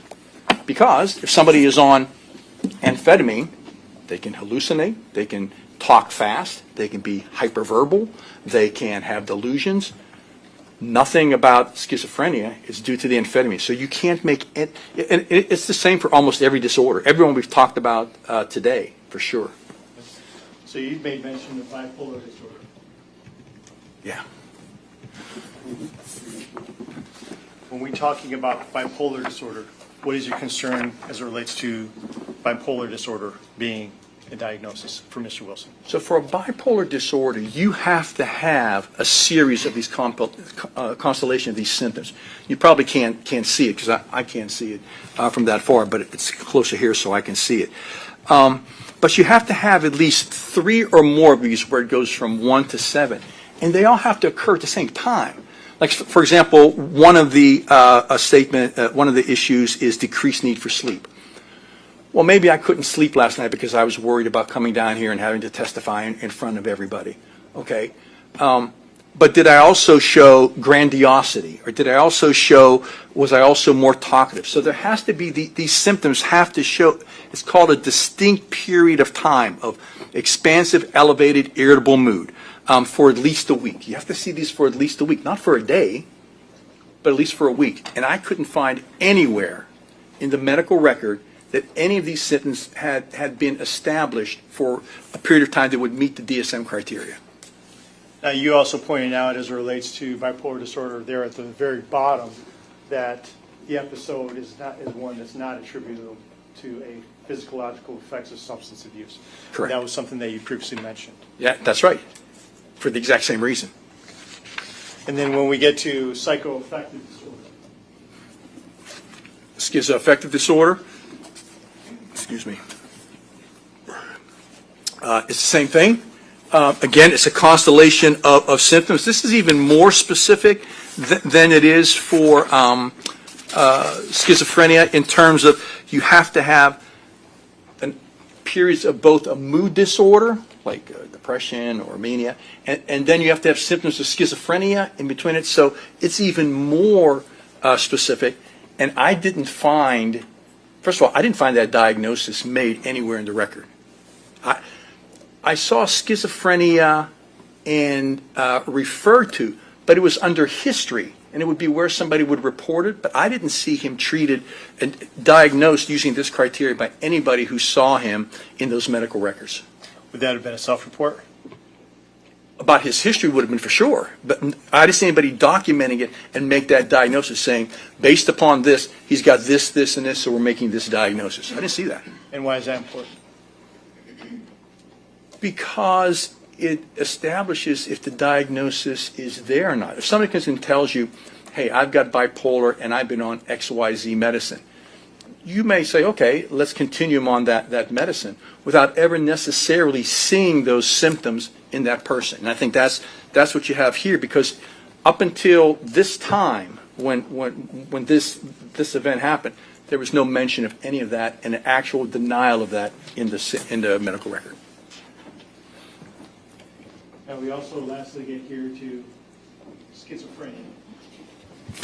And I think you went through some of this in previous testimony about the criteria, and is there evidence of the criteria that was met? I didn't see any evidence of delusions in the record. And you were asked, well, if somebody says something and it's not true, is that a delusion? No, that's not a delusion. If somebody tells you something that's not true, it's a lie. A delusion is a fixed false belief that the person maintains even when given incontrovertible data. So my delusion is that the government is hiding microphones in my refrigerator to spy on me. And you say, no, look, Michael, we just did sweeping. And I still believe it. me telling you that I don't know, that I never break the speed limit, that's not a delusion, that's a lie. Okay? And so there's a difference. And if a person knows what they're telling you isn't correct, it's not a delusion anymore. There's no evidence of any delusions. I was in the same room, I think I was, at the core, where you evaluate people. They have this big, thick piece of glass and this little square, a little circle like this where you talk through, and a little pass through on the bottom. I'm older, so maybe it's my ears, but I have to speak loud in there. I can hear people in the hallway. I can hear the correctional officers when they walk by. To think that they might be listening to what you're saying, that doesn't even approach a delusion. I think that, yeah, that's probably true. So, no evidence of any delusions, no evidence of any hallucinations, denial of hallucinations in the medical record, as I've read to you. No disorganized speech anywhere. And so none of these symptoms are present. And remember, they have to be present for a specific period of time, not just today, for a specific period of time that DSM talks about. And so I didn't find those symptoms. And even if those symptoms were present, were those symptoms, could you rule out that it wasn't due to the effects of a substance? And I don't think you can. And once again, we get down to the bottom, and that's one of the concerns that the DSM-5 has as well. It talks about the disturbances not attributable to the physiological effects of substance. Is that right? That's correct.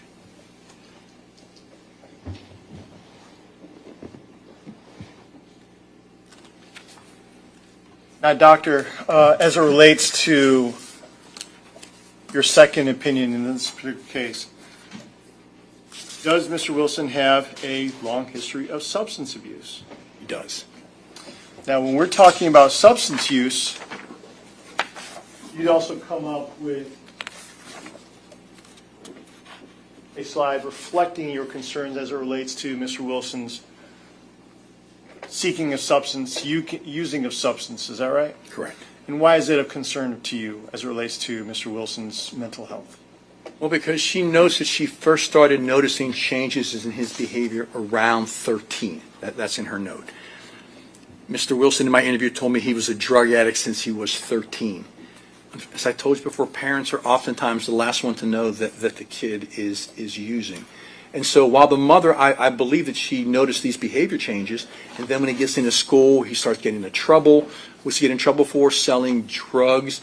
I think if you wanted to look at the more logical explanation, is, in my professional opinion, is it more likely that this is an emerging schizophrenia or an emerging bipolar disorder, or is this the effects of the drug use? In my professional opinion, you're seeing the effects of the drug use. And the drugs that he used, talks about cocaine, mushrooms, acid, meth, at various points in his life. So that all of these drugs can affect cognitive functioning, mental status, hallucinations, delusions. Now, we had also talked about the psychological raw data in this particular case that you also had the benefit of reviewing. Is that correct? I did. And let me just add one more thing on there. If you look at the mental health records from the incarceration after this event, they have there of a mental status change in him. And if you read it, he's confused, he's not making sense, acting very bizarre. Okay. They take him to the hospital. The hospital diagnoses him with acute respiratory failure, and he tests positive for fentanyl. Okay, so that's a good example of drug use even while he was incarcerated, and drug use affecting mental status. Now, as it relates to the psychological test data, was Mr. Wilson over reporting his mental health symptoms? Absolutely. Okay. What leads you to believe that? So he was given a test, as Dr. Mills talked about, the MMPI. MMPI is the most frequently used psychopathology test, primarily because it has two sets of scales. One set of scales that tells you what the symptoms are, depression, anxiety, schizophrenia, etc. But another set of scales that are called validity scales. It tells you how the person approached the test, right? Because psychological self-report is valuable. I mean, you want to ask somebody how they're doing, find out how they're doing, ask them. But it's also manipulable, right? If you have a broken leg, they're going to take an x-ray. It's going to show an x-ray either broken or not. It doesn't matter how you feel about that. But when it comes to mental health symptoms, if you're depressed, you can say you're not depressed. And if you're not depressed, you can say you're depressed. And so people, it's almost a natural reaction. If you're taking the MMPI because you're going through a child custody evaluation, where it might determine whether you get custody of your child, you're going to have a tendency to kind of minimize your psychological problems, right? If you're in a situation where your mental health, in a criminal situation where your mental health symptoms may be of some benefit to you, you may exaggerate your symptoms. So while the MMPI, so Dr. Mills used an interpretive report on the MMPI. And if you go to the next one, this is the interpretive report. And the MMPI, I teach the MMPI, published on the MMPI. I love the MMPI. So it says that the profile is invalid. Okay, and that's true. It is invalid, but it's invalid in the sense of what you can make from the clinical scales. But if you read what it says, and you can maybe read it, so I'll read it to you. It says, this profile is invalid because the test taker generated an excessive number of infrequent responses to the MMPI 3 items. This level of infrequent responding is uncommon, even in individuals with genuine, severe psychopathology. Okay. Go down, and it says, in addition, he provided an unusual combination of responses that is associated with non-credible memory complaints. Now, you have to keep in mind, that interpretation wasn't arrived at by Dr. Mills, and it wasn't arrived at by me. It was arrived at by the test publisher, who simply took those responses and compared it to a database of thousands of people who responded to the MMPI. And so that's telling that the MMPI is, that at least in this situation, when he took the test, he was exaggerating his symptoms. So if he's telling you something, you have to be careful how much credence you give to that unless you have some other data to support that.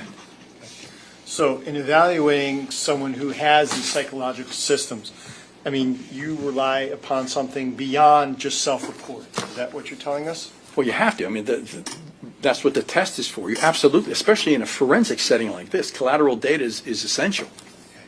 And there are ways in order to go ahead and test that. Is that right? Correct, and you just saw one of them. And how familiar are you with this MMPI? I mean, I've published numerous articles on the MMPI. I taught it for 10 years at UF. I'm familiar with MMPI 1, MMPI 2, MMPI 2RF, and now MMPI 3. So I feel like I know the MMPI. You're welcome. Now, you also, when we're looking at this protocol validity, are those your interpretations of the test? They are not. They are, like I told you, the test publisher that doesn't have the proverbial dog in the fight. They're just telling you what their data shows. Now, let me ask you, as it relates to your next opinion, doctor, did you have an opportunity to determine whether or not his mental health history would be consistent with any type of adjustment disorder with mixed anxiety or depressed mood or anything along those lines? You know, those are diagnoses that were given in there by the people that he saw. I think it would make sense. An adjustment disorder is a psychological reaction to a stressor. You're incarcerated, that's a stressor. He certainly, I mean, it's clear. He reports depression and anxiety throughout his mental health records. I mean, that you need to be aware of. That for sure. But the other stuff, And so that'd be consistent with someone who is actually incarcerated, correct? Correct. That they would be depressed. Yeah. Now, does Mr. Wilson have any type of frontal lobe brain damage that would account for his behaviors? It's That you're aware of, that you've actually had the opportunity to observe or review in any of the records? After reviewing the records, the raw psychological test data is my professional opinion within a reasonable degree of psychological probability. He does not. Now, as we're looking up here at the screen, we have no history of brain injury. How did you come to that conclusion? Well, we've heard the term today a lot of places, his history of head injuries. Okay? And we have been given examples of playing baseball, he got a bump on his head. Those are not head injuries. I mean, if you have kids, they get bumps on heads. If you yourself may have had bumps on your head, that's not a head injury. When you're playing football and you get hit, you may feel woozy for a lot of reasons. You may have got the wind knocked out of you. Just because you play football for 4 years in high school doesn't indicate that you've had any kind of a head injury. He reports 2 motor vehicle accidents, which I don't have any records of. Defining a head injury, defining a traumatic brain injury is also defined in his DSM. There are specific symptoms you have to have at the time of the event. Now, I don't know Mr. Wilson's family. I didn't talk to them. But everything I've heard about them says that they're good, caring people. It's hard to imagine that if there was some concern that there was something strange with their child, that they wouldn't take him to get evaluated if they thought that he had some sort of a head injury. We have no records of a head injury. We have a reported CT. We haven't seen it, but we have reported CT beforehand. And the statement was, well, if they had a CT, it must have been a brain injury. No, it would be done to rule out. So if you went to the ER right now and said, I have a throbbing headache in the side of my head right here, they're going to do a CT to your brain. Why? To make sure you don't have a tumor. That doesn't mean that they think you have a head injury. They're going to get the CT and they're going to say no. He had a second CT, at least one that we do know. This is when he reported headaches and a pressure in his head, is what he says. They take him to Lee Memorial or somewhere here, I think maybe a mobile, I forget how it works. They do a CT of the brain and it comes out negative. Okay, nothing there to support this, and he gets put on Flonase. I'm not a physician, but Flonase is often used for sinusitis and people who have those kind of headaches with allergies. I don't know, but the idea was they did not say brain injury. In fact, it says normal brain CT. So there's no evidence anywhere so I have a hard time when you say, well, it's a history of head trauma. I can't agree to that because I don't have evidence of it. And you also indicated you had an opportunity to review the incarcerative medical records that did not indicate any cognitive problems. Could you please expand on that, Doctor? Yeah, so part of what they do here is that they do mental status examinations on you, that they're looking to see if you have these problems. And there are numerous medical records that nowhere in the medical record did I find that he was demonstrating memory problems or cognitive issues. You say, well, maybe they're not looking for that, and you might have it and somebody doesn't notice. Granted. But if your memory's at the 2nd percentile, you're going to notice that. That is really impaired. And in fact, the medical records that you do see indicates memory intact. So I didn't see any evidence of a diagnosis of a traumatic brain injury or of what they call a neurocognitive disorder, something wrong with how you think, anywhere in the medical records before and after this event. And Doctor, as it relates back to this particular case, you indicated that you had the opportunity to view the actual or listen to the actual statement that he gave to detectives. I did. Now, you also had the opportunity and benefit of going ahead and reviewing the various police reports as it relates to the facts and circumstances in this particular case. Is that right? I did. Now, did you find that in his statement that he gave to detectives that his that he had any cognitive problems relaying to the detectives what actually happened. There was no, I didn't see anything where he reported memory issues with this. His reporting of things in many ways matched up with what other witnesses were saying, Miss Johnson, or the person at the Mateo Graphic, I forget the name where he went to. There was no significant discrepancy. He was able, to say in there how when police were looking for him, he was watching them and knew where they were when they were searching for him. So there was no indication of any memory impairment anywhere that I saw. And lastly, Doctor, when you refer to neuropsychological testing results were not consistent with a neurocognitive disorder, what do you mean by that? That I don't think that the neuropsychological test results show a brain injury and certainly not a frontal lobe injury.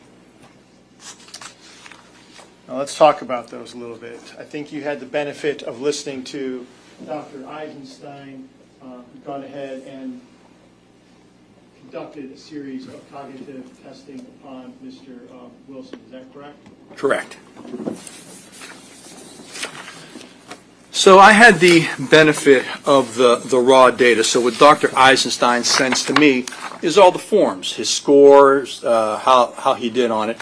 And then I was able to take those scores and put them into a graph for you so that you can see and to try to make sense of it all. Okay.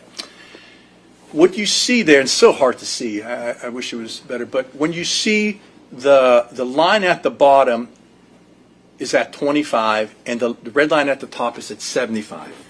And those are percentiles. So the easiest way to explain the data to you is in percentiles, right? And you heard this a little bit. A percentile is how do you match up to other people. So if you're at the 99th percentile, you are better than a line of everybody on the earth, 100 people. You're 99, you're better than the 98 people behind you. If you're at the first percentile, there's nobody behind you. You're at the very bottom of it. We typically call the average range, where most of us fall, okay, most of us are average, between the 25th and the 75th percentile. So when you look at these scores, we're going to see that Mr. Wilson's general IQ, that's the first one, average range, just like everybody else. The second one is his verbal comprehension. That's his ability to use language. That's smack dab in the average range. His perceptual reasoning, his ability to figure out like puzzles and things like that, that's a little low. That falls into the borderline range, 6th percentile, so that's a little low. His working memory, which is a frontal lobe measure. Working memory takes place, it's your ability to temporarily hold information and process it. So like, when I tell you a list of things and want you to manipulate it, that's where your working memory is. His score there is in the average range. And his processing speed, how fast you can respond to things and pay attention to things, is in the average range. A very important component of frontal lobe function. So we look at these things. We have these test scores within the average range. Now, when we get over here at the bottom, we have some pretty impaired scores. I mean, I'm going to be honest with you. We have memory scores that range from, I think, the 5th percentile down to the 2nd percentile. Those are impaired. There's no doubt about that. We'll talk a little bit more about those later, but just keep that in mind, that those scores are falling at the 2nd percentile, which means out of 100 folks, he's at number 2. There's only one person below him. So this is the general cognitive testing results. And then Dr. Eisenstein was good enough to do some specific tests on frontal lobe functioning. So as neuropsychologists, we can test different parts of the brain. We know that the memory is in your temporal lobe, and so we have special tests that can do that. We know that ability to be flexible in your thinking is more frontal lobe. And so we have a wide variety of tests. If you go to the next slide. And that's where we're talking about the executive functioning tests that Dr. Eisenstein had gone ahead and had Mr. Wilson perform. perform. Is that correct? Yes. So there are a couple of tests that he did. The first one is the working memory. We talked about that. That's in the average range. The next test is a digit span test, which is your ability to focus. You have to, I repeat digits to you, 1579, you have to say it back to me. Then I say 1579, and you tell them to me backwards. And then I say 1579, and you tell them to me in order. Very complex cognitive functions in the average range. Another test in the average range is a test called similarities, very frontal lobe. I tell you, how are a bicycle and a car alike? They're both transportation. And then it gets harder. How are poverty and wealth alike? So it goes, but it really requires your brain to synthesize, because you have to know poverty, you have to know wealth, and you have to be able, how are these things the same, because they sound pretty different to me. In the average range, and then arithmetic. Arithmetic is not just a math test, so it's ability of working memory. So the test is relatively simple, the math is simple, but I'll say to you, you know, John went to the store, he bought 2 dozen eggs, he bought 4 onions, 2 cans of soup. How many items did he buy altogether? And you have to remember what was said in all that. The math is simple, you just add them up. But to be able to remember all that, everything is in the average range. He does score particularly low on a test called the Wisconsin card sorting test. That's the one Dr. Eisenstein described to you, where you have to match things. He did pretty low in that, no doubt about it. So we have a particular frontal lobe test that he did not do well on. Is there a concern there, Doctor? Well, it could be. Let's go to the next slide. Very well.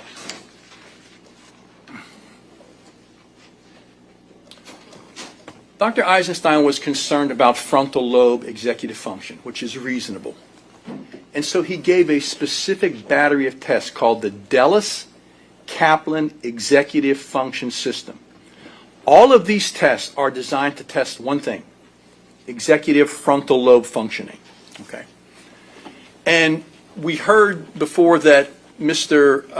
Wilson didn't score in the average range in any of those. That's not correct from the data. He actually scored in the average range on almost all of them. And in fact, he scored in the high average range. One of the tests, man, my eyes are getting so bad, I need to get glasses.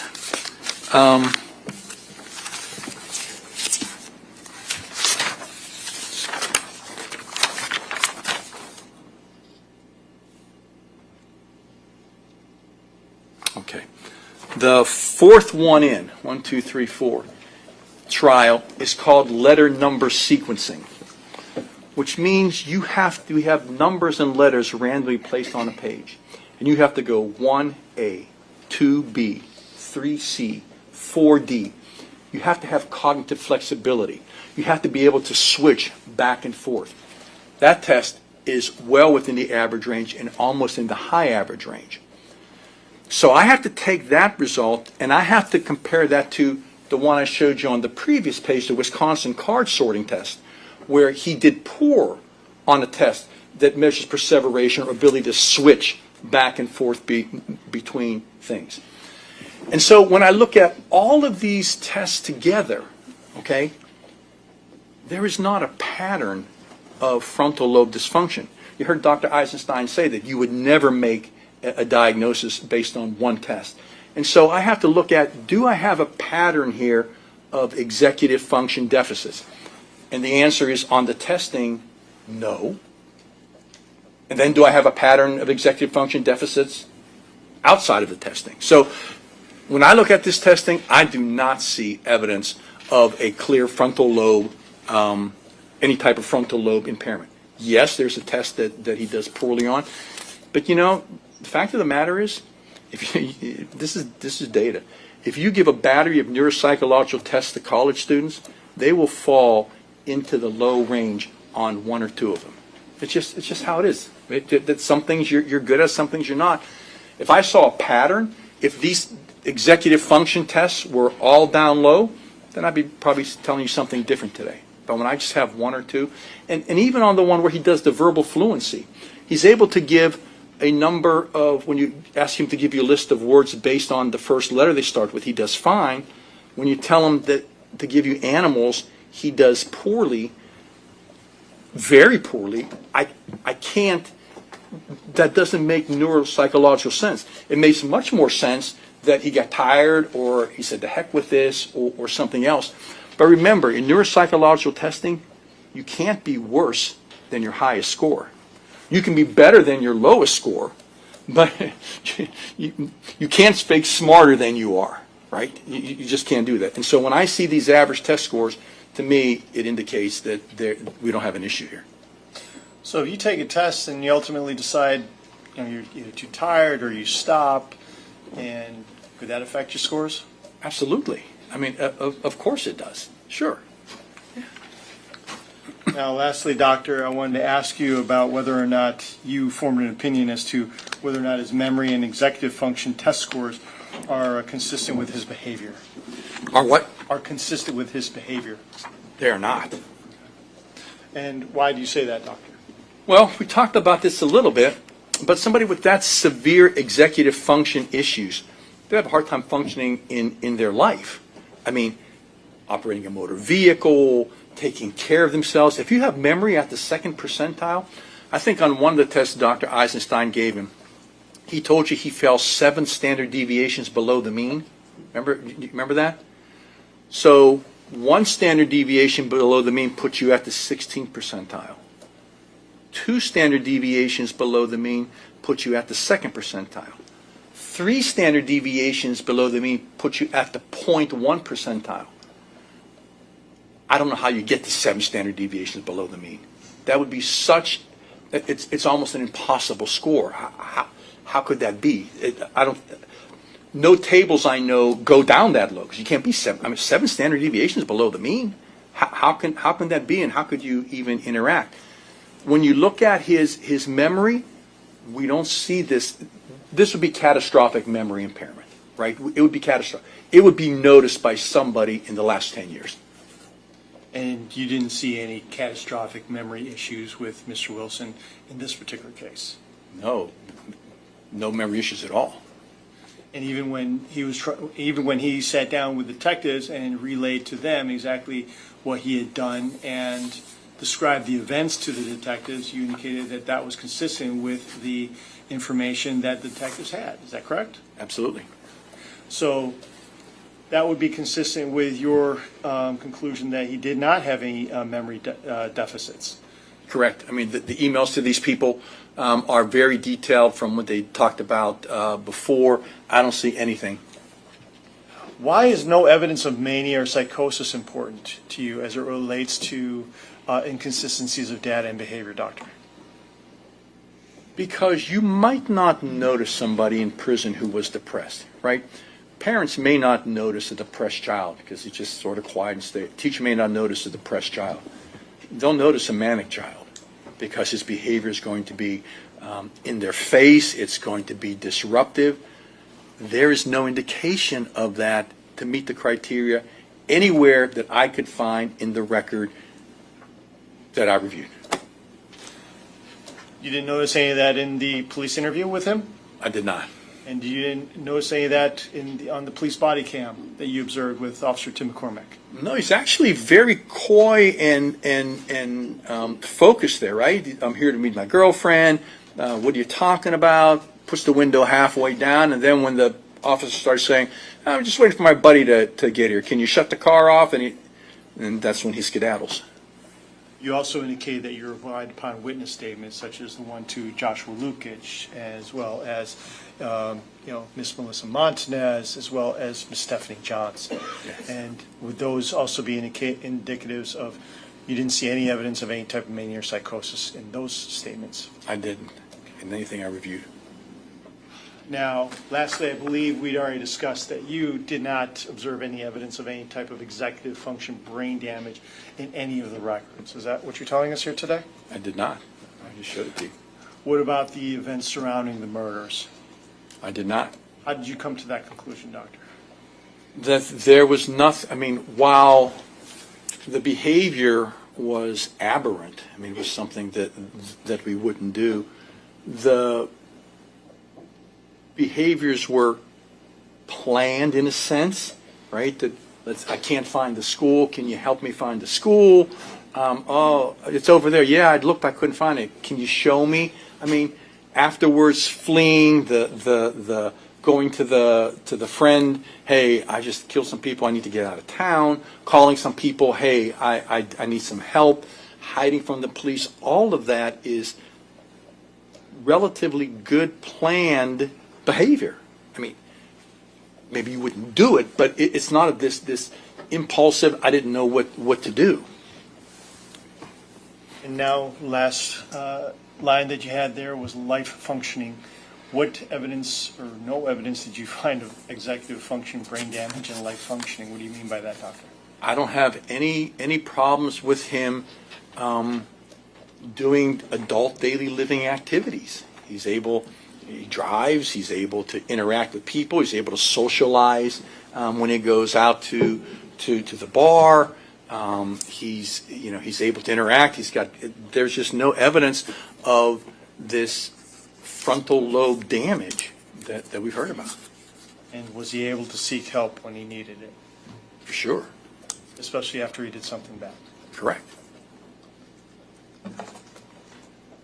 May I have a brief moment, Judge? Yes.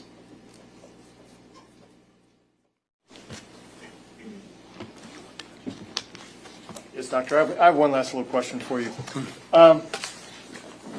You indicated back in your training experience, did you have an opportunity to become involved in and familiar with the jail mental health treatment of individuals? Absolutely, I did. Could you please describe for us what your experience is in relation to that particular area? Sure.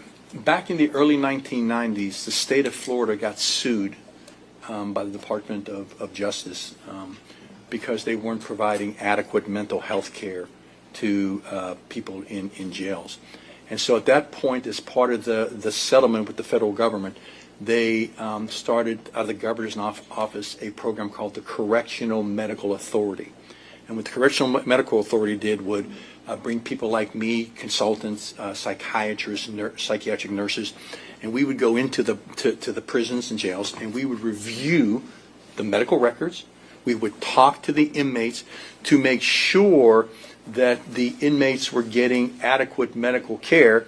The state of Florida was doing it so that they wouldn't get sued again, but also to do the right thing. So I have been in reception centers, correctional institution jails all over the state, reviewed hundreds of these files.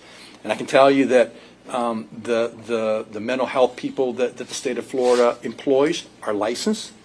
They're responsible for the same ethics and standards that I am.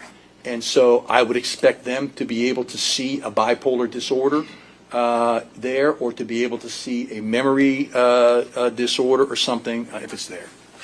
Why is it important that inmates get the appropriate care while in custody, besides obviously the jail being sued? Well, because first of all, you want to do the right thing, right? I mean, we're compassionate people. If you have a problem, we want to help you. But secondly, if you have a patient, an inmate that is bipolar or that is schizophrenic and untreated, they're going to be a significant behavior problem. We talked about that they're interested in control.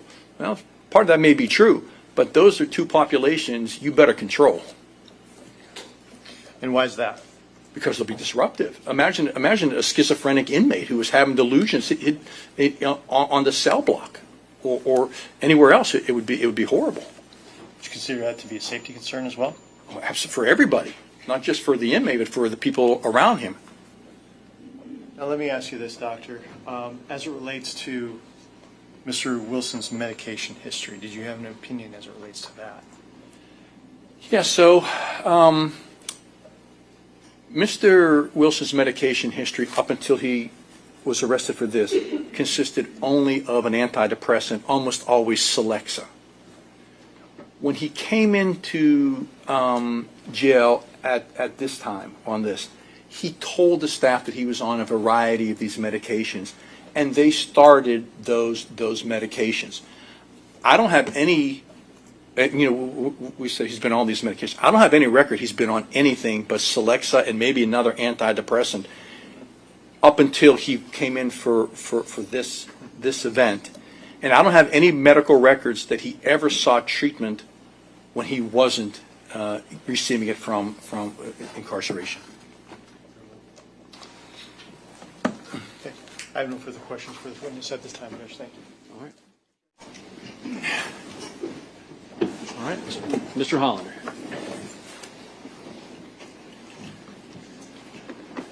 Afternoon, Doctor. Good afternoon, Mr. Holland. Say evening. Just a few questions. Sure. You are not an MD, a medical doctor? I am not.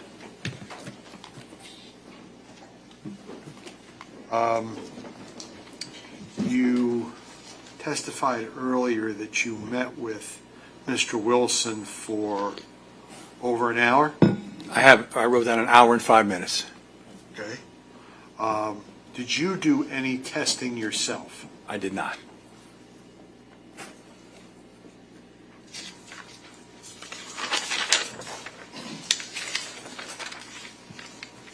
You said that you're in private practice now? I am. Okay. You do mostly civil. What type of work do you do for civil?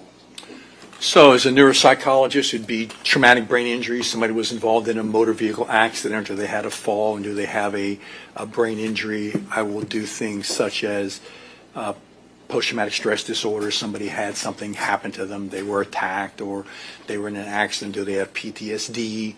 I will see people for grief. They've lost somebody, and how are they coping with that loss? I mean, those are general areas.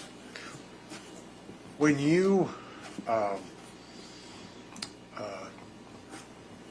deal with people who have suffered traumatic brain injury, do you, or can you, since you're not an MD, can you request brain scans? No, I would have to have a neurologist or another physician. I could ask a physician to, but I don't know how I would do that. No. Okay. Do you review brain scans in your practice? No, I don't review the scans. I review the report of the physician. So with the physician, but no, I don't look at actual films.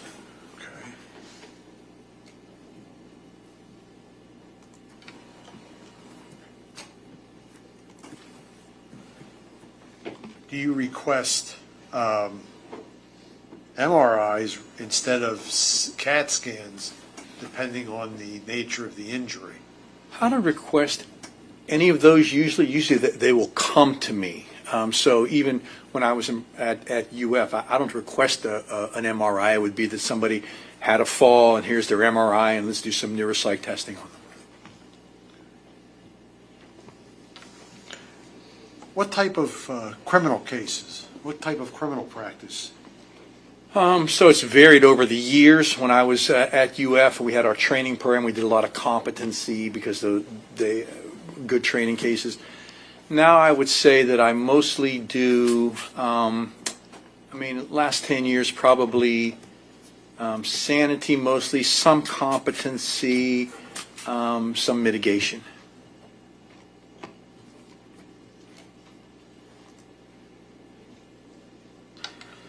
Do you do any court-appointed cases for criminal, I guess it would be defense? Well, so I had a recent competency where I was appointed actually by the judge, so to report to the court. That was a Volusia kind of case. That was competency. So that was, I guess, is that what you're asking me? Yeah. Yeah. Not a lot of those. Not a lot? No. Okay, how many have you done? Oh, I could never tell you the number, but... Well, since you went into private practice.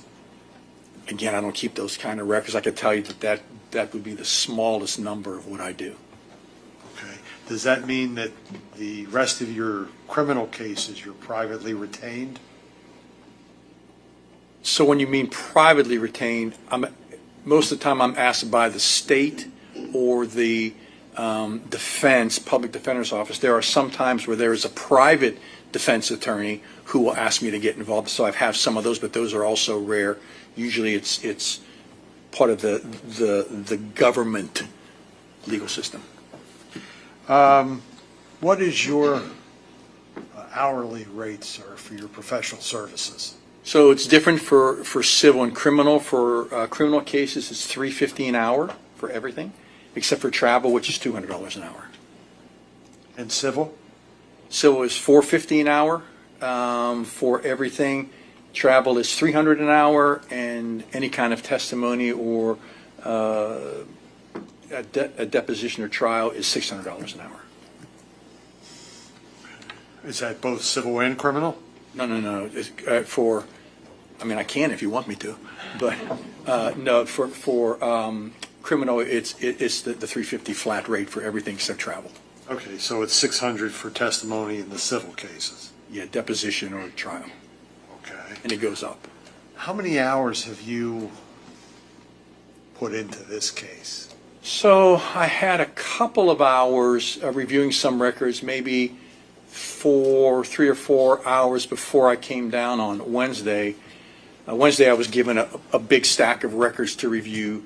So Thursday, so mostly Thursday, Friday, and Saturday I did mostly this. Friday, as you know, I was in all the depositions that took place, and then Saturday. So I've been, this is not an exact figure, but I'm probably somewhere around 20 hours since if we add it all together.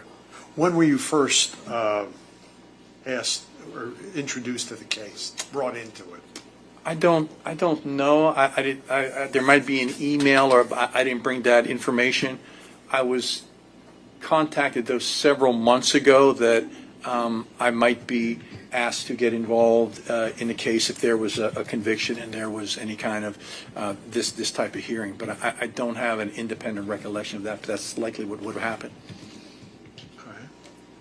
Now, you said you, as part of your preparation, you reviewed records. I did. Okay.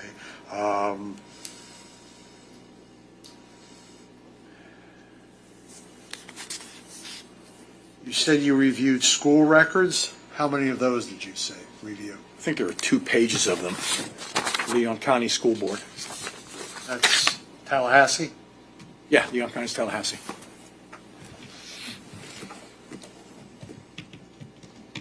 I think those are the same records that Dr. Mills and. Is there anything, were you expecting more records from Leon County? I don't know what to expect. I got these on Friday during the depositions. Before that, I wasn't aware that these records even existed. You said you interviewed Mr. Wilson on the 19th of June? I did.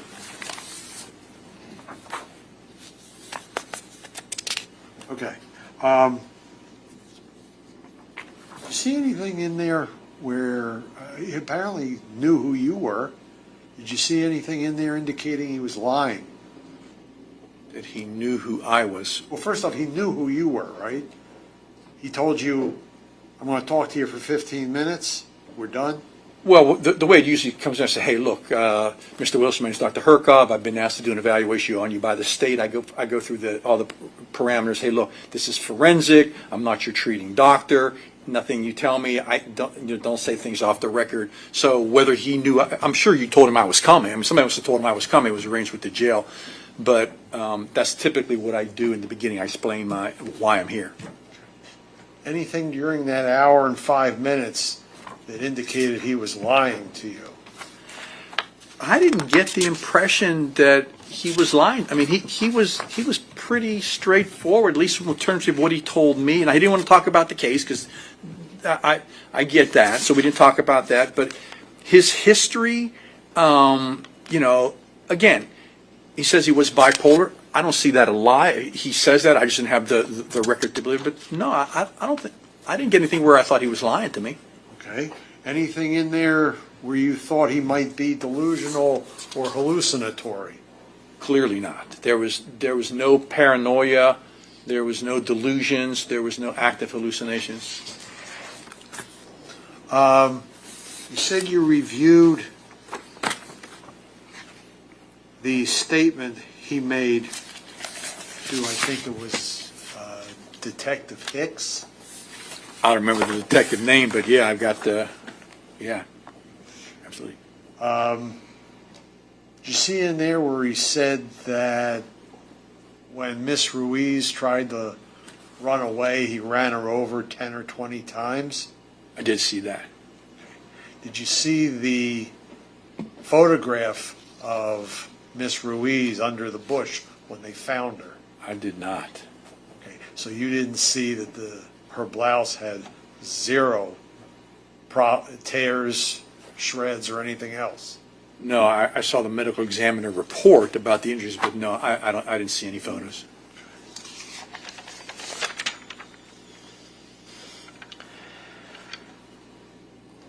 You said you saw 10 to 13 years of medical records. Yes. Was that part of that stack of records you received? Yeah, the ones that I saw went back to 2013. Okay.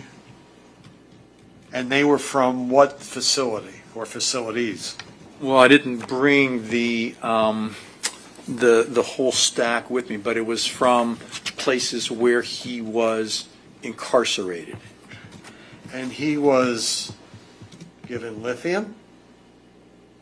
Not before, no. None of Before what? Not before 2019 when he came in for this arrest. All the records I looked at before, all I saw was Celexa. Now, if that's wrong, show me and I'll admit to it. Okay. And what is Celexa for? Celexa is what we call an SSRI. It can be used to treat both depression and anxiety. And that he had that for, how long was he being prescribed that, going backward? Can't tell you the exact, but for a good part of that time. I don't know if it started exactly in 2013, but that was a common medication that he received. So several people along the way decided that's what he needed. Absolutely. As I said before, I think the depression and anxiety he reports is pretty consistent in the medical record. In your career, have you ever reached a conclusion or deviated from the DSM, from their classifications? Well, I'm sure if I did, you're going to point it out to me, but I don't recall. I mean, the DSM is what I use for making my diagnoses. Well, I understand, and each diagnosis has a certain number of criteria. Correct. Have you ever run into a case where you've said, I know that this says this, but I think this? I don't recall it. I don't recall if I did that.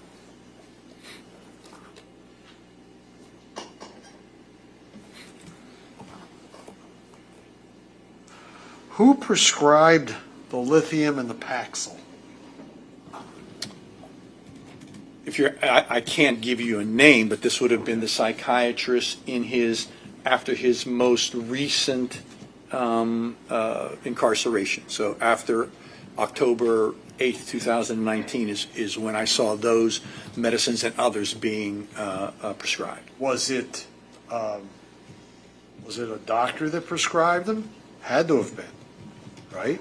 I mean, in the state of Florida, I mean, it could be a nurse practitioner, but I'm assuming it was I think it was a psychiatrist, but I'm assuming that, but I can't give you the person's name. I don't recall that.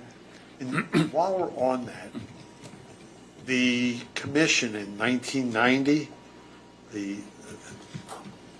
all these jails have gone to private providers now, haven't they? None of them have their own employees. No, but the CMA is still responsible for. I mean, you probably know it was the Costello case that got Florida in Dutch on it. So I don't know what all the dynamics are, but yeah, you're correct. Most of the jails now are being run by private companies who are providing the providers. And the private companies make their money by saving the jail money, correct? Well, you're getting into something that's beyond my expertise as a psychologist and neuropsychologist. I don't know the economics of it. But I thought you were still on the committee. No, I don't do it now. I've done that for years. I've looked at over the years. No, I haven't done it in several years.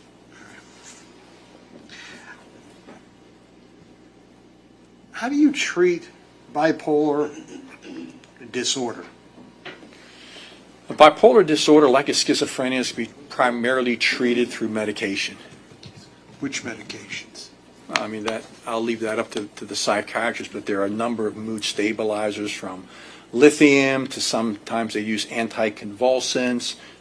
There are probably half a dozen so different medications they use to treat bipolar disorder. Did I misunderstand you that if you're dealing with a bipolar person untreated, they're going to end up in a hospital? A person in a manic, not every single person, but people in a manic episode are disruptive, and they will be noticed, and they oftentimes end up in hospitals. And what about in jail? The jail actually has, in Florida, the jail has hospitals. The jail has places called CSUs, critical crisis stabilization units, where they can go to. They have TCUs, transitional care units, and they have a mental health hospital up in Tallahassee, the correction up at Chattahoochee. Well, Chattahoochee is where you go when you're, but there is CMHI, correctional. So they actually have a mental health hospital you can go to while you're in prison and come back. So they have all those things. They have them, but do they use them? I've seen people sent to them. I can't tell you the dynamics or the frequency, but they have them. I would assume they use them. You said that on September, well, let's go the other way. October 23rd of 17, that Mr. Wilson denies auditory hallucinations. Yeah, I got the note right here.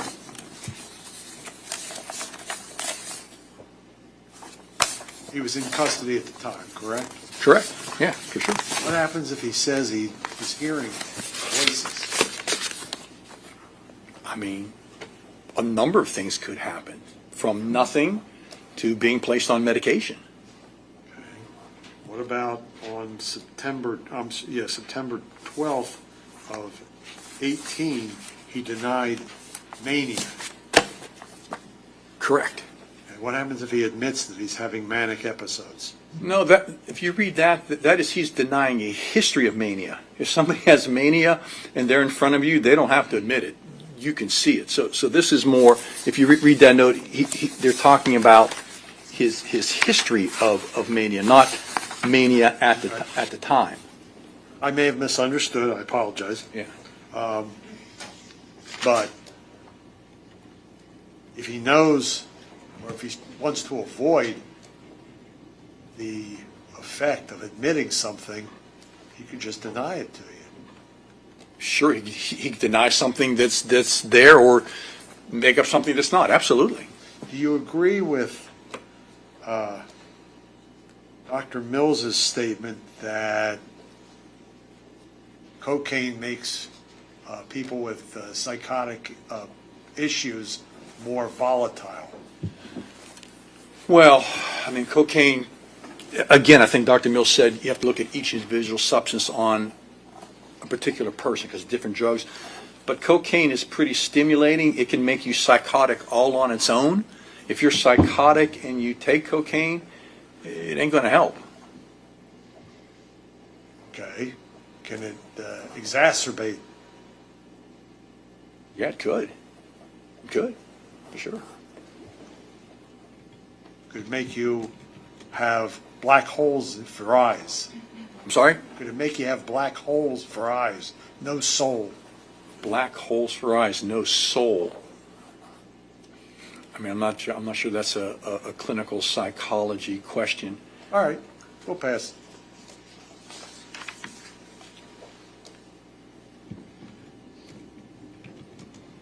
I get you're complaining that they don't have records. Am I correct? That there's no records to... I'm not complaining. I'm just saying that the only records that I do have that go back to 2013 don't document anything that's here.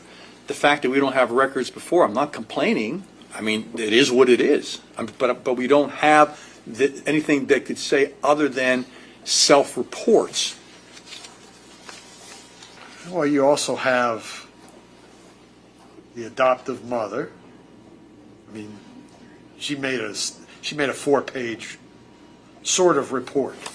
I mean, I have nothing bad to say about the adoptive parents. But, I mean, let's look at her report. 2005, May 11th birthday, September, Deer Lake Middle School, Tallahassee. That's her report for 2005. I mean, 2006, May 12th birthday, September, DLM. I think that may have been, I don't know. I mean, these are 2009, expelled from Childs, entered alternative high school, lives at home, May 15th birthday, September, alternative high school, November, Pop dies. He was very close to him.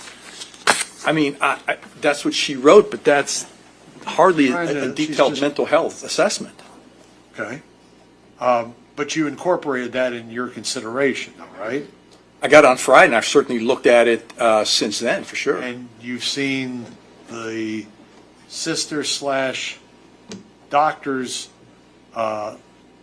report, the statement? I have, yes. Okay. Yes.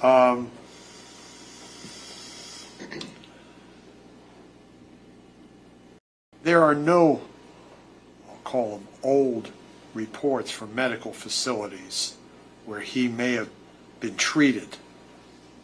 Not that I've seen.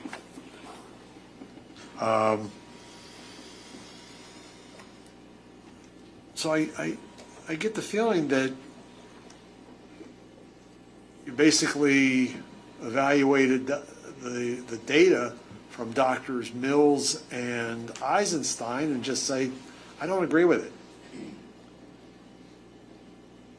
Well, I don't know if I looked at the data from Dr. Mills, and we both agree that the MMPI is invalid. We both agree that the MMPI is exaggerated, so at that data, we agree. When they say that he has been diagnosed with schizophrenia and schizoaffective disorder while he's incarcerated, I can't find those diagnoses. So if you show them to me, I'll say, okay, I made a mistake. You're right. I see in there where he reports a history of that. And I see and even in the medical records before this, I see where he says he has a history of bipolar disorder, but I don't see any documentations of the symptoms. So I don't necessarily disagree with them. They're both smart guys. They can give their own opinions. I'm just telling you that when I look at the data, I don't see the same thing for the reasons I gave you. And they told you why they found it for the reasons they gave you.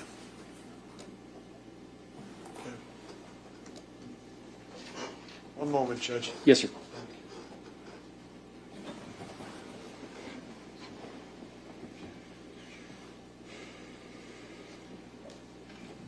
Doctor, one last question. Did you personally recalculate the results from Dr. Eisenstein's raw data? So what I did was I did two things. So on his scores for on the MMPI, I didn't recalculate anything. I just took the publisher's printout, what they did. So I didn't recalculate that. On the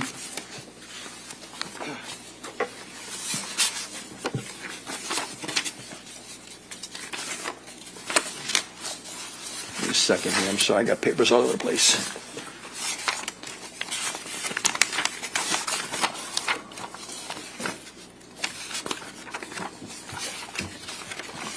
On the DKEFs, the Dellis-Kaplan Executive Function System, Yes. I took his numbers and I went to the manual and I looked up the scores, what it would be, and it was the same scores he got. Okay. And the manual being the DSM, or is there some other? No, so remember we talked about the test, the Dellis-Kaplan Executive Function System. So that has a manual where you say, okay, if it takes the person 18 seconds to do this and they're 35 years old, then that gives you this score, and this score corresponds to the 20th percentile. Okay, And so that's I got the exact same scores he did. separate publication from the DS. Oh, yeah, no, it's for the test, yeah. All right. Nothing further, Judge. All right. Anything else? questions, Judge. Thank you. All right, sir, you can step down. Thank you, Your Honor. Thank you all. You want to approach and talk about scheduling?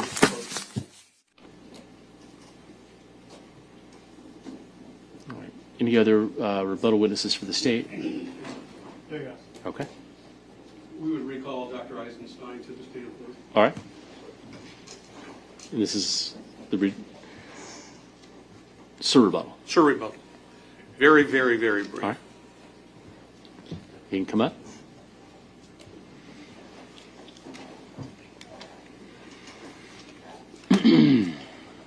Sir, you're still under oath. You can take the stand.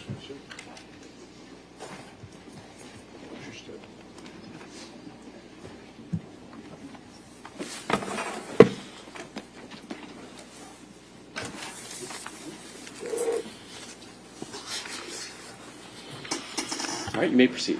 Thank you, Your Honor.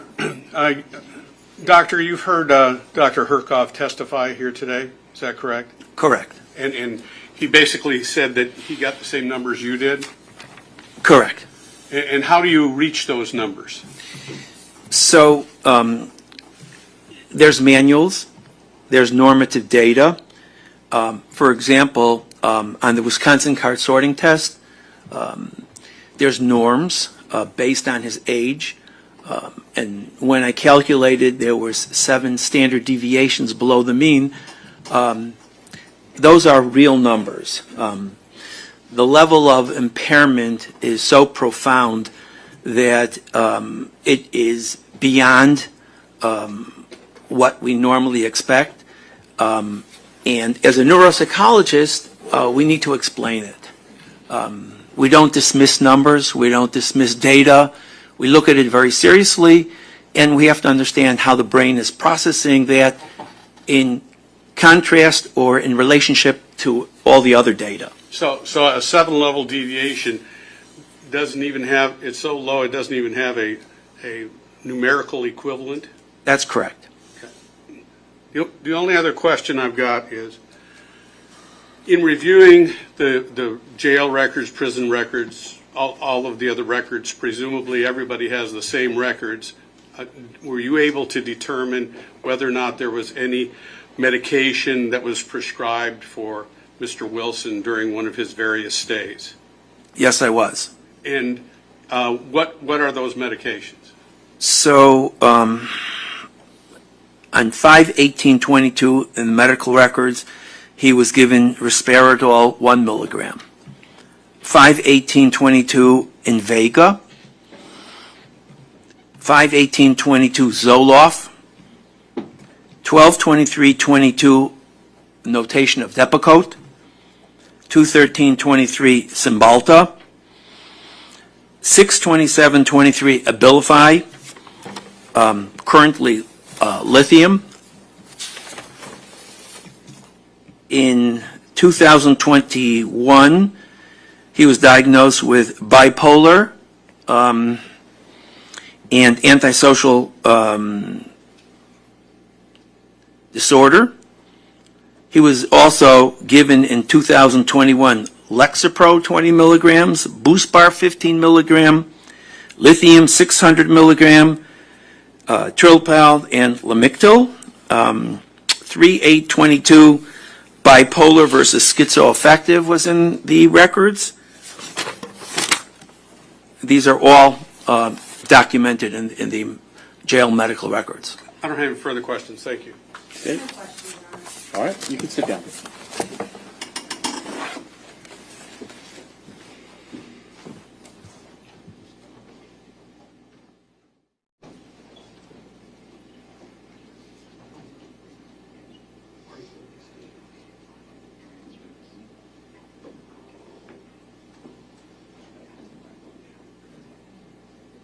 Can I have the court's indulgence to ask one question of Dr. Mills?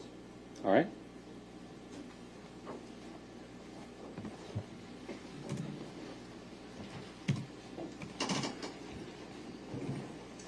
Sir, Doctor, you're still under oath, so. Thank you.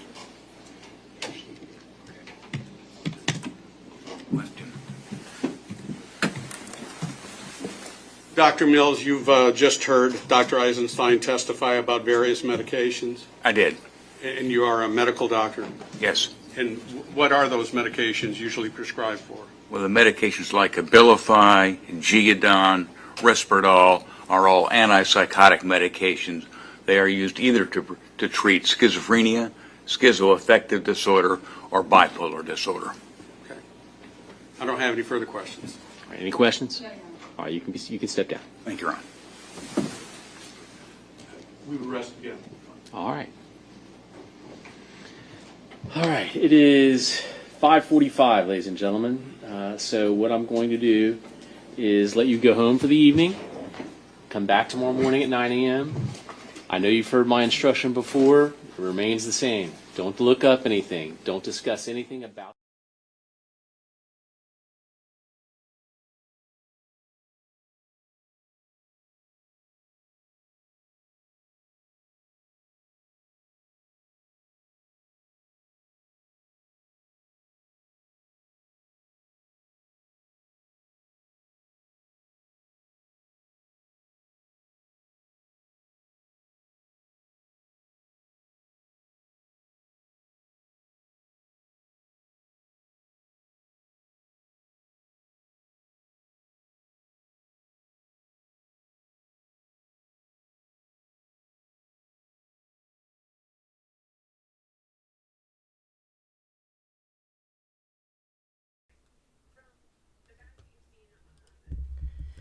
Passion says, I don't know the lithium.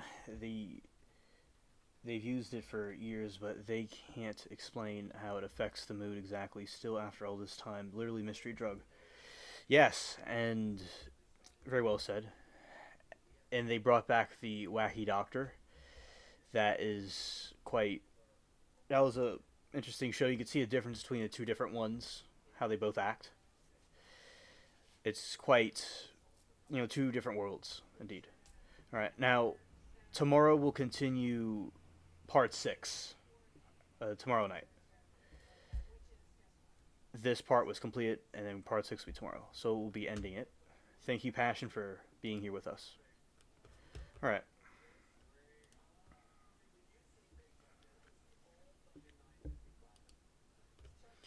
All right, everybody. Thank you for coming to this stream. We had a very good night with the chat, and I appreciate all of you. Good afternoon, good evening, wherever people are, and peace.